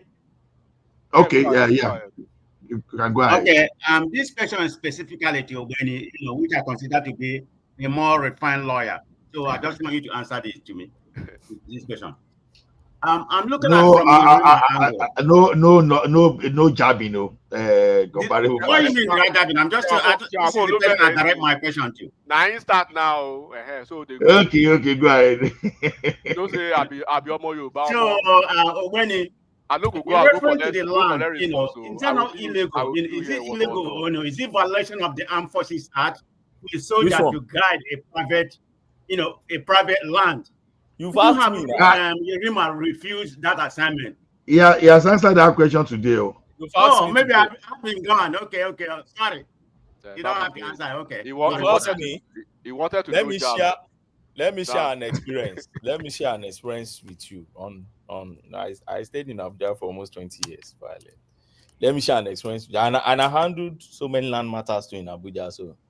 So I handled a matter. It involved. It's late now. My client is late now. A former. So we've been having Southern minister in Abuja, but it's only that they are just minister of state. And minister of state, what can they do? So we had this minister of state, which a Southern and now late. I wouldn't like to mention his name. So I handle a matter for him. Very, very, very important matter. And meanwhile, I've applied for farmland for a very long time in the minister's office, and they've not approved it. That was under Bala Mohammed. So Bala Mohammed would not ordinarily approve it. He will like sharing the thing with his own people and everything. So, so when I handled that matter, I handled it successfully, and the minister also was very happy and feel like, please don't pay my fee. Say, why? What do you matter? If you can just help me to look at this, my application. Everybody has been collecting land, and it was Jonathan's time when they were giving, mass housing. But me, I only wanted farmland as a farmer. I don't just farmland. So the man said, you applied for farmland when? Years back. I applied for, I think it was almost 6-7 years to that time. But they've never moved my file even beyond sometimes they will tell you he has lost. You come and pay again to go and file another one application. So he said, okay, we'll look at it. A month or 2 months later, they just called me that they called me from the office and said that the Minister of State minuted on my file and I should come. I went there. To cut the long short story, they got my allocation at the end of the day. So I was allocated one particular farmland. It's actually very not too far from now. Alan Wike has done the road now that is so short. It's somewhere in Kuje, so it's so short now that in less than maybe 10-15 minutes from Galadima Junction straight, you are there. So, but we never thought we never thought anybody can even come and do that thing, that road. Wike has busted the thing out now, has done the road. So, but that land, just farmland. Do you know till I speak today? Even I'm a lawyer, I cannot enter that land. I tried. In fact, we first entered the land. We did the groundbreaking and everything. I got people there, bulldoze the place and then unearthing and trying to do things on there. Very big hectares. I won't mention the hectares there, but very large hectares of land. In fact, beside my land, beside my farmland, you find Herufai land was there. Late Adogbe was there. Then Obasanjo farm was adjacent. Then I think it's late now. Lamude too. Lamude land was by the back. There was a river on my land, to tell you how big the land is and the kind of people that are in that area. So these Abuja guys came and they told me that they won't allow me to farm on that land. I said, what happened? I should go to their emir and everything. So I started going. We battling this thing for about 3 years. So I started going to the place. They are distributed there. Would tell me, can somebody in Ogun or in Yoruba land just enter any land and just started farming on the land? I said, but the minister gave me the land. I had all my documents and allocation from the ministry, so I don't know what you are talking about. I don't need to come to you and say no. At the end of the day, if you see the kind of money they were calling, ordinary farm, I've not even put anything, no even single corn on the I said, where do you want me to get that land? This Abuja land? Why do you? They said, oh, without that, I can't enter the land. So I tried to use some of the military officers who were my clients too. I used one of them, Conan. So because I'm not that close to all those because at general level and all that. So highest I could get Conan. And I told the man told me point blank, he said, look, you advise me, even if it deploys military to the place today and everything, these people will not allow you because they believe that they owns Abuja. And there's nothing you want to do in that land. And he now told me, he said, the only way out that you can have. And I was about leaving Nigeria at that time. So I couldn't even, he said I should go and look for at least one Nadana that we can share that thing together. Maybe I can give the person share of it, and that person will now be the face of my farm company.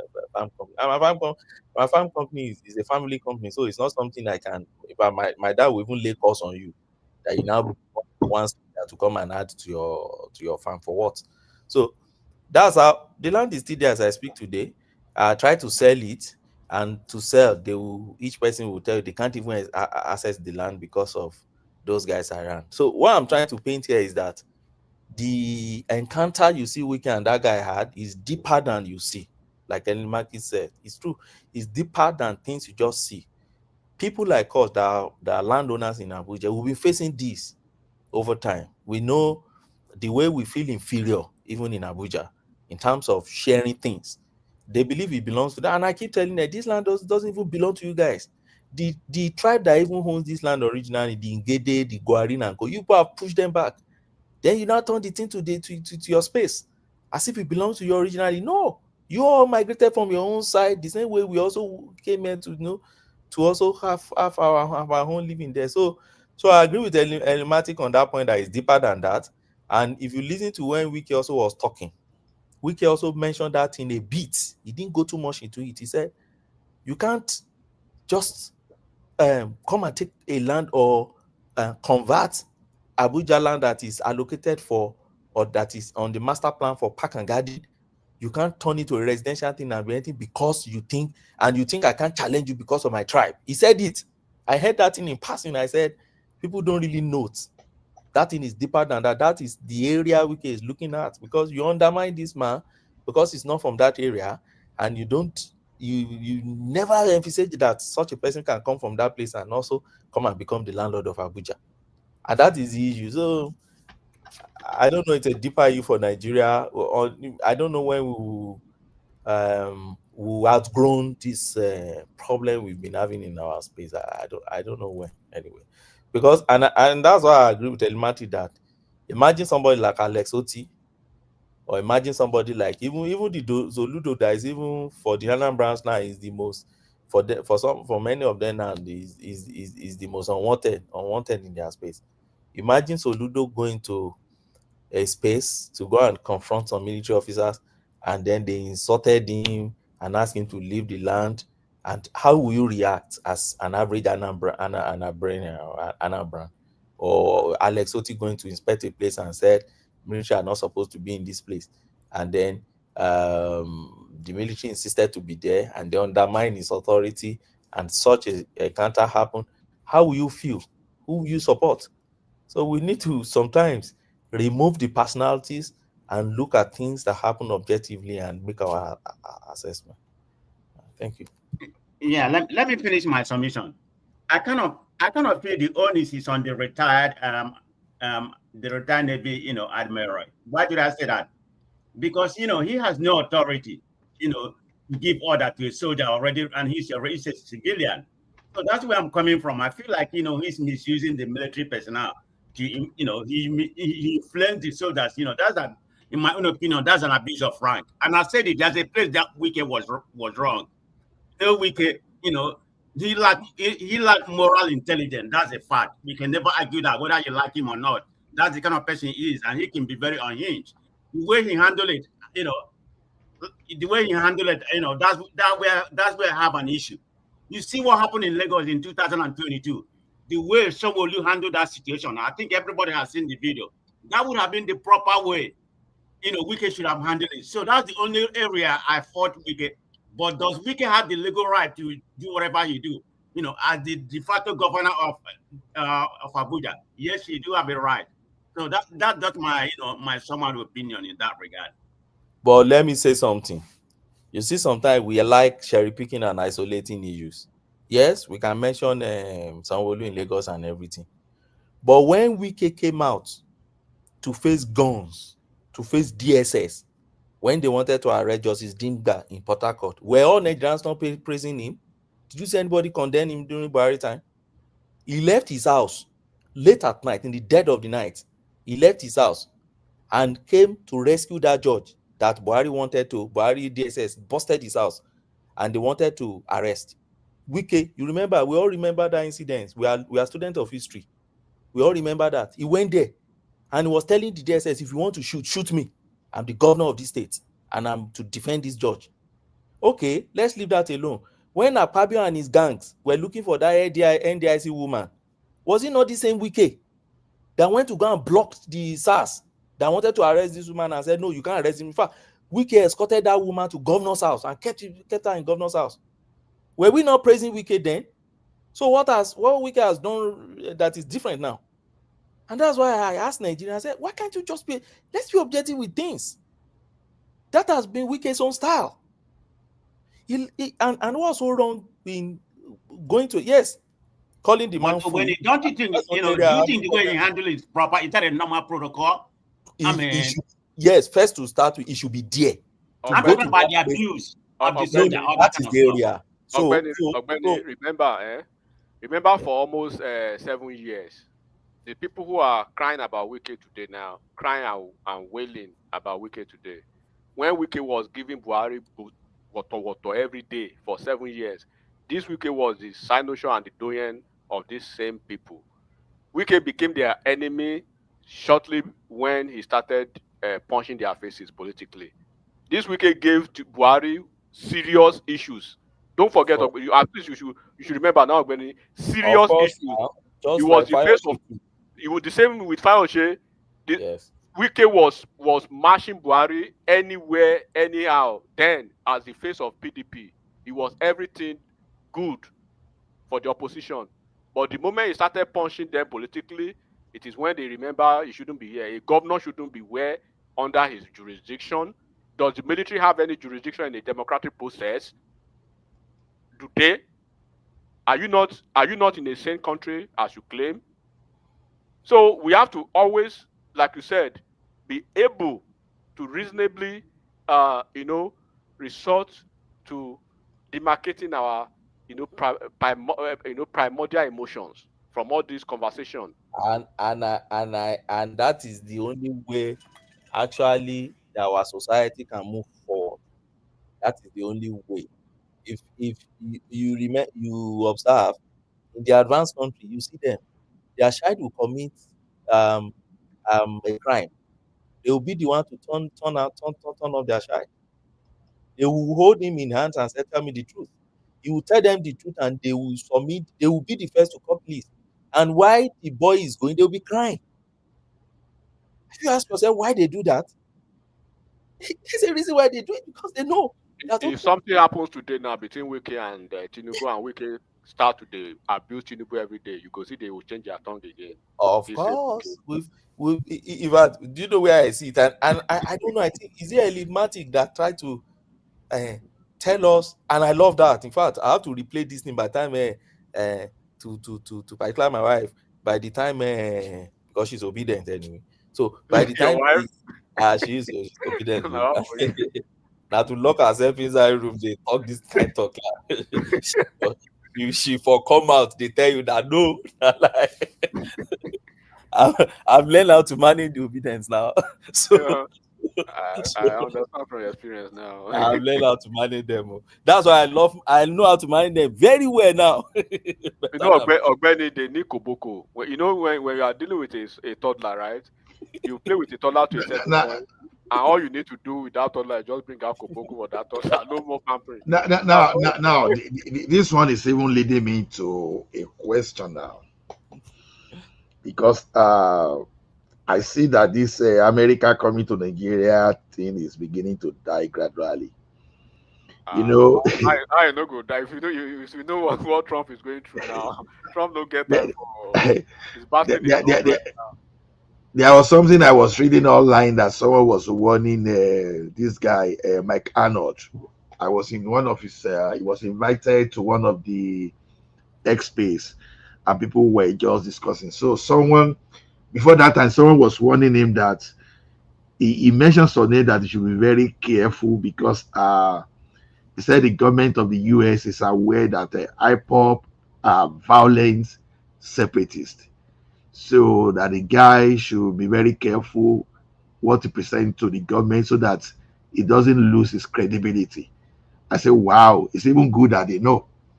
Because it's like that space they're trying to hijack that space, and the US government is those people pushing, they are now being cautious to make sure that they limit their intervention to the area. But what baffles me now is this. I was in this Hausa area. I never knew that the rivalry and some kind of tension between Hausa and Fulani, I never knew that it has gone so deeper and it's getting worse by the day. I listened to one of their broadcasts that said in the next election, Hausa should vote for Hausa and they should never vote for Fulani. I said, wow. Now, they now separated something now. They now have pure Hausa. And can you imagine? Pure Hausa, that Hausa that got married to Hausa, and Hausa to, so those are pure Hausa. Baba, So, sorry, let me add something right there, please.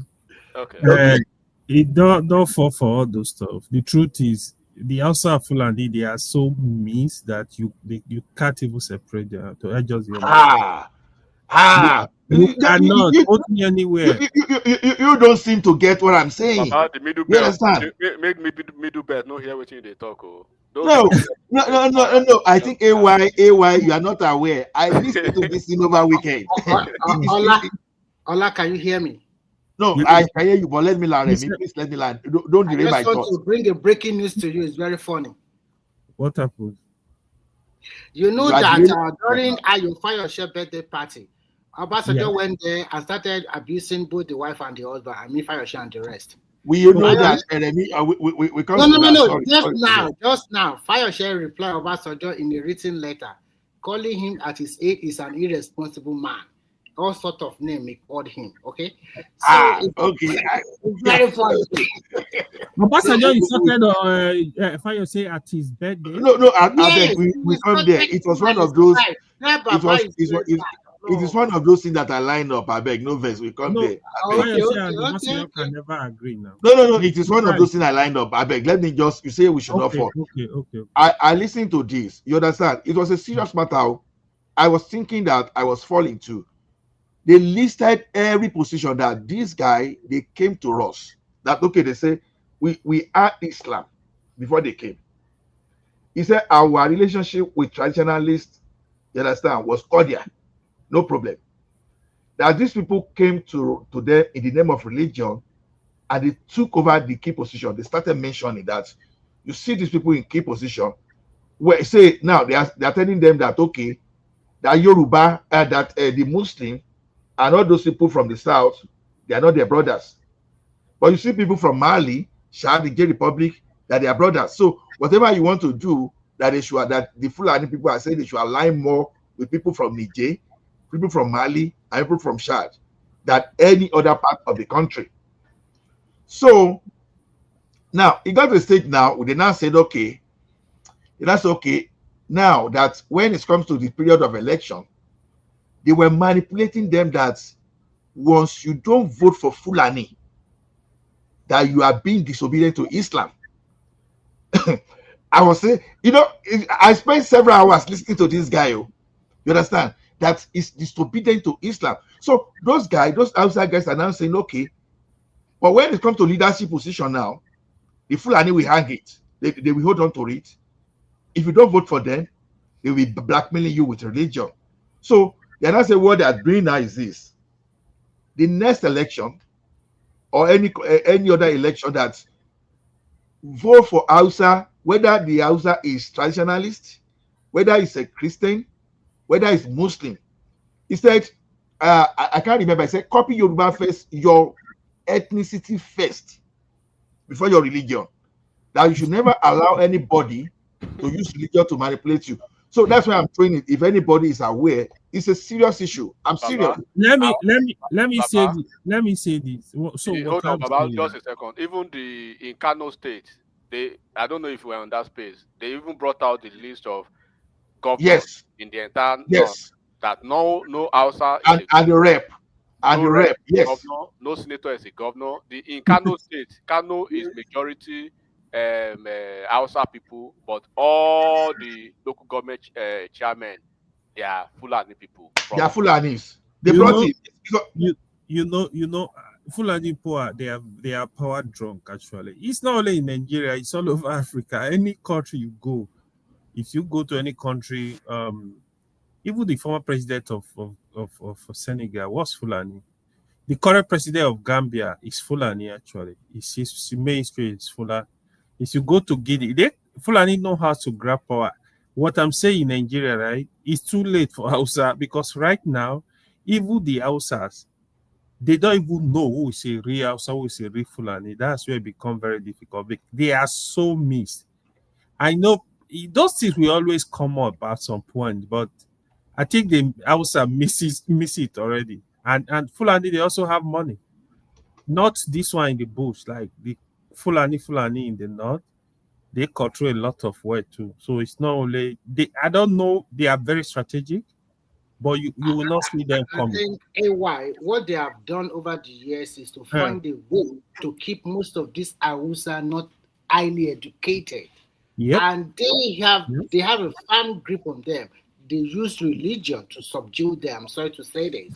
If we must say the truth, they use that religion to subdue them. And when they sell that religion to them, they just took it who can sing. The same thing in the South. Don't this a little only that a little bit different. Because when you go to the South, so Christianity also you that way. You ask yourself, some of these leaders in the church and whatever, they are riding limousine Cadillac, and where their church member, they have nothing. So it's a way to use religion to subdue people, and once they subdue them, they now you divide and rule.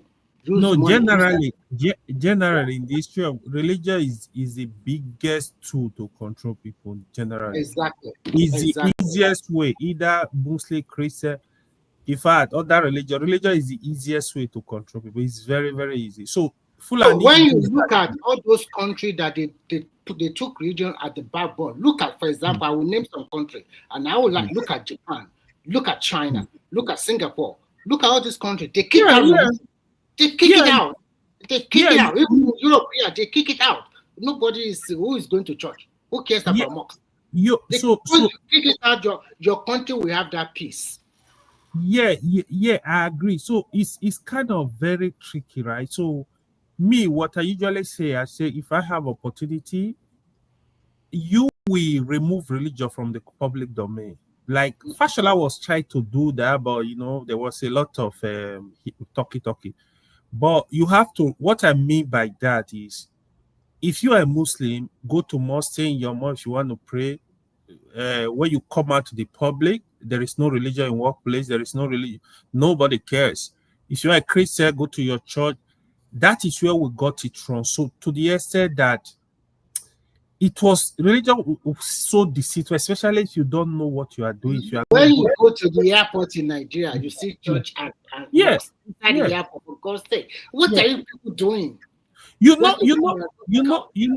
know, in abroad, what they now did, they have multi-purpose prayer spaces where any religion can go there. I pray. I mean, that one is okay, but the way you now you have that even in our universities, you in the South especially, you see during the time of lecture, somebody will come, you want to preach, you are disturbing the student in school.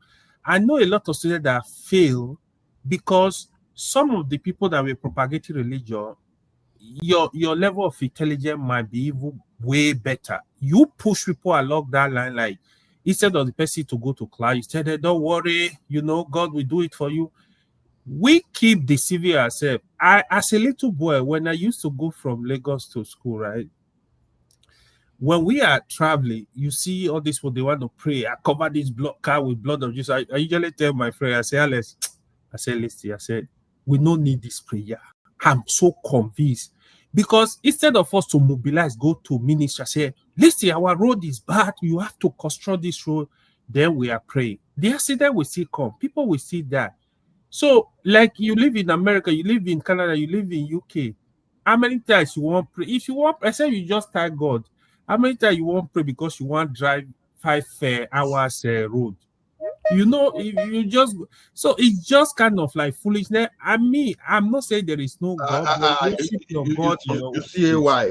Let me give you a live scenario of what I did. When I was, Benny, what did you say? I say I still pray, even if it's an hard journey. As then happen every day here too. Yeah, but you pray in your room.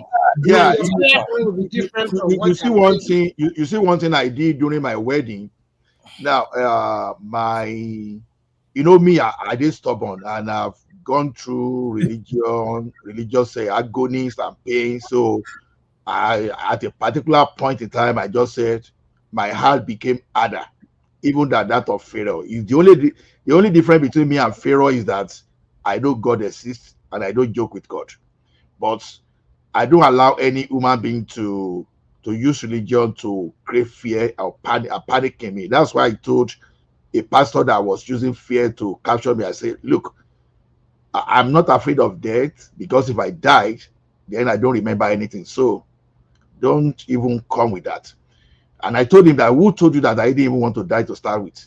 So don't use that one as a weapon. So I remember then my uncle Dan told me now not to travel. I not to travel this thing because this thing. I said, okay. You know what I did? I said, this man is earning too much. He knows too much. I cut him off all the other arrangements. I travel like anything, and nothing happened to me. You understand? So one thing about religion sometimes is this: you have to use your sense, and you have to, because some people will just dream. I'll come and tell you that God told them this. Like when I was going to I was going to higher institution, someone was telling me that, oh, the voice he was hearing from God was for me to go for English. I was like, looking at me that I had F9, is my first attempt, and that I know, and you are saying I should go for English when I know that my strength is in mathematics, physics, and chemistry. I just say, this man, what's this man talking about? I just went for my engineering. That was why, with my activism in school, with my student union politics, studying electrical and electrical engineering was so easy for me, very smooth. It was just like I cruised throughout my school days.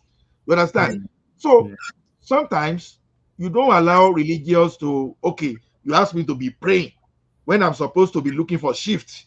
You understand? Or maybe there's no job. I still need to get. I still need to get job instead of me to drive my Uber and do my this thing where I'm applying for job. You are telling me to be praying, to be fasting for 7 days.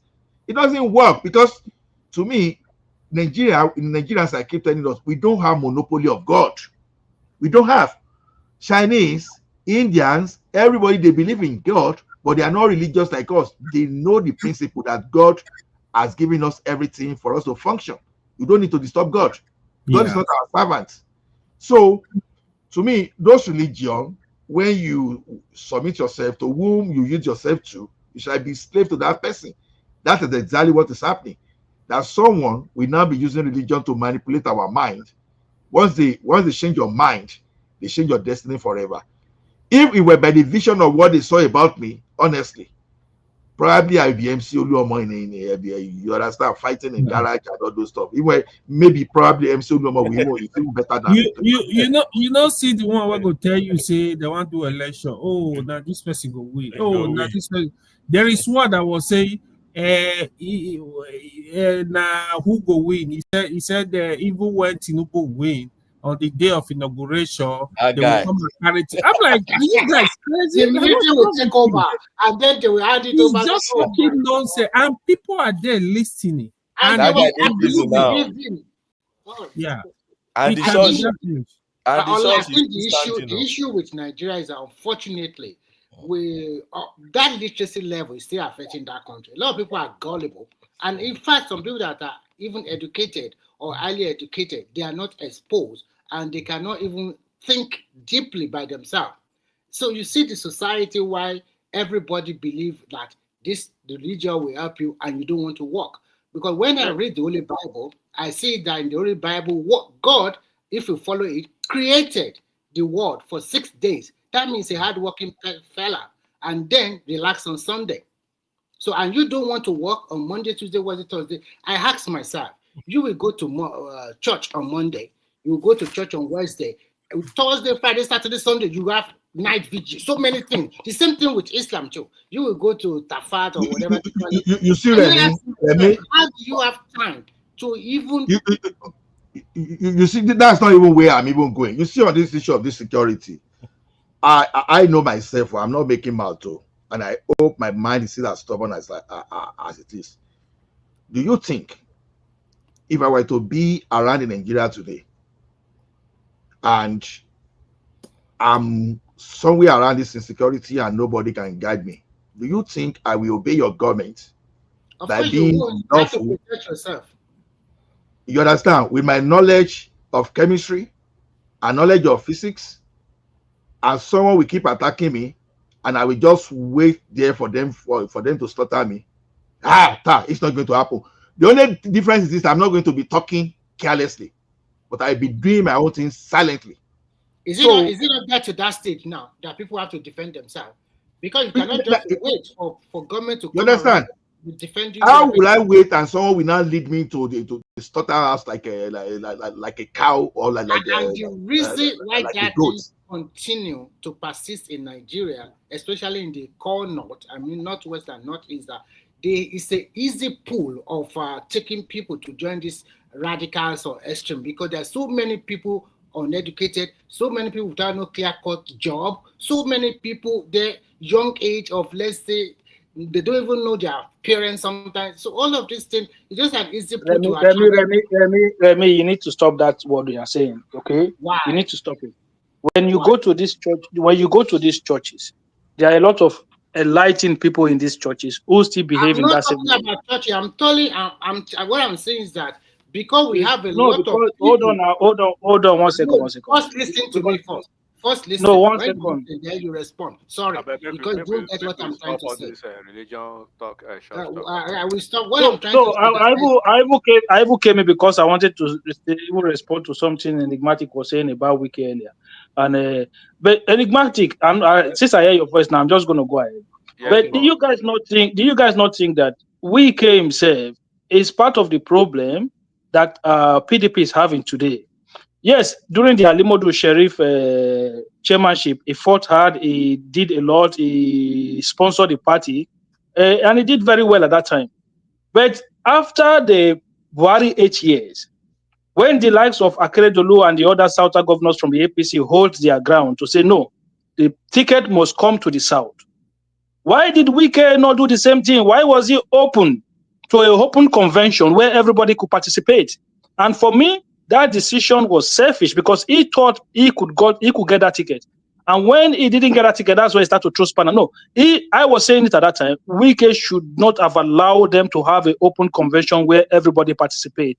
They should have stood their ground to say, the ticket must go to the South. And that was what, may so rest in peace, the guy fought them then. He told them, no, it's not happening. It's not going to go to the North. And APC saw the right thing. They know that if they took that ticket to the North, that party was going to destroy. And this is what is happening to PDP today. The likes of Wike, they let their guard down. And that is one of the reasons why the party is where it is today. So he also has his own role to play, because it's not just about Atiku. He had a lot of leverage at that time. He should have put those leverages, but he didn't. Progressive. One thing you understand about politics is like there's always a kind of a pre-agreement. I rub your back, you rub mine. I remember vividly that Atiku was their presidential candidate in 2019, and it was Wike that had been helping that party to very well financially and everything. He suppressed his own ambition or whatever he has that time to support Atiku. Why don't everybody know that after 8 years of Buhari, according to gentleman agreement in PDP, that power there's nothing like gentleman agreement. Wike cowardly. He behaved cowardly in that time because Buhari already done. Buhari already done 8 years. There's nothing like a gentleman agreement anymore. It's automatically Southern ticket. That's all. You stood your ground and you tell them straight away. Look, this convention, if you guys want to hold it, it has to be a Southern ticket. That's all. No. Progressive, listen carefully. What I want to say now. In 2015, when Buhari... I understand your explanation. Okay? So, I understand your explanation. What I want to say. You don't understand. There's no gentleman agreement. What I'm trying to tell you is very simple. That convention in 2014 or 15 in Lagos, Buhari contested. Some Southern candidates also contested, like Okorosha and the rest. They also contested for that primaries. But everybody knows that party is sitting towards the North, and Buhari was the leading candidate that time. So this particular one, throwing it open does not mean that, okay, we are going to give it to the North. It was betrayed. That is the truth.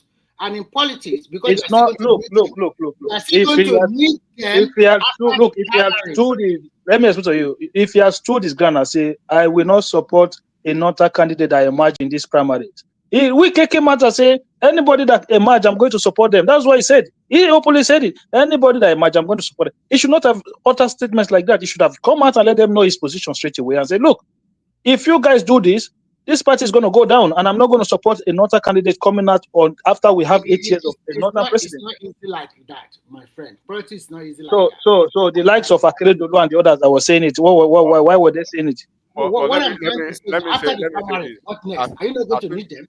I think the difference. You lead these people, and then the difference, the difference is that don't forget that Wike, APC, PDP, and Wike, they would have been making their decision from a point of weakness, unlike the APC that they were the incumbent party then. So whatever happened in APC then, there was a reason, and there could have been a reason why a region, particularly the Southwest, would say being led then by the Southwest Governors Forum leader Akeredolu, to say it's either we are not going to support a northern candidate succeeding Buhari, right? And then it goes to the Southwest and stuff like that.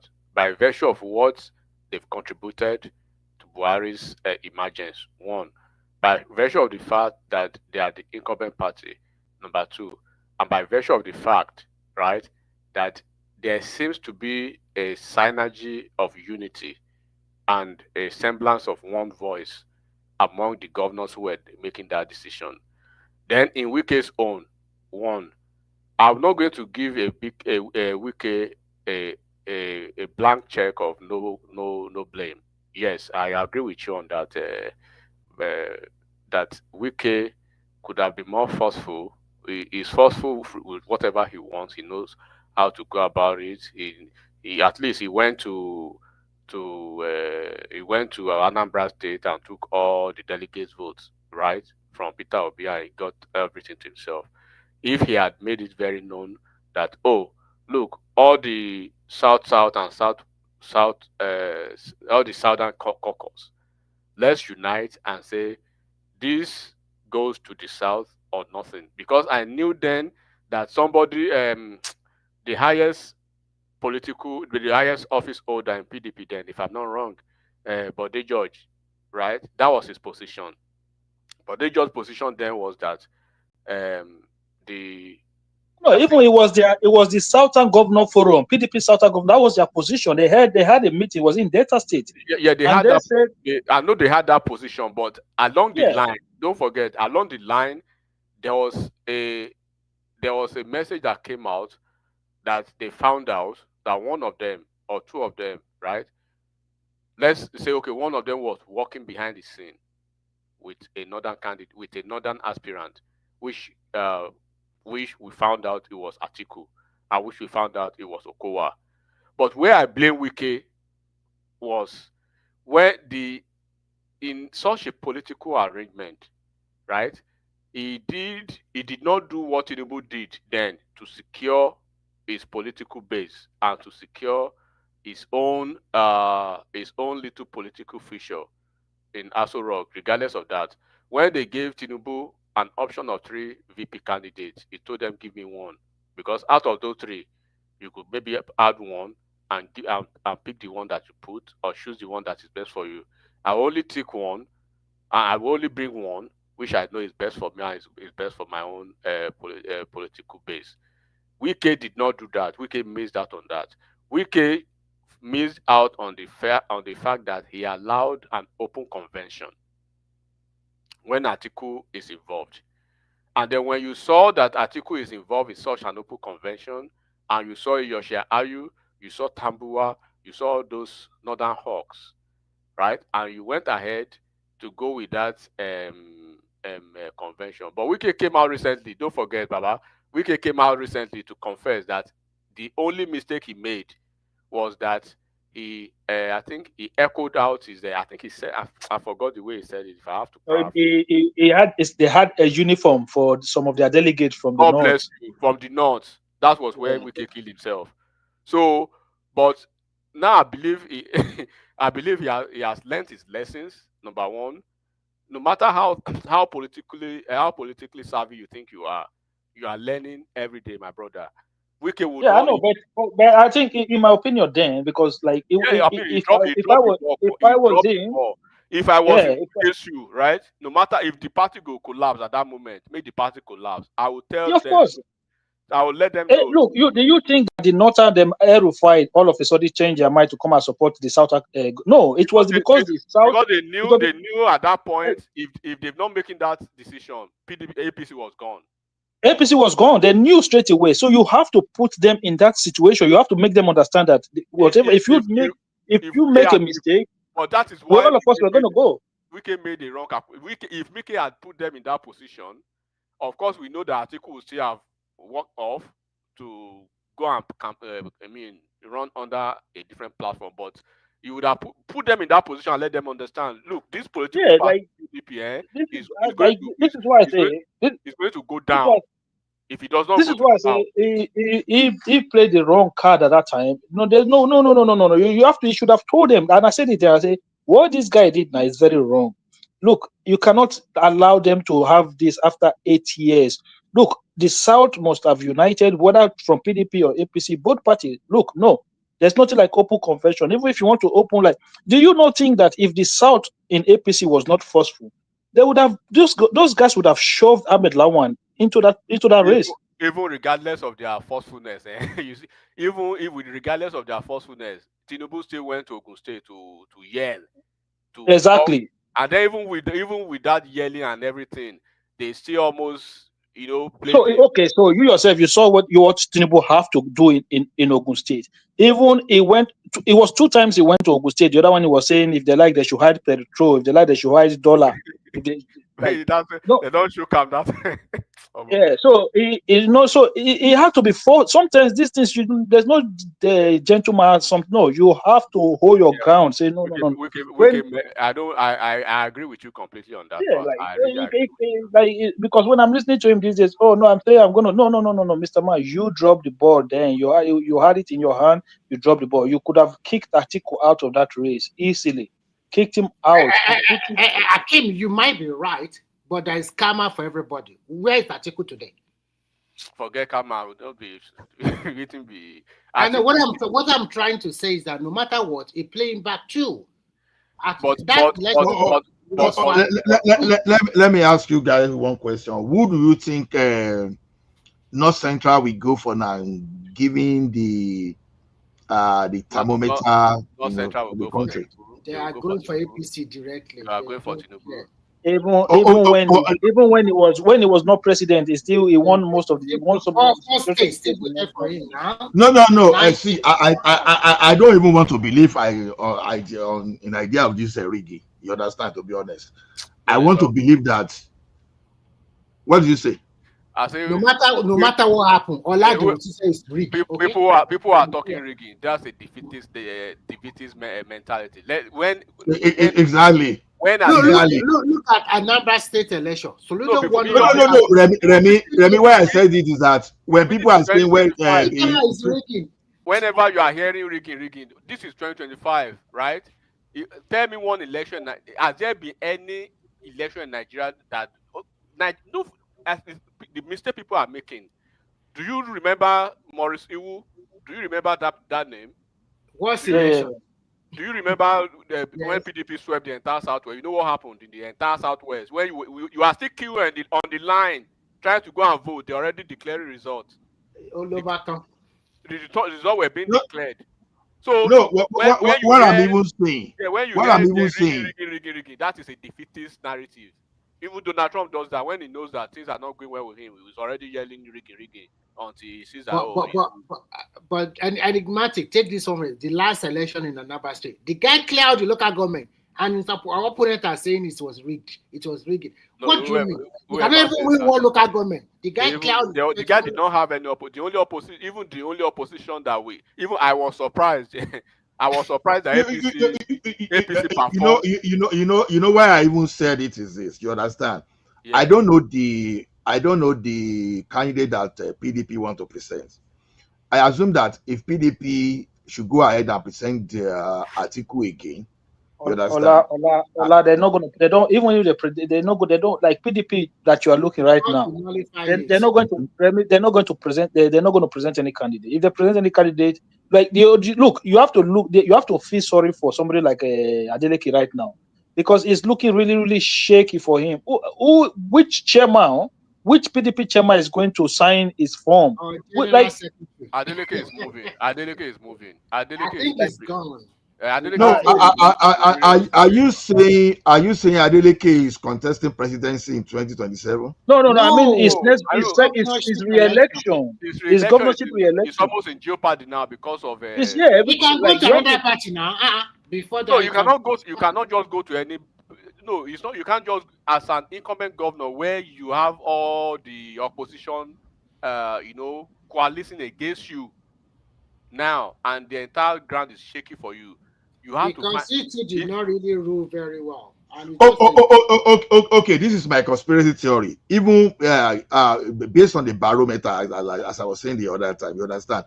Even the North now, even towards 2031 now, they are even saying no Fulani, even no Kanuri.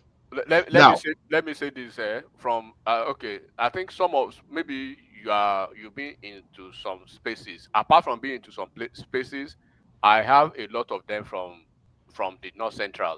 First of all, the Middle Belt, they are trying to distinguish themselves from the North completely now. Exactly. They are telling the Fulani people, they are giving them the middle finger one, and Tinubu has done something that a lot of people maybe do not understand. And Hausa too are separating themselves. Yeah, the minority from the North for the first time, right? Look at the appointment that comes from the North now. Let me just count the appointment for you. You will see the INEC boss, right, is from the North Central, minority North, the INEC boss. Yes. The SGF of the Federation is from the minority North, a Christian. The NMPC boss is a minority North, right? Yes. The North Central too. The DSS boss is a minority North, a Christian, North Central. The one of the service chiefs now is from Kogi State, right? Yes. Then you have the Attorney General of the Federation. So whenever these people are on their platforms, and then they have a lot of NDAs and stuff that are. And you have to think about the Burundi change businesses as well. That is gone down. So I'm coming to that, right? So when you are in their spaces, right, they are telling those their Fulani people, the core North, they are telling them, look, in the history of the North, this is the first time we have a recognition from a government that values us. This is the first time that then they started reeling out the appointment that when Buhari was in power for solid 8 years, right? For solid 8 years, these are the appointments that Buhari gave us. Enigmatic. Yes. The North Central, they are not that homogeneous to the extent that you are looking at them. Let me give you an example. There are 6 states in the North Central. We can remove 2, and they are totally different, Plateau and Benue. Nasarawa is neither here or there, and Niger. What of Taraba? Niger, you can group Niger to northwest completely. Simba, that's not the point. The point is, let me explain something to you. Since 1999, up to this government, right? When have we not have a Fulani number 1, number 2, or number 3? When has it happened that we do not have a Fulani number 1, number 2, or number 3 in one of those positions? When was that? Only when David Mark was the Senate president. But who was the vice president? Fulani now. Sorry. You got me. Yeah, you are right. You are right. So I'm telling you, number 1, number 2, number 3. They've always. This is the first time. Is Sambo a Fulani? Of course, Sambo is from. Fulani Christian. He's from Kaduna State now. Yes, he's not a Fulani. Yes, there are Fulani in Kaduna now. I don't think Sambo is Fulani. Can I speak on the question? It's just like that. It's like that. It's like that. It's partly Fulani as well, but it's number 4. And comparable fact you can speak. Okay. This is my own opinion in reference to the question you asked, that can APC win the middle belt? We know about the middle belt and North Central. They are swing voters. You know, that they don't vote in block like the Southeast or the Northwest and some other people vote. That's the fact, particularly when it comes to the North Central. So why am I saying this? Can APC win it? Yes. The answer is yes. But if election is free and fair. Secondly, the opposition is very weak right now and divided. So that play in the hand of APC is going to be very, very difficult for them, for opposition to have any kind of impact in what's happening right now. Like I said, they are very vulnerable and there's no I think the main point you made. Can you just be quiet? Let me finish. Let me give my point. I'm just trying to support your position. I'm just trying to support your position. I'm saying the main point. Because of the opposition is very weak and something like that, and APC has the machine, they have the structure to ring the election. So put everything in context. It's all about your rigging again. Where I think comparable fight. No, I understand. I said I want it based on what is not rigging. Let's forget about rigging and let's look at the reality. How these APC people, how people are defecting to APC. Okay, let me take ring out of this one. I never take ring out of that part of the discussion. But if you want to speak about on reality, when they lose, it's rigging. The answer is yes. Exactly. But I've given you the point I made about about the opposition being very weak and divided. There's no strong opposition right now. But I don't even know where you are getting that. And they are not swing state. Political liability. Because of the repeated mass killing in Abidjan, the farmers head of violence, the kidnapping, the community clash, and land conflict. They are very vulnerable. This particular effect places like Plateau, Benue, and Nasarawa, Niger, and Kogi. You can't dispute that. In a normal situation, they are very vulnerable. But in Nigeria, where things is not like from A to B. Let me ask you a question, comparable facts. Yes. You said North Central is a swing. Tell me which election they swing. Say that again. You said they are North Central is a swing, they have swing states there. Tell me one election in Nigeria that North Central has swing. Okay, you give me is that any election where they vote in block? The whole North Central vote in one party. That's the way they've been voting. And we can give them example. Let's take the last election for example. Vote never changed. Okay, even last election. Wait now. Labour Party win Plateau. Wait, don't shout now. APC win. We want to educate you. We know you are a neonate when it comes to Nigeria election. No, I'm not. I'm a fast learner. Forget about that brought you into politics. I'm a fast learner when it comes to politics. If we want to use even the last election that you know, because that is only what you know. Forget about what I'm not giving you the fact that swing voters. Tinubu won 4 out of the 6. That is the swing voters in Nigeria. Okay, tell me any other region. Okay. Tell me any other region that let me tell you something. Those North Central. So sorry, can anybody see the screen I just shared now? No, we can't see anything. Okay, let me stop. Okay, I will share it again. Okay, go ahead. If you look at the North Central State, they always vote en bloc. Exactly. The last election you are talking about, only 1 or 2 states voted for Labour Party. The other 4 states in the North Central, they voted for APC. Nasarawa, Kogi, Kwara, and Niger. And they always voted for the ruling party when PDP was there. So if they are not swinging any election to anybody, so don't expect it. It's not this last election because of. So can anybody see this screen? Can you see what I show on the screen? Yeah, go ahead. We've seen it. Bandits have brought 25 school girls, 5 vice president, principal, and people here are saying that Trump shouldn't come to Nigeria. Imagine I that. beg, this thing Someone no be wrong. today now. What's wrong Make with it, you? make it they come Why now. you He do knows. like a small At least boy? he knows where he's going to. He knows where we And are. you Where don't, they are killing. you don't want Trump to come to Nigeria. We know where They they can are. go to Southeast first, where they are And finding you, themselves. We know all of where you they are coming killing. here with your religious sentiment. We know when where they your are country killing is Nigeria. when your country is on fire.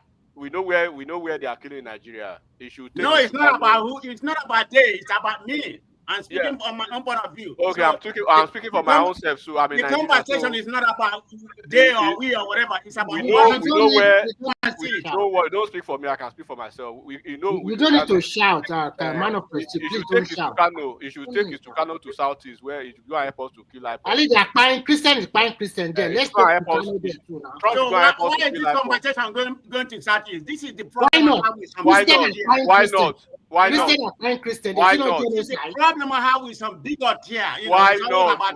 Why not? That's Why why don't you know. go? I Why don't like. not? That's why I don't like to talk to some Why? individuals. So you want make it they go northeast, make it no come southeast. Now for you, southeast no be region for Nigeria. I'm not even going to mention any name because I don't have time for that. I'm so busy now you say right make now, it come and I say make it more go important to southeast. me. They cry. Why they cry? Southeast no be Nigeria. So, but anyway, do you understand my point of view? Yeah, I'd rather not talk to some people, okay? I don't have time for, some morons. Yeah, I got your point, but you see that area of that Donald Yeah, Trump. you can counter me what I said. That's all. I don't have any issue with that. Ola, I want Donald Trump to come to Nigeria, but I want him to come and kill IPOB in Nigeria for us in the southeast. No, see. One thing about Donald Trump is this. Let me tell you, my understanding till now is that Trump is not coming to Nigeria. Let's just have that. Whatever Trump is doing, I believe that it's more of economical. He's just calling attention What to. is economical? He's not coming to take your. He's not coming to take your. What's he coming to take your resources? Trump will come Trump to is Nigeria. not coming to take your resources. Trump will come. Some of you are just so enigmatic. The question the question you have asked. My only thing is that I want Trump to come and kill all the IPOBs and their sponsors in the South. The question we should ask comparative parties. This is a question for you. Can you tell me exactly? Go ahead, Remy.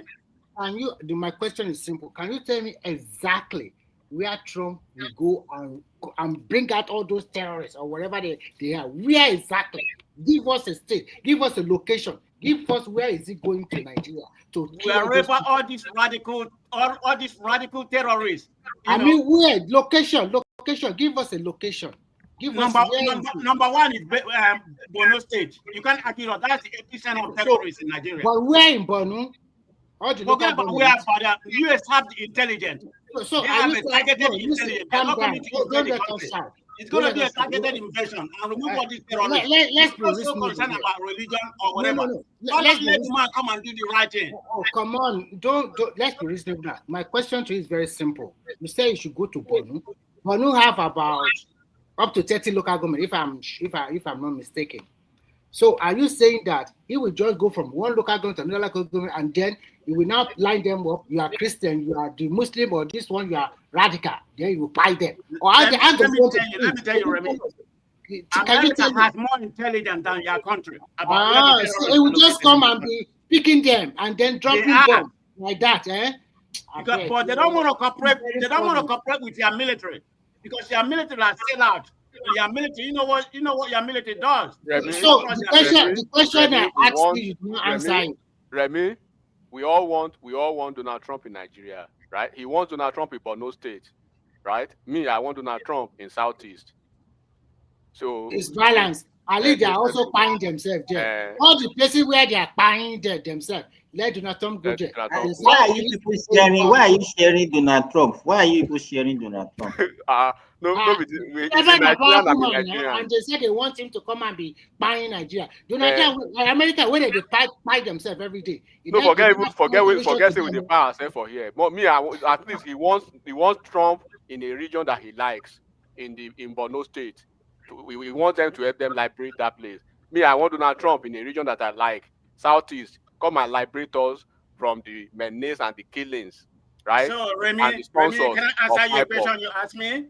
Of IPOB in the South. Go ahead. It's not a question. You answer your question. Simba, let me answer your question now. Let's be careful, okay? everybody has your opinion. You can say target South, East, Southwest. That's your opinion. But I'm not going to devote to that kind of. What about Zamfara? You should not go to Zamfara. What about Zamfara? Remy, did you ask comparable any question? Yes, I asked you a question, but you never answered my question very well. My question is simple. I said, is it going to differentiate the people from one another? Remy, the thing is that you are not. If you look at the conversation every time, right? Look at what is happening in Nigeria, right? When we want to have a reasonable conversation, an intellectually driven conversation without any bias, they will tell you hate Nigeria. But are those people in Borno State, do they not have, are they not human beings? Right? And then you are a Nigerian, Remy. You too, you can say, okay, I want. They are the one that even suffer more. Are you ready to hear my opinion? So you too, Remy, you can say, let us make it a Remy, you can say, I want Donald Trump, eh? You can say, I want Donald Trump in Benue State. You are a Nigerian, you have a voice. My own voice is that the menace, they killed Dr. Akwili in open daylight in Onitsha, in the street of Onitsha, right there. What about that PDP? The entire region in the country, that they sit at home today. Today is Monday. Today is Monday. Can I go? They are sitting at home as we speak. Hold on. Let me land. In the entire Southeast, they are sitting at home by virtue of an order that was given by a terrorist, Nnamdi Kanu. Yes. They are still sitting at home, right? They are, by virtue of that sitting at home, by virtue of that insecurity, by virtue of that wanton killings in the Southeast, right? That is why you'll see all of them escaping to other regions of the country, constituting willful nuisances there in Lagos, in Southwest, in Kano, everywhere. They are escaping from Southeast. So Donald Trump, please, if you are hearing, right, come to Nigeria, to Southeast, and help us wipe out IPOB. The IPOB terrorists, wipe them off the face of the earth and their sponsors. So if you are not happy with that, it means you are an IPOB terrorist. It means you are a terrorist sympathizer if you are not happy with that. That is my own conclusion. So can I go now? Yes, go ahead. Go ahead. Thank you very much. So the question is that how can Trump, come and engage the terrorists in the north? And the main threat in the northern Nigeria is going to include Boko Haram, the ISWAP, the bandit terrorist network. And how will Trump do it? It's going to be what I call through intelligence. It's going to, with low risk and high impact. So that's the way it's going to do it. And the practice has been done in many places. Are you saying Donald Trump will send soldiers to Nigeria and they will just listen? No, it's not. Let me finish. You will understand. Hold on now. Let me understand. What's the matter with you? Remy, let him talk. Remy, let him talk, please. Let him talk. It's going to be what I consider to be a satellite imagery. Drone surveillance, signal intelligence, terrorist movement tracking, drone intelligence infusion center. This is a very, very viable means just to target those terrorists. I don't know why people are complaining. Very brilliant. That's actually a very brilliant. Remy, that's actually a very brilliant. So what I want to ask him is this. Remy, no, they ask you too. They ask. That's okay. What I want to say. What I want to say is this. And hold on, Remy. It is the same idea. I will copy and paste that his idea. The same replica of that idea. Paste it to the Southeast too. Wipe all those terrorists, IPOB. Okay, then it's balanced then. Enigmatic. Why are you so naughty? Why are you so naughty? So I'm copying and pasting his own ideas. Go take it to that Southeast and wipe the hype-up terrorists. At least there are fine people there. So, and the people enigmatic, please. So evil. What comparable is saying, if it is possible for him to do it that way, I think is welcome. That of course. That's what how visible is that? No, and has it work anywhere in the world? Those are the issues. Forget the visibility of it, forget the feasibility of it, forget how it will work. No matter how he wants it to work in his head, I want the same thing to work like that too. Okay, we are ready. He will come to Southeast. I'm not saying they should kill Igbos, but I say IPOB kill all. buy all the IPOB. I'm not saying they should be Igbos. I say buy all the terrorist IPOB. Enigmatic and compassion. What you are saying is that they will go to the street of Onitsha and be picking IPOB members from the market and picking. And then they will be. Okay, in fact, we're not people with it now. So, comparable fight. The problem here is this: we have insecurity challenges in Nigeria, but it's the same question we'll be asking: why is Trump fixated in a particular, coloration? Because this. Like I told you now, maybe you were here when I said I was in the Hausa forum, and I knew the way they were even planning, because their owner is this: they are trying to liberate themselves from these Fulanites, because it seems like every place you go to in Nigeria today, all the song is all about Fulani. But now, that's what some people are encountering. But if you go to Borno State, that is not Fulani. That's the idea of some people. They have their own idea of their Islam, and there were political talks later converted to converted to people that start to weaponize religion. So on that Borno axis, for sure that is religion. That's from the supposed to be with the extremist from the religious angle. If you go to the northwest, those are criminals and bandits. You understand? Those are purely economic. You understand?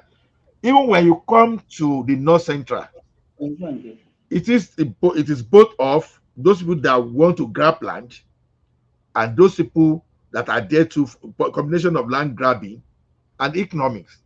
So the point is this: why are we so interested? Okay, if you go to North Central to fight for Christian, assuming that their designation was right, what happened to the Northwest? What happened to the North? What happened to Borno? Then again, what happened to our Southeast? That's the point now. So how do you separate all those, or where exactly will Trump be going to? Okay. Comparable fact. The patterning problem we have right now, Nigeria is experiencing, is the terrorist. That's what we're having. And people here don't have forgotten. Everybody think that Nigeria is a secular country. It's not a Muslim or Christian country. I can even with unequivocally, if a census is conducted today, I would say Christians are more than the Muslim. Forget about all this narrative. Don't say that, though. Christians. Don't say that. Nigeria has the fourth largest Christian. You are wrong. Christianity in the world. Number one is America. Number two is Mexico. Number three is Brazil. Nigeria is number 4 in the world. And when it comes to religious matter, America take it very serious because they are mostly Christians. That is where Donald Trump is coming. This is about humanitarian need. There's no country that's absolute. There's no country that's absolute. Okay.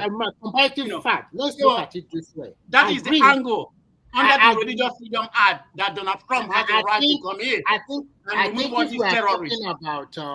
if we are talking about insecurity in Nigeria, there are 4 regions that are in trouble, and I will name the 4 regions. Number 1, Northeast, because of Borno assets, because of this Boko Haram and the rest. And Ola put it very well. In the Northwest, we are having problem of banditry. In the North Central, we're having land grab and also problem of Christian versus Muslim. In the Southeast, we're having terrorists there that are buying a lot of Christians also there. So those 4 regions are in big trouble. The only 2 regions that are relatively peaceful in Nigeria is in the South and the Southwest. Do you agree with that or not? Or do you have anything? No, I don't agree with. I don't agree with their narration. It's complete. So can you tell me which? Can you tell me which? Can you tell me which region is relatively? Can you tell me which in the Southeast, like you so claim? Let them go there and fight them. Can you tell me which? Comparable facts. America Congress. why you got this is why I'm having this issue with the conversation that you guys are having. Comparable fact. America Imagine, hold on, is aware. you call 3 different regions, right? Enigmatic, just hold on. America is aware there are 4 regions in trouble in Nigeria. God bless you. Southeast, Northwest, North Central, and the entire North. The problem on the side is not as pandemic as make it. Don't give us how far.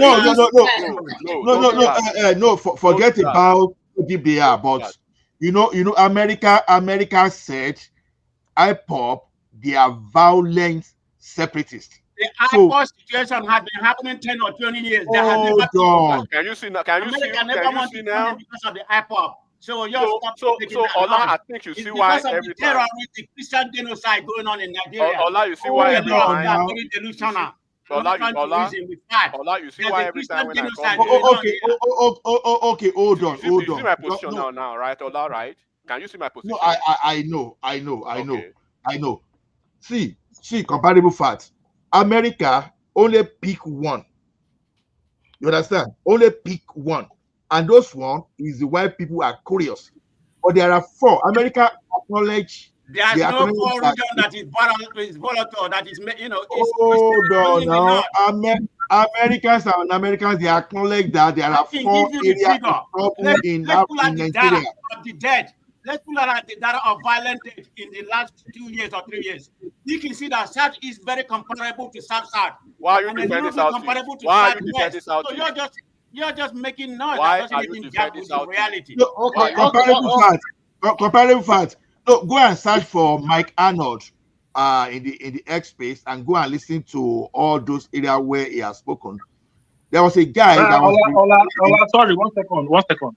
Comparable fact. Just little one. You know the United States Embassy in Nigeria. No, I'm ready to take all of you. You are ganging up on me, but I'm ready for all of you. Okay? No. I just want to say something. That you guys don't want to accept. Can I just say something? 1 second, please. Hold on, 1 second. Country, but when they hold on, everybody. We want to speak. Hold on. Is it? I want to quickly say something, right? So. The United States Embassy in Nigeria always have travel guidelines for its citizens when it comes to securities and areas that they advise citizens to visit in Nigeria and areas that they feel are insecure. Go and look at the release from the embassy, right? Because you cannot tell us now that the United States don't have data before they release this kind of information to their own citizens. The only region that is completely, totally free, one is the Southwest, Edo State, even River State, they tell you just only Port Harcourt. The other part, they consider them unsafe. Then the whole of Southeast, the whole of the North, that is not my own information. That is the information from the United States government through its embassy in Nigeria. So I don't know what your argument is all about. Akeem, let me say something, please. Let me quickly say something. Am I wrong? No. Enigmatic, let's allow you because the other thing I want to say, comparable fact. Every time you come online, you say, "Oh, in Nigeria, Christian are more than Muslim." You know what? I agree. That's why in 2027, I really want a Christian ticket. Let's test that water. People are telling you stop. God bless you. God bless you. Bring in Christian ticket to test water. You saw that was part of the reason why Peter Obi could not survive. Don't forget, it's because Atiku contested, Tinubu contested. Nigeria don't even vote along religiously. I don't even know why you do all this stuff. I said it this morning. You can't tell me how to talk. Sorry, comparing. Let me say this one. It can't subdue my opinion. It's not opinion. These are people, everybody here is from Nigeria. See, let me say this. Because you can't tell me what to say. Everybody's on one part. Everybody's on one narrative. I'm the only one here. No. Everybody is not in this thing here. You can't stop me. I said it this morning, right? There is no religion in Nigeria or tribe in Nigeria that can single-handedly make their person president in Nigeria. It's not going to happen. It's never going to happen. No tribe can do that. No. Buhari tried it 3 times. He failed. Yoruba. With Fala, Awolowo tried it. Awolowo tried it, he failed. Peter Obi tried it, he failed. Nobody will do it. It's not going to happen. Just get that. That's just the honest truth. But I like what you say, AY. Yes. Let Christian versus Yeah, Muslim test the Muslim. water. Test Let's the water. test it now, Abby. 2027. No, making up things. no. See. Hold on. Let me give you the data. Let me give you the data that progressive come here and miscue. Okay? Let me give you each region, the way America categorize it. I hope you are not getting it from your Biafra from your Biafra. Let's hear the data. Is it not the same person that said? Is it not the same person that said Dangote is AI? Let me talk now. If him yab me the way you want. Let him talk. Nobody here know me, so I'm not even gonna. Go ahead, nonsensical, argument. So, are you all ready? Yeah, okay, this is a summary of most dangerous, the way the US view each region in Nigeria. Northeast, extremely danger, terrorists. Northwest, extreme danger, bandit terrorist group. North Central, high danger, communal and terrorist, spillover. South, moderate and high danger, militant kidnapping. Southeast, moderate, high danger, separatist armed conflict. Abuja is target risk. Southwest, low risk but not zero. So this is a fact that is. So what we have been saying? What is different? So what's the difference? What's the difference from what I said just now? Progressive came here and said they can I think what the different language you are speaking. No, it's not even close. No, the different language you are speaking. So what's the comparative? What's the difference? What's the difference between what I said and what you said? No, it's not the same. Prospective. Oh my God! Let me explain the difference to you. The difference is that because when we speak about Nigeria, right? When we speak about Nigeria and that Nigeria is having issues, they will get triggered. They will so easily, immediately they will take batting from Usain Bolt. They will run to northwest, northeast, north central, right? But when somebody, the same Nigerian, take the same batting and run to southeast, that is when they will get triggered, and they try to define which one is which one is what, but you are not giving the same definition, the same trigger when you run to the other part. So this is what we say. We agree now that Nigeria is having issues, right? You are running to one part of the Nigeria as a bona fide Nigerian. Me, I am running to the other part of Nigeria, right, as a bona fide Nigerian as well. Which Nigerian region has been captured, even by America, that you guys so rely on now to come and liberate Nigeria?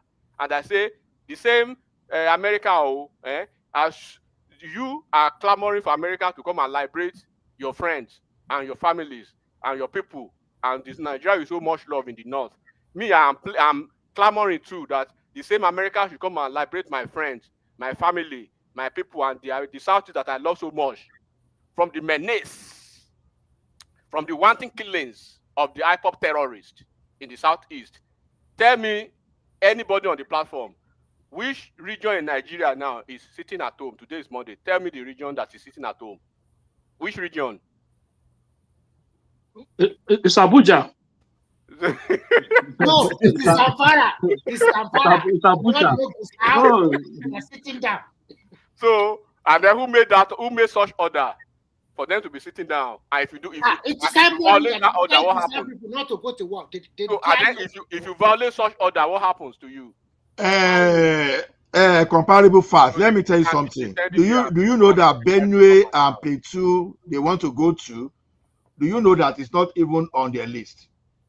Am I looking at something different? Because I can see Borno, Yobe, Kogi, Adamawa, Bauchi, Gombe, Kaduna, Kano, Katsina. America said communal clash in the North Central. They did not even say terrorism. Yeah. America are not even saying people should not even go to Benue. You understand? No, I want comparable fact to be sensitive. Now that is where they said Christian genocide is happening, right? Benue, Plateau. You understand? Those are the red area. But when you see the area, they say do not travel. Do you know why I love coming here? I love the debate because I don't like to go everywhere where everybody's singing goodbye. I'm enjoying it. Everybody here is against me. Only Ola I is think the I think you The are rest being people against me, but I can take all of you on. I think you are being I'm emotional about supporting it. you. I'm You're supporting not supposed to do Southeast. I'm supporting Southeast. I'm supporting you because I've been If I'm calling. emotional, They will then what are you? cry both of you, enigmatic and man of Remy, am I not supporting the wiping because if out you of don't go to work on Monday, No, am I two of not you, supporting the they wiping will off cry of both of you. terrorist group? I'm supporting the wiping off of terrorist group from Southeast. You should embellish me. I'm supporting you. It means wipe off Nnamdi Kanu's IPOB and all the menace of IPOB or whatever it is in the Southeast, so that Southeast people will not be sitting down at home on Mondays when people have been productive. Okay. Let me read. Let me read the updated to you because everything is level 3. Reconsider traveling. There's no level 3. It's even more than level 3 now because it's like this one a modulator. There are specific states classified as do not travel. Borno State, Yobe, Kogi, and the northern part of Adamawa due to terrorism and kidnapping. Then Bauchi, Gombe State, Kaduna, Kano State, Katsina State, Sokoto State, and Safara due to kidnapping. Then we come to Abia State, Anambra State, Bayelsa State, Delta State, Enugu State, Imo State, and River State, except for the city of Port Harcourt, due to crime, kidnapping, armed gangs. So you see what we are saying now. Even now in all this, even where Trump focuses on, it's not even on the list. Ola, could you No. Pay attention, Remy. Remy. Pay attention to what Ola said. Pay attention to what Ola said. You need to get it. Remy, pay attention. Pay attention to No, what pay attention. Pay Hold on. attention. Pay attention. Plateau is not on the list. Benue is not on the list. And that is where there is supposed to be Christian genocide. Yes. What is happening? What does that I tell don't you? know. Have comparable fact. He has the fact and The answer is what I've said earlier, right? The entire thing is being propagated and being orchestrated by the IPOP people. You know already. That's why some of them will come over here and be pointing you to that place. But when you point the finger back to their own, they will start crying. Enigmatic and all. I want to say this. This America, they will tell you this state is not good, that state is kidnapping. What about America itself? Where are safe places to go in America? Are all the states safe? You guys that are living in America. Because we had gun violence, we have so many. Forget about America. Stop changing the narrative. We are talking about your country. Let's leave America. Why should they come and help us? If we cannot help because them, you need help. Your country has not been able to do nothing. They have been ineffective doing, trying to resolve the problem. Just like he said, he has just told you now that the Southeast need help, that they need to come and wipe out the terrorists. That's what he's just telling you. Yes, I like that. Yeah. So the problem, y'all are missing the point. The problem that Donald Trump never said that he's coming to solve their violent problem. He said he's coming for genocide, for religious freedom purpose. That is the only reason. Comparable fact. Hold on. Comparable fact. Those people who are killing people, who are wiping out people in the Southeast, are they Fulani people or are they traditionalists? Are they not Christians? What is the majority of Southeast? What is the majority of Southeast? Christians. Are we not supposed to be clamoring for America to come and help us wipe out Nnamdi Kanu and the IPOB terrorists? Some terrorists are buying them. Southeast people, are they from Lesotho or from Burundi? Are they not Nigerians too? Are the people in Benue State that you are clamoring for, are they more Nigerian than the people from Southeast? Do you love them better than the Southeast? Why am I clamoring for Southeast and you are crying? But you are what enigmatic is not paying attention to is you understand. You want to come to Nigeria to wipe out terrorists, right? Where Christian genocide is happening, right? And that is Benue, according put in a quote because that's not what I'm saying. Are not even on the list. They are not even on the list. You understand? Those places are not on the list. You understand? But other places where are not supposed to be Christian genocide, they're on the list.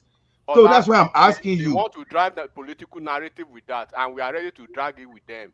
That's why we are telling them that If we're in doubt, that is where terrorists originate. They originate from not that's why I tell you, you don't even That's know why your you need to be region. targeted. I tell you, you don't even know Southeast. Do you know Masop? Do you know what is Masop?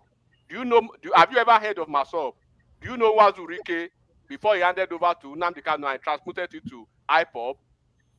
I told you you left Nigeria maybe at 2 years or whatever. You don't know. You don't even know. You just came out 2 years ago when they started giving you those years about what to talk about on the platform. When we are talking to you, we are your teachers. Listen, you don't know your region that you are clamoring for. Do you know what is Masop? Do you know what Masop? Okay. Masop is an Comparative special fact. in the southeast. Can you please read this thing for me? You don't even. I listen to you. No. Okay, can you please read this one? Look at this. Now, this is travel.state.gov. Now you can see the United States, U.S. Department of State. Yeah, you can see, right? Then what level? Level 3. See, red. Now, they updated. You understand? So now look at this now. Do not travel. Borno, Yobe, Kogi, and North Adamawa State due to terrorism and kidnapping. Where stated, right? You don't have to read it. I read it already. I already read them. You don't have to go to, maybe you're reading to them, but I already seen it. Me, I would love to hear it. Please read. Please read. Let me see. So when you now look at it now, okay, they mention. So they now say, okay, then the second category: Bauchi, Gombe, Kaduna, Kano, Katsina, Sokoto, and Zamfara State due to kidnapping. Then Abia, Anambra, Bayelsa, Delta, Enugu, Imo. Is there any state in the statistics that is not mentioned? All. You understand? And Rivers State, with exception of Port Harcourt, due to crime, kidnapping, and armed gangs. Then they now continue with the country summary. Violence crime is common in the country, blah, blah, blah. So they now say terrorism. Terrorism is a risk of so they now just list everything, right? You understand? They listed everything. This is the website. So we are not hiding anything here. You understand? This is exactly what we are saying, that in this country we are okay. They even put this one now in level 4. You understand? They put Borno, Yobe, Kogi, and Northern Adamawa to level 4 now. I don't know what level 4 means. So you can see what I'm saying is, okay, Anambra is even on level 4. You understand? Anambra is on level 4. Anambra, you understand? Abia, Anambra, Enugu, Imo. It's not really here. It's only Ebonyi that is not there. So the question is this: you understand? Ebonyi, they are peaceful. It's a peaceful. Now the question is this: in all of this, did you see? Did you see Benue State? Did you see Benue State? Did you see Taraba? Did you see Nasarawa? Just pay close attention. None. Did you see all those places? Now ask yourself questions. Where did Donald Trump got his own data? Why jumping the obvious and now decide to make a what you need to also do you ask me a question and let me answer. Let people not interrupt. This is a question directed to me. You need to be very cordial here. Let's have some decorum. So as to which area they should go and which area they should not go. And not people like Progressive or AY interrupting. May you talk now. One of Pressy used to be talk. What do you mean used to be? Stop giving me that nonsense. What do you mean used to be? Okay, comparative for talk. I didn't hear Akim very well. Comparative for talk. Whether I was trying to listen to Akim, but yourself. Let's hear you. So go ahead, what you said, it's a fact. It's a data. It's an empirical data. So we're not going to come here and sugarcoat what is a fact. A fact is a fact. We're documented. You have brought an empirical data that everybody can see what it is. I never come here and say Southeast is stable or whatever. You have given all those levels, where you give right now level of threat. That is true. Southeast has a moderate, high risk separatism and armed conflict. There's no doubt about it. So, but the point I'm trying to make here, the reason why I want Donald Trump to come in, because Nigeria, with our military and everything, we can solve. If the Nigerian government had the boldness, they can solve all those separatism and military and kidnapping. That is what the government is supposed to do, you know. But when it comes to terrorists, where you have the extreme danger, the bandit and terrorists, you know, which are part of the genocide that we have in Nigeria, this is the area Trump wants to come. All this high level or whatever, level 3 or level 4, it has been there in the last 3 or 4. It has been in the last 10 years. Trump never said he wants to come. It's because of the Christian genocide, the Benue, the people in the middle belt, Pastor Ezekiel, all of them, they are crying like they are being quiet every day. The problem with people here is not happening to you. These atrocities are being made to. They are the one complaining, and everybody here is making an excuse until it happened to you. That's what people don't realize. Trump is coming for a targeted terrorist, where there's a high danger, because So Nigerian government don't have a goal. Hold on, they are complicit. They are comparable to the terrorists going on in Nigeria. So they're not going to solve it, but they can solve other ones. So this is where Trump come in. Let me say this. I know. Please okay. minimize the situation. Okay, comparable file. Let's listen to Enigmatic now. After Enigmatic, I want to say something. From the list that you actually read out, right? Yeah. It is very clear, very crystal clear now that even the places that these propagandists usually point their fingers to as a precursor to this genocidal quote and unquote thing that they want to use, those places are not even on the list. But the place that is on the list, because judging from what he said those people who have suffered losses, right, and who are still suffering losses. You ask the question, how did America get their hands on, or how do they come to the conclusion that those places that are not on the list should be the focus area? Let me give you how they got because American veterans of Igbo descendants in America, right, working with that Arnold, you have their photos there. I'm not everything I'm saying now. You can go and check it. But Arnold is avoiding them now because someone want him to avoid them. Yes, so that he will not lose his integrity. I told you last week, right, that even we, the real American veterans, we are going to do our own part to let them know that we have a group in Nigeria, and they've identified those groups now who are feeding them this false narrative, feeding them these doctored data, right? And then World Igbo Congress in America and IPOP group in the USA. They are the ones who are compiling these things. So do you think these individuals that are learning IPOP, do you think they will rather focus on their areas or focus on the areas that they want to point America to, why they are not reporting anything about their area? Even why, because from what he said people that have been affected. Are you telling me people are not being affected in the Southeast? And I ask again today, as of today, what region in Nigeria is sitting at home now? What is the reason for that sit at home? Who gave the order for that sit at home? If you violate the order of that sit at home, what happens to you? Is it not also on record that a Southeast governor said 99.999% of those that are being killed or pie in their region are Christians, and they are being pie by who? Number 2. Number 3, right? Is it not the same governor, some governors too, and with empirical fact and data that says 70% of people from this same region, that Nnamdi Kanu's terroristic group of IPOB, that they are fleeing the southeast to other regions of the country? All these things are record that are on the table.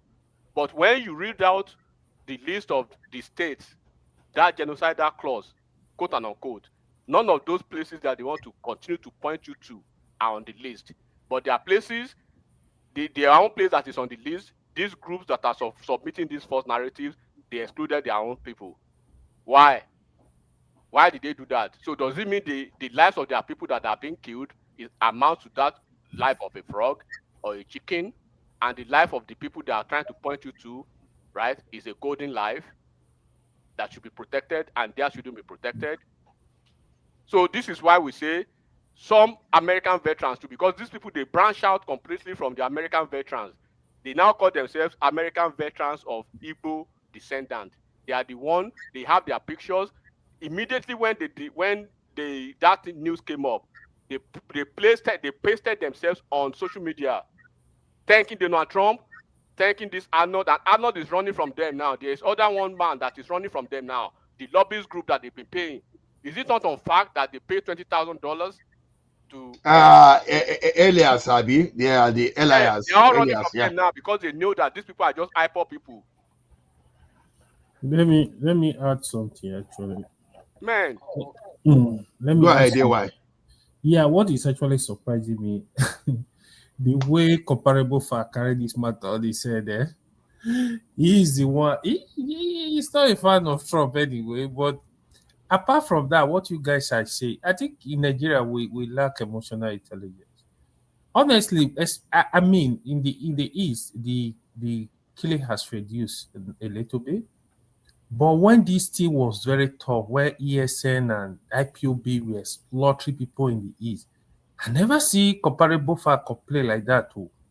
I'm actually very surprised to be. I'm not gonna lie. I'm very surprised because you go to, if I'm on Dr. Dayameni, that's how they will argue with you.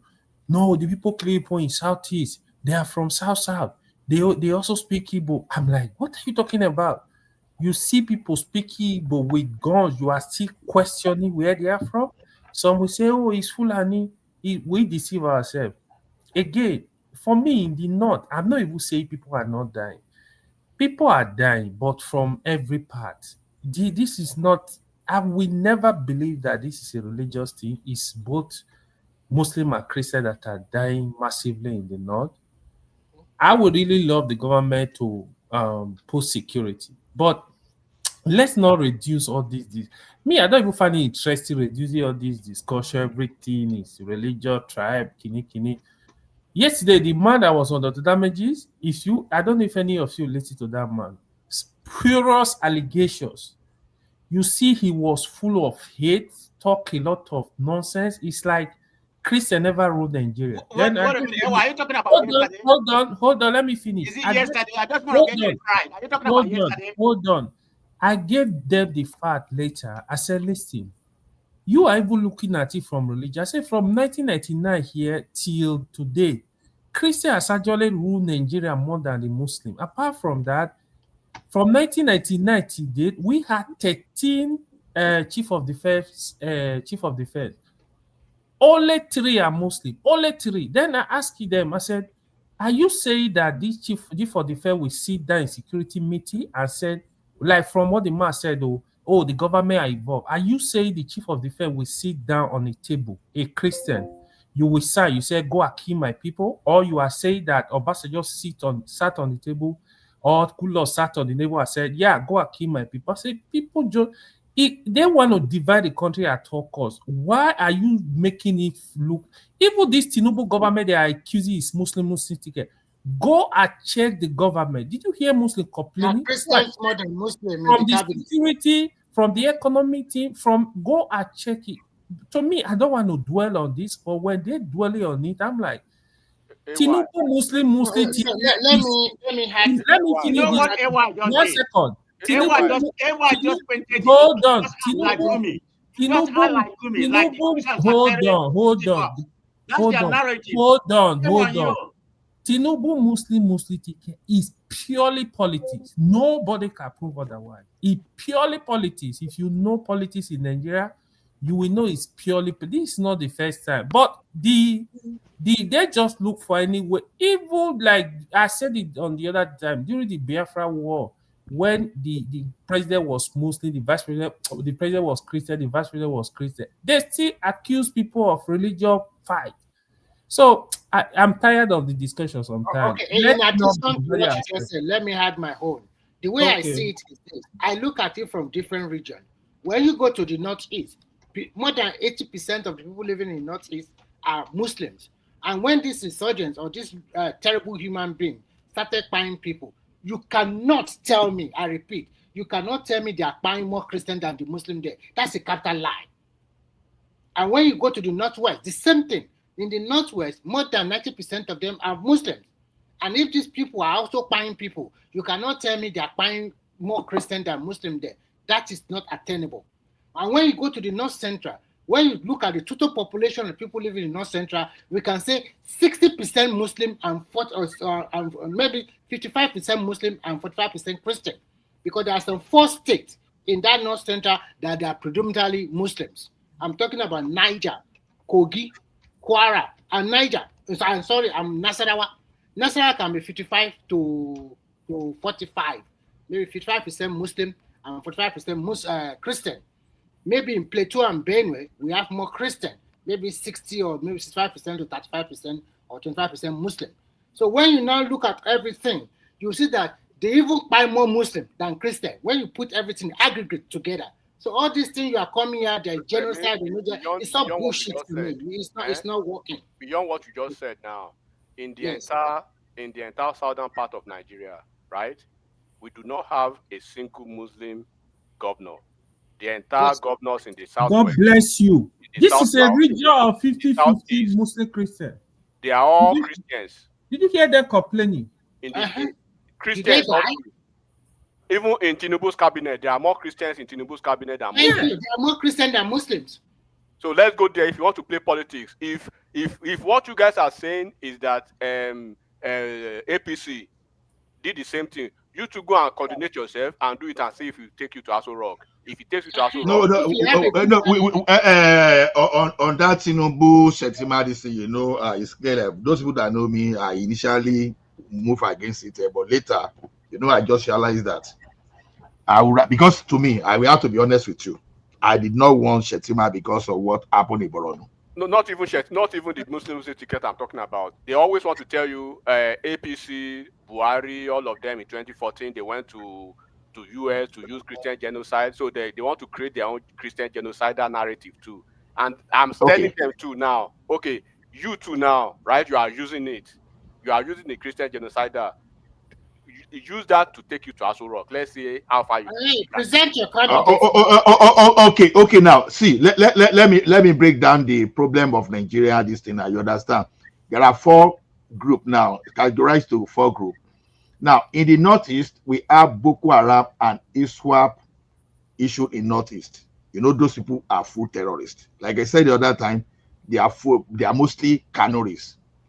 Then, when you go to Northwest, they are bandits and criminal gangs. You understand? Looking for resources. You understand? Those ones are in the Northwest. And those people, they clear everybody. The one in the Northeast, they clear everybody. It doesn't matter whether you're a Christian. Even if you're a Muslim, as long as you don't align and you don't align with this thing, they clear you, they clear everybody. Then when you come to the middle belt, it's Fulani militants and S-men. That one, S-men used to be there, but Fulani join now. Then when you go to the Southeast, you understand, it's still criminal now. Criminal armed gangs. You understand? Terrorists and Southeast. No. I don't want to call it. I don't want to put my own English. IPOB was prescribed as a terrorist group. Fact. I know. Even whether you call it terrorist or not terrorist, is it good for a non-state actor to carry arm against the citizens? So this thing, it does not even matter because you are being reasonable with your conversation. These people are no because normal armed robbery in Nigeria normally it should be death penalty, right? Even armed robbery in Nigeria. So now, as far as I'm concerned, all these people and I don't know why a fellow Nigerian would be clamoring for annihilation and wiping out of a terrorist group, IPOB, and somebody will not be happy with that. Are you a terrorist? Now, so the problem we are having that we are because we are not being sensitive. Why am I saying we are not being sensitive with this? Those people that want to stay with the Christian genocide narrative only. Because the thing is this: in the Hausa group, the Hausa that call themselves pure Hausa, although they can still tolerate the Hausa that got married to Fulani, especially if that they can accept you if you identify with them.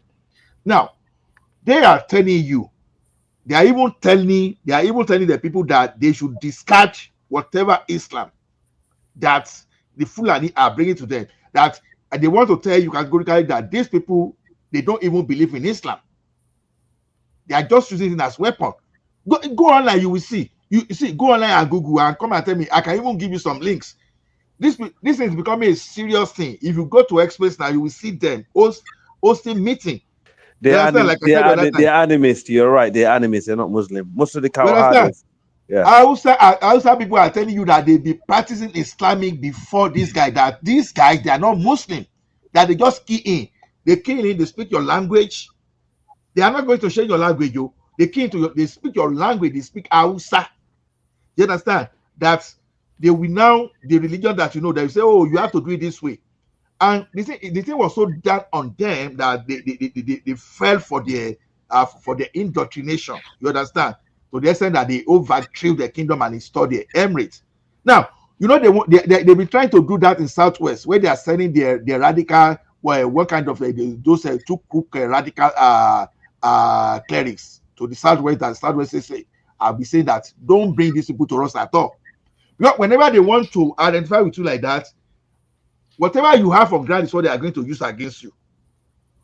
They won't change your language. They will just modify it for. They will just modify. They will just only tell you that that's your religion. You are not doing the way you are supposed to do it. You understand? That's the thing. So what I'm saying that if Hausa group, quote it, is Hausa group are even separating themselves now.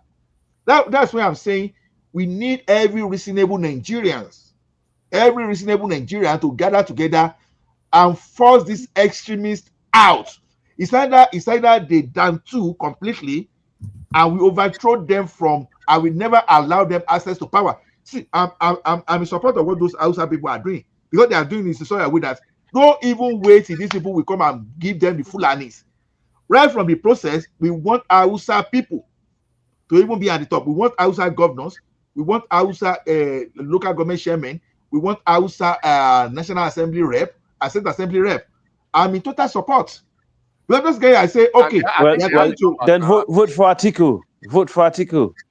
Atiku is a Fulani. Which Atiku? No, it's not Fulani. It's not. It's Hausa. No, Atiku is Fulani. They will never say Atiku as one of them. Okay, Atiku. Yeah, but can I come in now? Because let me tell you one thing. Even his Nigerianness is even in doubt. Even Atiku Nigerianness is in doubt. So we are not voting Atiku. So okay, after AY, after you respond. Perish that thought. Even in 2021, I would rather go for someone from middle belt or pure Hausa person. You understand? Why do you think the like of El-Rufai is no longer speaking? Why do you think the like of El-Rufai is no longer speaking?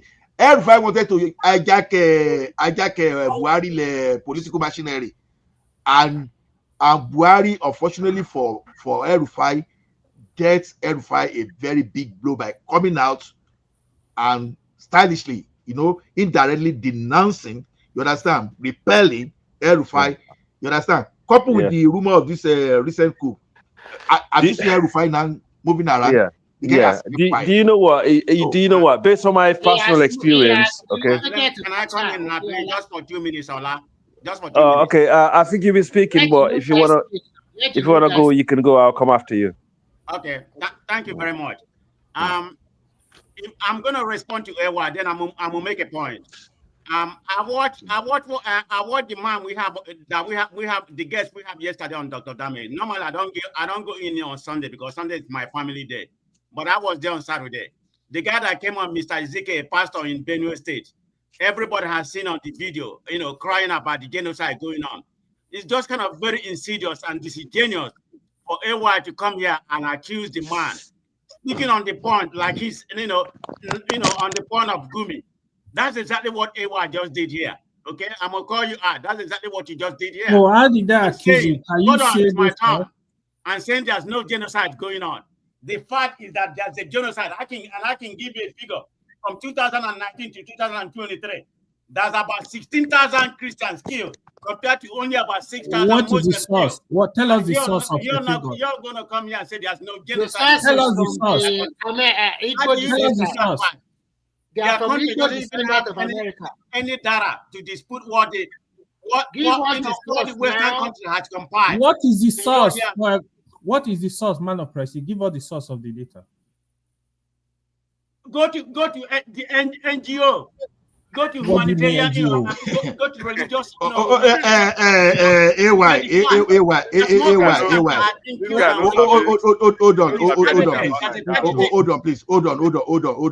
AY, we don't even need I to. can give you region by Papa, region. hold on. We don't even need to. We don't even need to argue. We don't even need to argue whether there's genocide or there's no genocide. You understand? There are genocide. There are category of genocide. Too plenty in Nigeria. Yeah. There are genocide against certain ethnic group.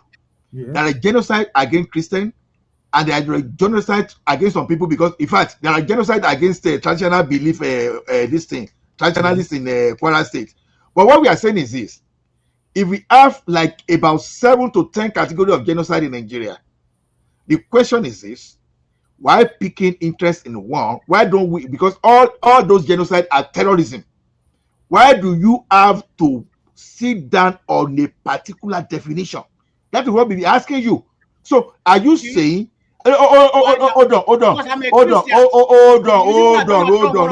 to come under the religious act. Genocide is genocide. America has a that's not the point. Rule when it comes to religion. That's not the point. Okay, as a traditionalist now, if I were able to be in Ilorin and they pie me now, so they targeted me because I'm an Ifa practitioner. Are you saying? Are you saying? Okay, no. Are you saying? Religion. It's about Christianity. Every life matter. Every life should matter. I mean, even let me. I'm gonna be fair. Where are we falling for American tricks? That's what I'm. Where are we falling? And we are flexing muscle for American politics. Yeah, no, that's true. I mean, you man of prestige. I understand where you're coming from. At least you've been honest that you got you're Christian. You're biased towards Christian. It's the same thing with Muslims. As a Muslim, AY will tell you this: we're very biased towards our people. Sometimes I actually overlook my own tribal brother over another person from a different tribe that's Muslim. If, for example, someone, the Fulani guy that's not a Muslim, pick on AY now, I'll actually defend AY because as a Muslim, it's our first duty, to love another one and love one another and protect one another, regardless of your tribe or the religion come first. I understand that, but we need to be balanced. We have to have balanced approach into everything because if we don't have balanced approach to everything, then we're going to be in trouble because we're going to look like we actually hypocrites, That's what we should be looking at. But all I'm saying is, like what you guys described just now, it's very interesting conversation. I actually nodded to a lot of the stuff that you said because a lot of the people that you call Islamic terrorists in Nigeria, these are people that do not believe in the religion. They are not Muslims. They don't represent Muslims. In fact, I was reading a report in southwestern Borno, where a Fulani village was completely wiped out by Boko Haram. Completely. Women's and children's, Fulani, be wiped out. And these are Muslims. They've been wiped out by a Muslim terrorist group that claimed to be fighting to promote, Wahhabism or whatever type of Islam that we do not accept. So it's a very difficult one. Also, you got so-called Fulani herders in the central belt, as you guys mentioned. I don't know because I'm not there, but I take your word for it, killing people and replace them in their lands, which I totally disagree on. I've been here speaking against it, because I don't know, I don't have the data, but I take your word for it, yeah. And I disagree with it, and I totally disagree with people killing people, regardless if they came from my tribe or they came from my religion, because we have to be fair, we have to be human, and that's the civilized way. This is how you build a nation. It's not based on your tribe or religion. You have to love your country and your fellow countrymen, And the only point I disagree on, saying there are people in the northern Nigeria who are pure Hausa, who never want a Fulani guy to be a president, or or they should only have a house, pure Hausa, and this and that. Why is it pure Hausa? Why is it pure Fulani in northern Nigeria? If you understand really the relationship between the Hausa and the Fulani and the Kanuris, how long they went back, you won't ever see that. Because, you know, these people, even if it's a pure Hausa, in the household, my neighbor is a Hausa. My neighbor is a you can come back. You can come back when you finish. My neighbor, my former neighbor, before I just moved, he's a pure Hausa. He don't have any Fulani blood, right? But his half brothers and half sisters are Hausa and Fulani, and that you have that so much in the Hausa household, even though they're pure Hausa, but they have cousins and other people who are Fulani, and also with the Fulani people and the Kanuri. So it's a very, very difficult for you guys in the south of Nigeria to think you can split the northern bloodline based on political interest. I know, Africa. Let me hold on. Let me correct him there. Those people saying it at Hausas, if they were speaking Hausa clearly. Hold on. Just hold on. They were speaking Hausa. I was just reading the translation. You understand? Yes. I was reading the translation. Now, the thing is I this. understand that, but there's so many Hausa. You said we people in the south. You said we people in the south. I just want to tell you that the people that are saying that are the Hausa people. They did the statistics. Hold on. They did the statistic of those people that are Fulani that occupy political position. They carry over. They carry over 90% of the political position. Yeah, and they are Fulanis. Yeah, but now, you guys don't know hold on. Who is not? Oh God, listen. Now, let me just make one point. There are a lot of Hausa and other tribes in the northern Nigeria that will claim Fulani heritage, but they're not Fulani. Because the reason why they do that, this is what my Hausa brother told me. He said the reason why they do that, by claiming that they're Fulani, they have more chance of getting there than if they're just certain tribe. Atuku father is a Hausa. I'll give an example. His father is Hausa, pure. His mother is Fulani. Buhari, late Muhammad Buhari, his father is a Hausa. Sorry, the father is Fulani, real Fulani, pure. But his mother is a Kanuri.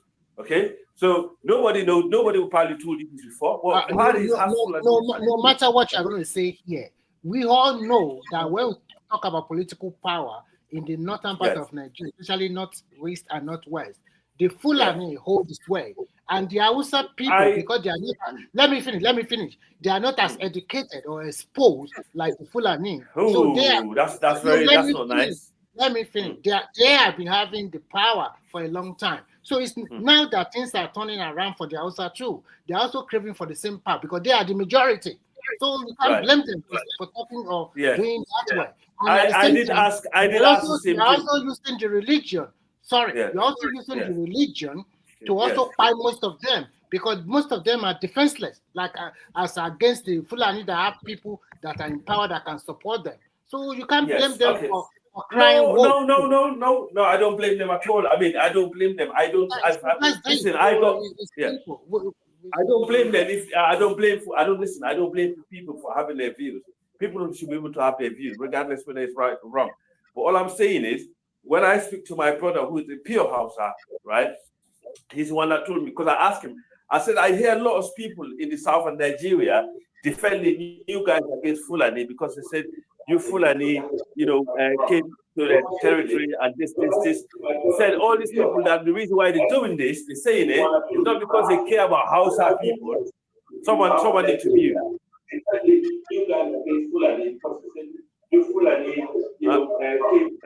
Why is that so accurate? Is that somebody to mute, bro? Okay, thank you. So he's saying people are using it. I said, why can't you guys come out online and air this view, about what people are saying, how marginalized you are by the Fulani? We are still saying the same thing here. I told you before, these people are not educated and well exposed like the Fulani. No, I don't buy that. Are you going to tell me what is the population of the Hausa? What is the population of Hausa? Come on. When I'm asking, what is the population of the Hausa? What is the Hausa population in Nigeria? in northern Nigeria. They are the original inhabitant of that northern Nigeria. In some region in northern Nigeria, if you want to be 100% forensic, in some region in northern Nigeria, it belongs to the Hausa, but some region in northern Nigeria is not for the Hausa. Okay, some part of northern Nigeria, I the know Hausa that part of Borno, they are Kanuri people. Thank you. Some part of northwestern Nigeria, mostly in the northwest, they are Hausa people. It is the Fulani. You're very okay. I would love you to let me speak. So let me. I want to say something. Is the Fulani from other part of Africa, maybe from Chad, Senegal, Nigeria, or whatever, through the jihadist movement or whatever, that came there more than several decades ago, and they lodged their religion on them. And these people, because they are predominantly maybe farmers or maybe till the land, they are not exposed to this kind of education, even if it's Islam as an education for them. And they use this to wipe them to order. And religion is the easiest way to wipe people to order. But unfortunately, after several decades, the same set of people you are claiming that you have integrated and you are helping them. How come their life is not getting better? Only the Fulani people are finding themselves in juicy position. And do you know the richest, financially? I think you're taking over my time and you're not letting me speak. No, I'm not taking your time. You can also talk. We're having conversation. Okay. Go ahead. Yeah. Okay. The Hausa are more financially wealthier than the Fulani. I don't know if you know that. Hausa people have. No, Hausas are regular traders. They are regular business people. Thank you. Thank you, sir. Houses are financially. No, we know that. We know that. But when you come to politics, okay, go ahead. You guys, you know what I don't like here? When someone is trying to give you fact, if you don't like the fact, you can just block your ears. But trying to stop them telling you, exposing your narrative is not right, because then it's gonna be a dishonest conversation. The houses, in fact, the houses go all the way further down a little bit, not all the way to this middle belt. We know the middle belt is all mixed with other tribes, and that came there to settle, to mine and farm and stuff like that with other tribes. That's fine. But the northeast, some part of the northeast, right, is a Kanuri. Some part of the northeast, like Adamawa, Adamawa is a Fulani state. Adamawa was taken over by Modibo Adamawa, who was a Fulani guy. Hausa got nothing to do with Adamawa. But if you look at Adamawa today, you probably will find more Hausas over there than Fulani. You find more Christians over there than Muslims. And in fact, if you're going to be looking at vote between a Christian and Muslim, the Muslim will probably struggle to win the vote based on religion. And Adamawa was a Fulani territory by Modibo Adamawa. Okay, so let's debunk all this saying Fulani came and take outside territory. If you go to northern Burkina Faso, the Hausas are not native to Burkina Faso, but if they came there with the Fulani brought them there during the time of spreading Islam. The Fulani brought the Hausas to Ghana to spread Islam, and they're still there. The Fulani came to Sudan, the land of the black. Fulani didn't take Islam to Ghana. It was Hausa people too. That's what I'm saying. They went there together to spread Islam. I know the Zango community of Ghana. Can you say it's the outside the Fulani that brought Islam to Nigeria also, have you? No. Don't put what you said something. No. Let me tell you one thing. Africa. Fulani was never a Nigerian ethnic national group. They never was. That's true. Fulani was never a Nigerian. At one, they wasn't Chad. At the Lake Chad. Okay, let me tell you how it all started. Okay. Because you guys don't understand, you need to speak to a proper Hausa who know their history will tell you, right? Where Hausa people came from? Do you know where Hausa came from? Hausa people actually came from Ethiopia to northern Nigeria. Everybody came from somewhere. We know that. Forget what we are saying. Everybody came from somewhere. Okay, all right, that's very true. So they came from Ethiopia, and the Fulani and to the Lake Chad region, okay, to the Lake Chad, not to northern Nigeria first, to that Lake Chad region.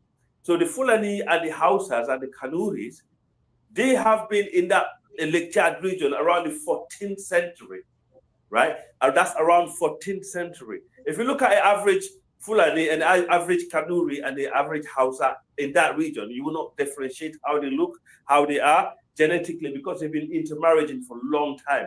Because the Fulani used to bring cattle from during the Mali Empire to that region and go all the way back to Futa Jalon. That's the reason why most of the Fulani, in fact, in Futa Jalon in Guinea, when they do their DNA test, they got like 5, 10%, 15% Nigerian in them.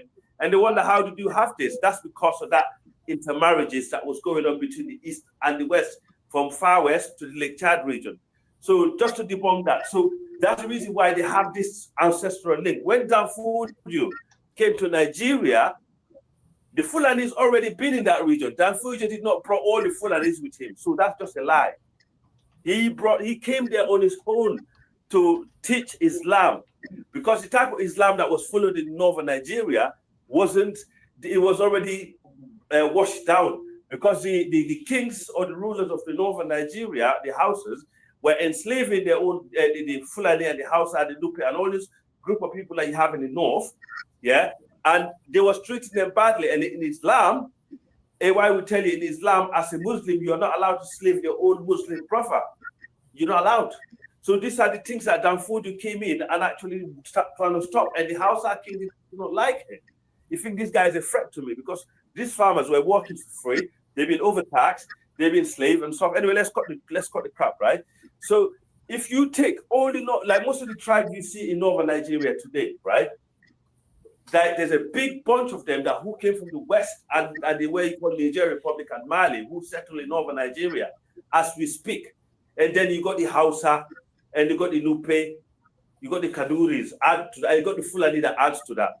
So most of the time, this Hausa guy told me when there's a voting, he said, no, it's not only Hausa that vote for Fulani president. It's a majority of the people that vote for Fulani in the northern Nigeria are the minority other group who came and settled in northern Nigeria from West Africa, because they're still there. There's more than 10, 15 tribes who settled in northern Nigeria later after the Fulanis, yeah, and during the Fulani time, who have formed the group, which comprise as a minority of northern Nigeria. So when I hear you guys, no, you know the narrative against this. You said, yeah, when we told you that Fulani never had any land in Nigeria, you tried to say no. Fulani, all those most areas you see. Yes. Some no. They said to with the Hausas, yes, who were the original owners of the land. But it's just like when you talk of Ilorin now. Hold on. Just like Ilorin now, we know that Ilorin is Yoruba land. But just because, yeah, no, we even have some Yoruba Muslim cleric, Islamic cleric now. You know, do you understand? All those people that have been indoctrinated, that are, you know, those are the ones that are called fake Muslim, because real Muslim, they don't speak that way. You understand? I don't know what Fulani that will say Ilorin is Kwara. They are telling us that Ilorin is not Yoruba land. Those are the fake. Those are fake clerics just because of what they are going to eat. They are lying to everybody. When you are saying Ilorin is not Yoruba, it's not Yoruba land, but the household in Ilorin is more than 90% Yoruba. Ilorin is a Yoruba. Kwara is Yoruba state. Everybody knows that. It's not secret. It belongs to the Yorubas. It's always been. The people that live in Kwara now are from Africa. In fact, my friend Lawal is from Kwara state. He's in Sierra Leone. I speak to him every day. Yeah, that's where he's from. In fact, majority of the Yorubas that we have in Sierra Leone that I mentioned, they're from Kwara. I know all the history. Kwara is majority, probably 90% or 99% Yorubas, but they mix Fulani in there. Well, Kwara is still a Yoruba state. I don't know I never met one person in my entire life that said Kwara is not belong to the Yoruba. Africa. Well, let me ask you a question, Africa. Yeah. Okay. You sound like you are a student of Fulanism. So how would you say that? I'm going to ask you a question. Oh, that's quite we all know that the Fulanis are not indigenous of Nigeria. We know how they migrated. We know the history. How long do you have to be? Hold on, let me ask you a question. We know the history of Islam and everything. And the population of Fulani in the north is only about 10 to 15,000 compared to the Hausa about 35,000. I think Kanuri about 2,000. So, you know, Million, like I said, millions or so my thousand. question about you, being a Fulani, do you have a culture of conquer and dominance? Is that embedded in you? Can you answer that? Hold on. Before I proceed, Okay, comparable I'll fact. answer that. You are missing the fact. Africa, hold on. Let me tell you something. You see that Fulani population you mentioned is an exaggerated figure. Ijaws are actually the fourth biggest ethnic group in Nigeria. You see, that's one kind of what do we call this? Tekia, or what do they call it? All this corny way. You know, when all those Fulani came, they started calling it Hausa Fulani, so that they will magnify themselves. It was later during the Buhari No, period what they is started Hausa changing the Fulani? narrative. Hausa Fulani is when one of your parents is Fulani, the other one is Hausa. No.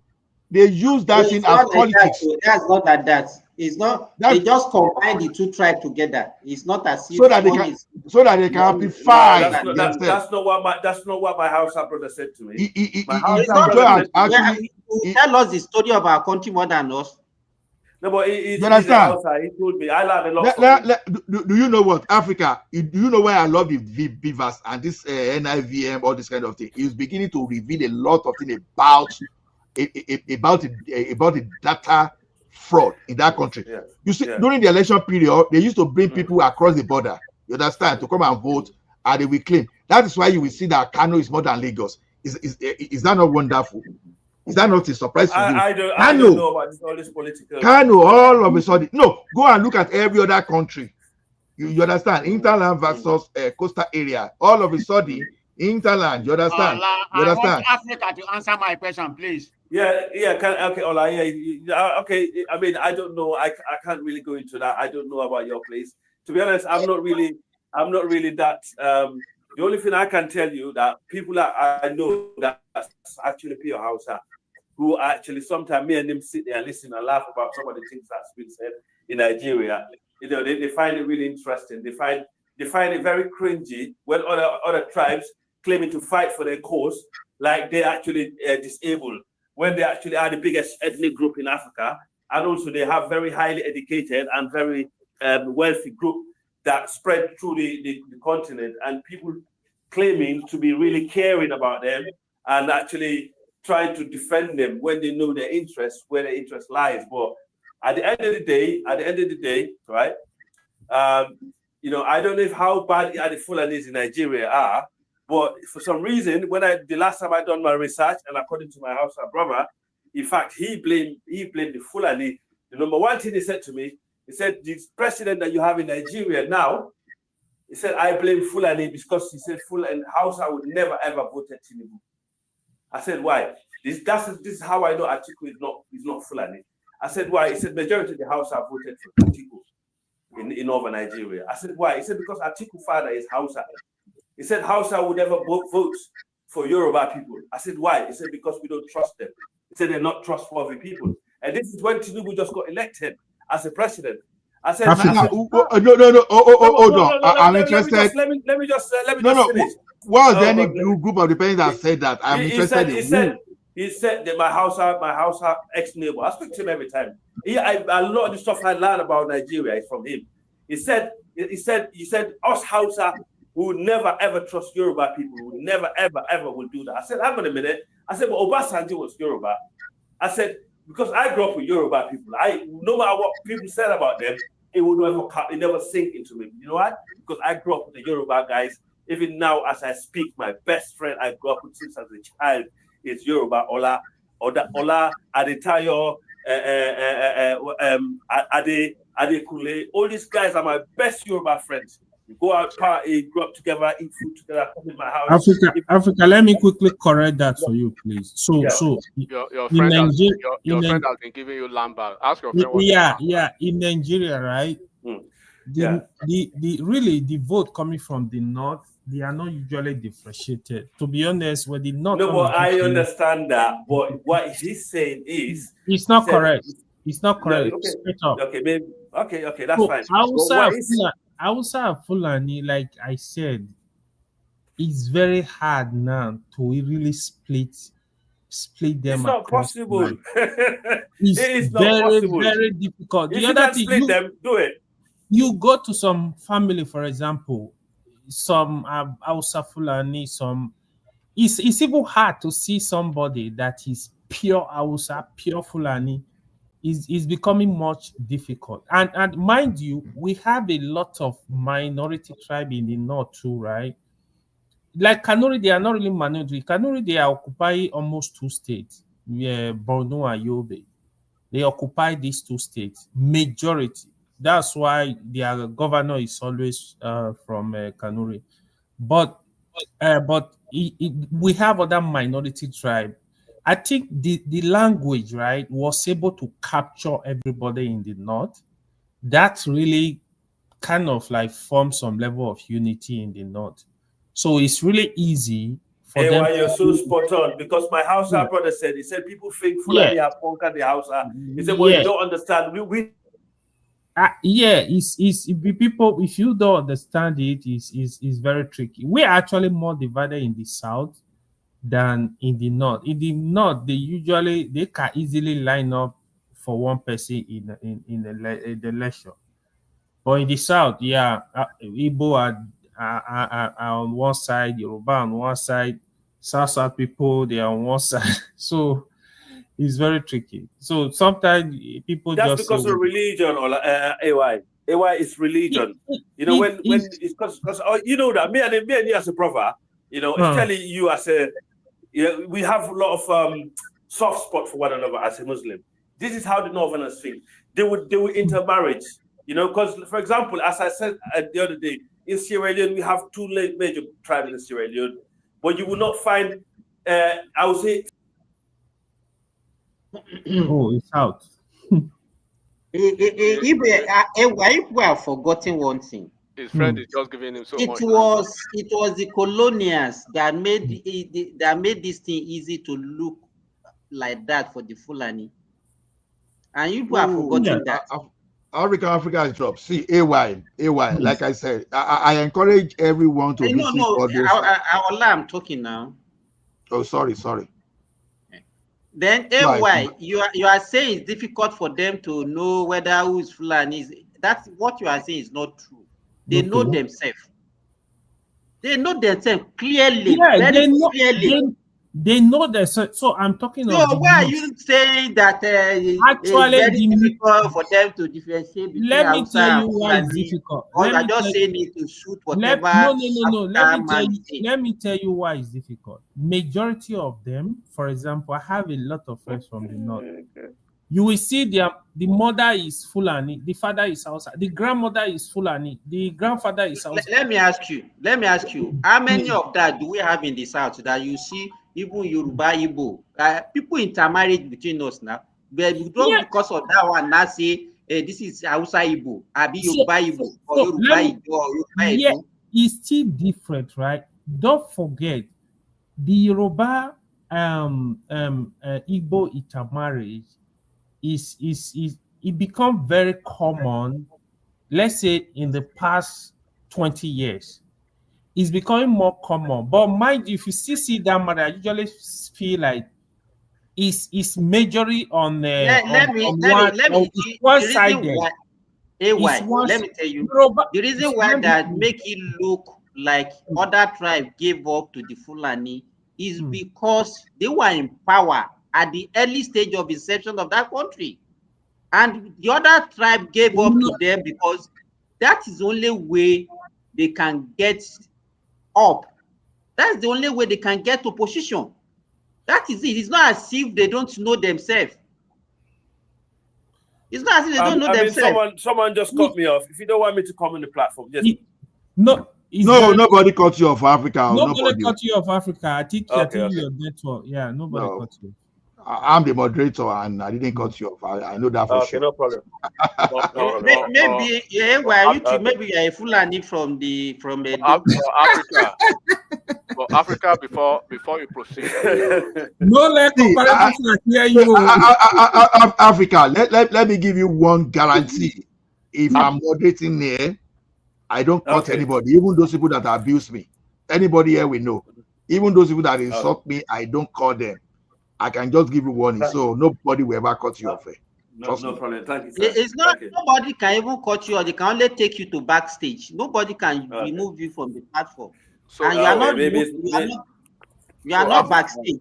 Africa, before you proceed, let me just tell you. Okay. Your friend has been giving you enough lamba to fill up the entire. To him, and that was why he was speaking as if he was telling us. Explain what lamba means, so he may not understand lamba. Lamba is a lie. It's lie. Lamba is L as in Lima, A as in Alpha, M as in Mike, B as in Bravo, A as in Alpha. Lamba means. Ola, I've told you about lamba before now. Monumental lies of untenable proportion. Your friend has fed you enough lamba to fill up the Maracana Stadium. Okay. I'll actually listen to this audio. If you go to the Midwest people now, the way they are feeling, if you tell them all this lamba, they will probably stone you from the screen of the TV or whatever they are listening from. Right. Okay. I'm gonna let you know. I'll let you know. So why you are pardoned is because you are